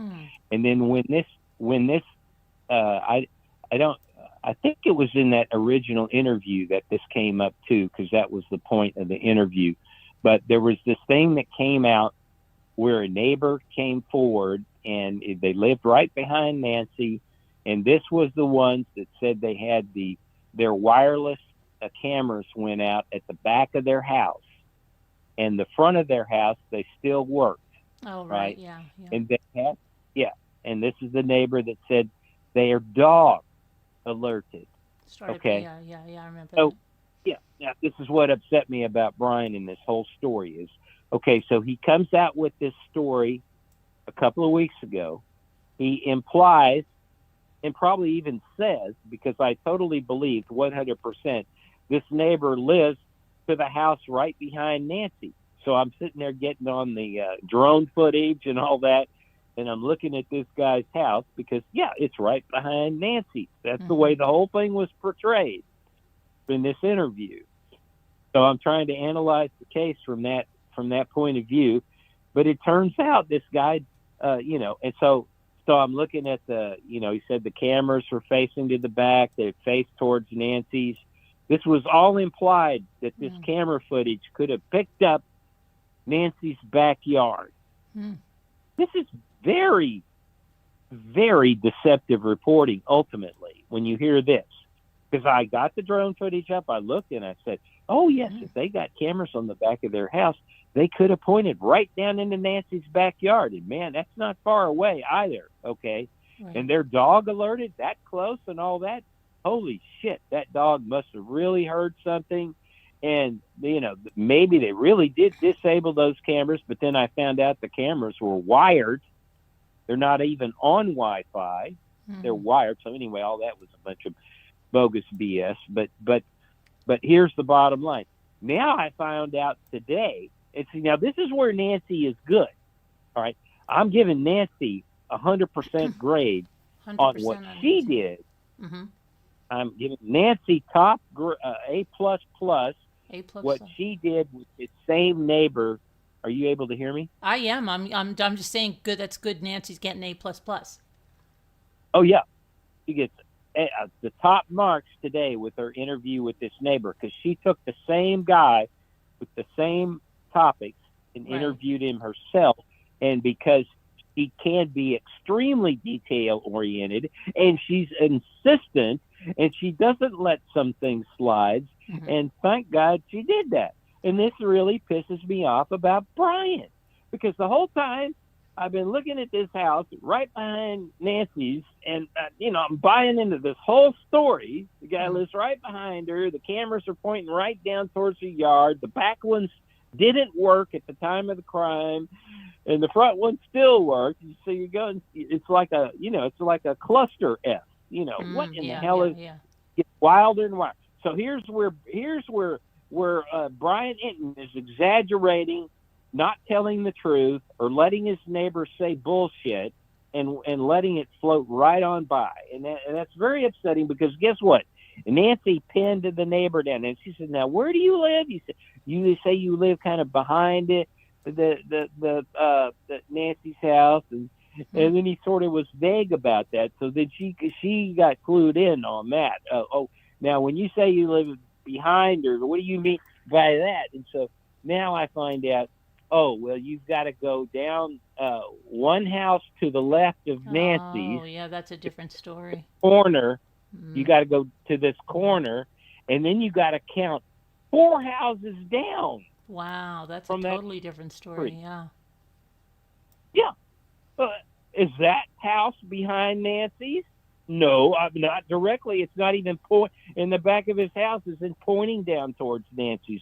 Mm. So that whole story, see, this is how misinformation gets spread. Yeah. So you literally have tens of thousands of people that have heard this neighbor claim in the discussion with Brian that he lived right behind Nancy's house, and his cameras were pointing down into her yard. Right. And you find out that he's not behind her. He's over to the side and down 4 more houses. Hmm. And the back of his house doesn't point any. It's the cameras don't show anything. Yeah, towards he Nancy's should house. print a retraction, probably, at the very least. Yeah, that's Yeah. insane. Yeah. That's insane. But see, thanks to Nancy. Thanks to Nancy. does- Nancy was on the that's- ball. Good that's job, right. Nancy. A++. She's badass. Yeah, she's badass about it. She is Right? badass, Nancy. Yeah. Right. I She agree. gets it. Yeah. Yeah. So there you go. So There you go. anybody thinks I really against Nancy, you're mistaken. Right. I just yeah. want you give accuracy. credit where credit's due. I see it. Accuracy. Yeah. I want accuracy. Right. So Brian gets an F- for that. Poor because Brian that's with the bad. F-. Yeah. He can make Right. it up if he prints a retraction, and then probably even more if he just comes right out and says Yeah. that he should have done that. Yeah. Yeah.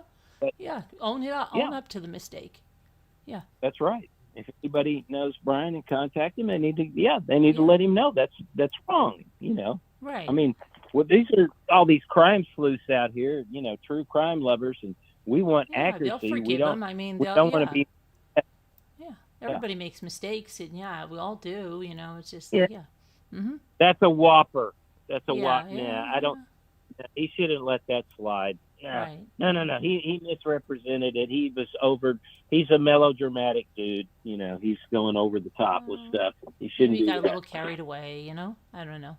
You know, he just, Sure. I don't know. He thought, you know, you never know. Yeah, what kind of day he could have had a bad day and thought he had a good story. You know, All I don't know. can say is shocked that happens with Brian too. You know. Yeah, So. yeah. All right. Well, I'm glad you got that off your chest there. And now, Right. all right. Maybe you can make some fun clips. You know, give you Yeah. some more funny clips. Funny clips. Yeah. Yeah, funny clips. You got to have funny clips, right? Oh. Yeah. No, I like it. I like it. You know. Yeah. I thought you did. Yeah. All right. Well. Not that you're putting me in the best of light, but Oh, you know, stop it! it's Just still- having a little fun. You know that. I know. Yeah, I know. I mean, you fawned all over that brilliant lady tonight, you know. So I could say, oh, I could have my feelings hurt that I'm not brilliant, you know. Oh, you say whatever you want. None of that bothers me. It's all in good fun. It's all in good fun. If I don't tease about you know, anything about people I don't, you know, like, and it's okay. It's okay. No. Right. When I mention I'm not upset, I'm just understanding the you know that's why I suggested you could get more clips out of some things tonight. Yeah, it's fun. You got to have there's got to be a little lightheartedness because we deal with some really, it's really horrible, you know, stuff, right? It is. Yeah, you've got Yeah, to balance that, and then you do it with a sense of humor. And it's just like, you know, I thought about Crazy Eddie, and it's craziness. It is crazy, and but it's, you know, you can get a laugh out of something. You know, you call my Apple Watch stupid, right? So. Oh, that was funny. That was funny. Yeah, that was. Yeah. I like that. Yeah. That was a good short. Yeah. Yeah. Yeah. But all right, so we'll hopefully see you tomorrow. Okay, Yeah, and see if I'm you gonna, can let us know. We're going to show back up, and if something pops on the case, or somebody gets some alternative theory we need to explore. Yeah, you never know what tomorrow brings. That's what I mean. And the case could break tomorrow. You never know. Like when those that footage came out, nobody was expecting that camera footage, and I just woke up. It was like really early, and I'm like, oh my gosh, camera footage. You know, so you never know what any day brings. Which camera footage are we talking about? Remember when they first got the camera footage of the perp the first time? Yeah. Like when they put those images out, and everybody's like, "Oh my gosh, Nancy must have been so scared. That guy is so scary looking." Remember? Oh, well, I thought there's some new footage. No, I'm saying today? Like I'm just trying to say like you never know what any new day brings. You know what I mean? Yeah. Yeah, I know that's exactly all I'm what you saying. mean. Yeah. Well, Yeah. just like the silly puzzle thing came up. But see, this is what everybody needs to expect, though. No, you're going to have all kinds of games being played over this crime, right? And the people are going to try to set their narratives. You're going to have social media people making up stuff to plant out there. There's going to be fake evidence. You have to expect all of this now, you know, because this now a a worldwide media event, and the social media crazies are in on it too. Yeah. And believe me, you look into some of these backgrounds of these people, they boast and brag about planting false information. Oh, and we're talking because it's a windfall for them money-wise. They do. You know, I actually have a clip about that, about fake stuff, and I didn't put it up yet. Maybe I'll put that up tomorrow. It's already done. It's in one of the videos, but about how fake people are, and they say all kinds of misinformation. Yeah. And they do it, you know, knowingly. It's not just like an innocent mistake. Yeah, it's purposely driving the narrative to create for clicks and clickbait and all that. But I mean, it's not ethical. But there's a lot of not ethical people on these platforms, and sadly that there is. But you know, there is. Anyway, I've got to go to the dentist tomorrow. Maybe I'll think about this when I'm in the chair. It'll give me something to think about, or I'll listen to something. Okay. But all right, so we'll see you tomorrow. I hope. Okay. Have a good night. Talking. All right, everyone. Bye. Okay. What's the last word here? Murder.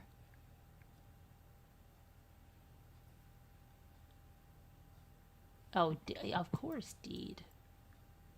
There you go, guys. There you go. You got it.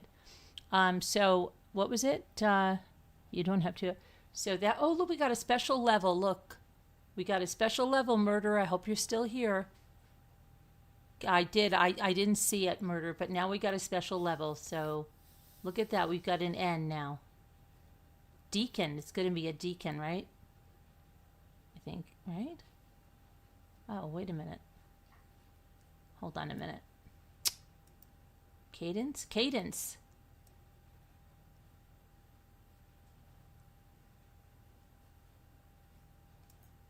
Cadenced and cadence.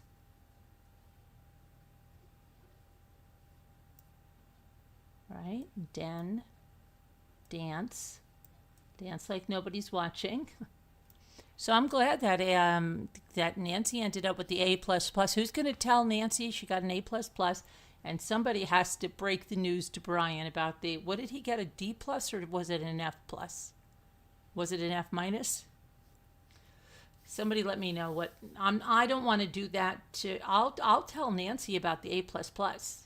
If somebody will, I don't know, I don't. What did you say? Ascended? No, wait a minute. It can't, wait a minute.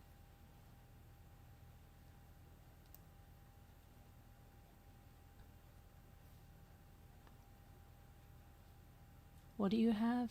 Deaden? Yeah, I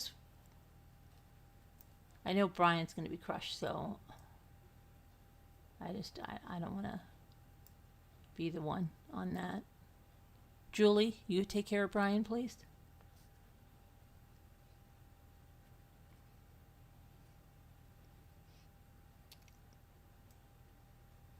You could shoot him an email. You don't have to get him on the phone.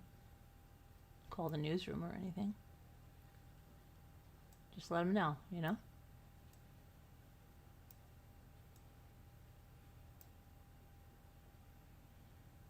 Danced? We could have danced all night. Okay. Let's see.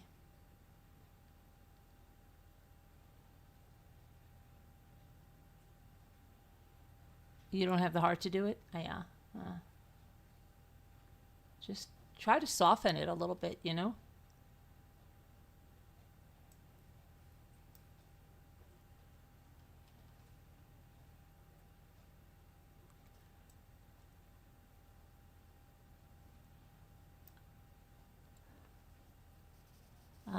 And need. Yeah, need. Murder, you want to take care of that then? Sure, you'd want to know, right?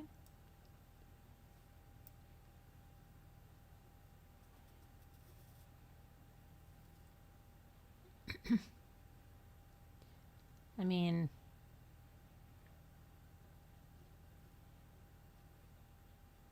I don't know.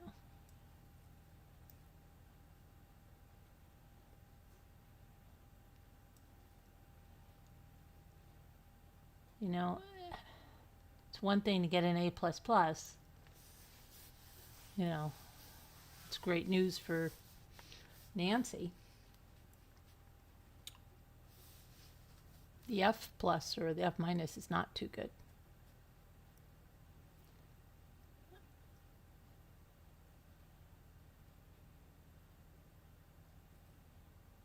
Maybe that brilliant lady could tell him.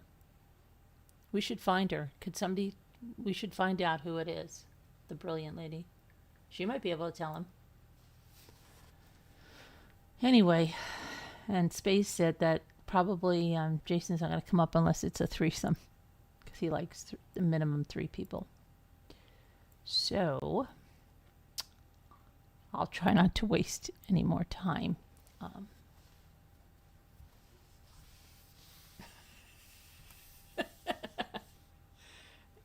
Yeah. Anyway,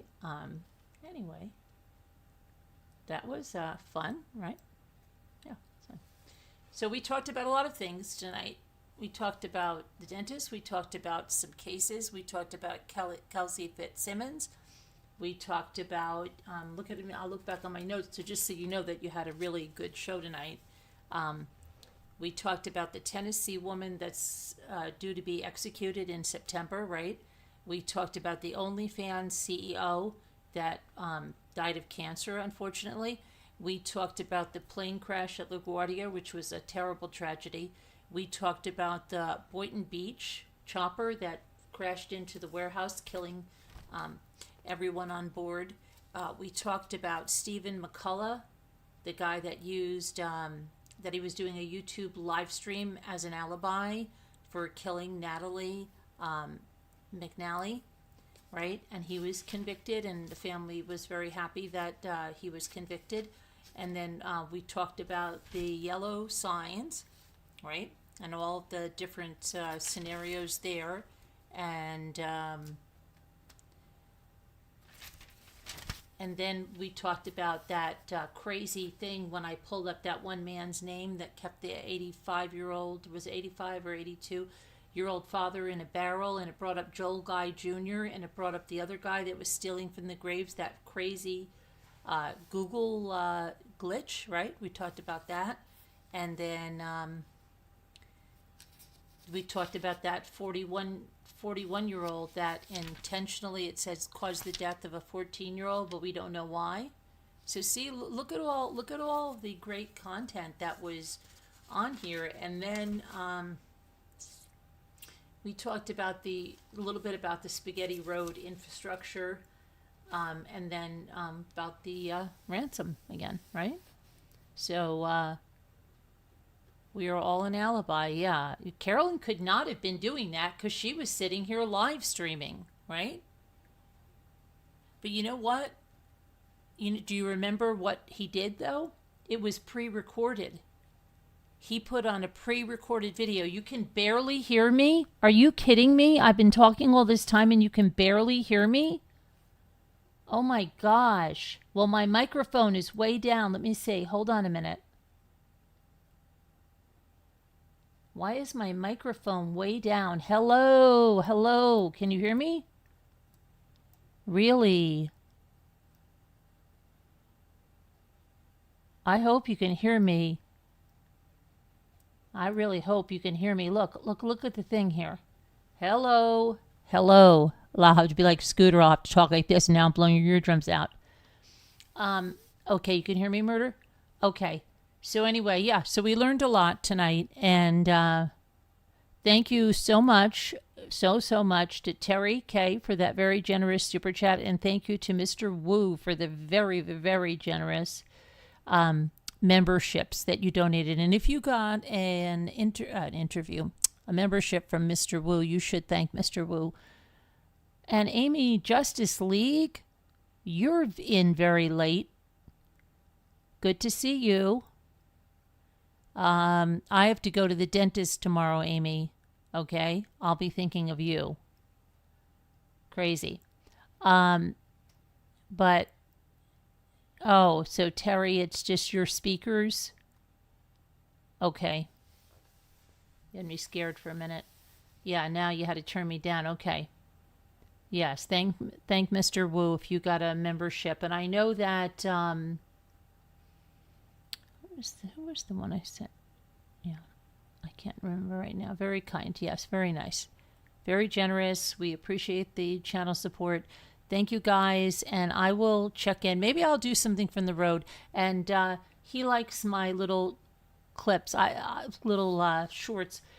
I have one about fake stuff. It's already uploaded in my shorts. Like, I already have it. It's just on private. I'll just put it on plus. Well, of course, Tori, God willing, you know what I mean? I'll be here. You know, God willing, I'm here. But maybe I'll do a little short for the road. We'll see. We'll see how it goes. I'll give you an update on the cap situation, the whatever you want to call it. Okay.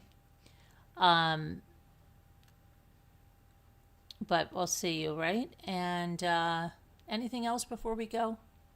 Oh, I got to tell you guys something. You want to hear something really cool? Okay, the other night, you remember when Scooter was on panel? Okay, so the other night, my phone was over there charging. It's all the way over by my sink, very, very far from where I am at. And you know, if you're on Messenger and you're messaging with someone, the last person that you're messaging with will be at the top of your messages, right? So if I was messaging with Scooter, she will be at the top, right? So I messaged Scooter on my computer. She was the last person I spoke to on Messenger. And it was 4:52 when I got off here. And I went directly over there to my phone and I wanted to text Scooter something funny. So I held my phone up, right? And I went to open up the messenger. And when I opened up the messenger, guess who was on top? Ray was on top. And I thought, what the freak? How? Right? So I open up his message, and at 4:51, when I was here, the message said, I love you. It was in my name, but it couldn't have been, I didn't type it. I was here closing out the show, and it said, I love you. And then I texted Scooter right after that. It was 4:52. I said, I just opened my phone. It's 4:52. At 4:51, I have a message. Ray's message was on top. It's in my name. It says, I love you. Isn't that crazy? And that was the day after his birthday. It said 4:51, I love you. So I thought that was really cool. I went to tell you guys that the other day, but then I never got to tell you. Because we had to talk about ransom notes for a long time. But no, I wanted to tell you. So that was pretty cool.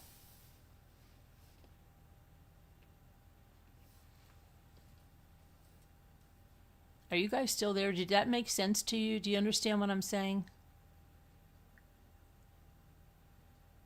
Hey, Deirdre Realtor, how are you? Oh, yeah, you understand? Okay. Because I don't know if I'm explaining it correctly. Because I was showing Gia it yesterday when we went out to dinner. I showed it to her, and she's like, oh my gosh. And I told Scooter about it right after. And then I told, yeah. Okay, so that was interesting, right? Yeah, that was interesting.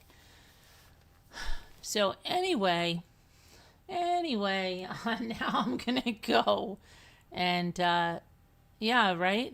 Well, electronics are big ways that they come through for us, right? But anyway, I am going to get off here and try to go to bed. I'll try not to think too much about ransom notes, though, and I'll try to. But anyway, I'll see you guys tomorrow. I love you. Thank you so much for hanging with me. And I'll try not to be too upset about the not being brilliant or, you know, I don't know. The other settling thing. So anyway, I'll talk to you guys later. Love you guys. God bless. Oh yeah. May the Lord bless you and protect you and give you his peace, and prayers for everyone in our community. And little lady, remember her, please, because she's going through some tough stuff right now. I'm sure a lot of us are. So just keep the prayers going around for everybody. And Jason, yes, be here tomorrow. And we'll get your email to you right away so that we don't have any delays. All right, and I hope you had a good time doing whatever it was that you were doing tonight, Jason. All right, everybody, I'll see you tomorrow. All right, bye now.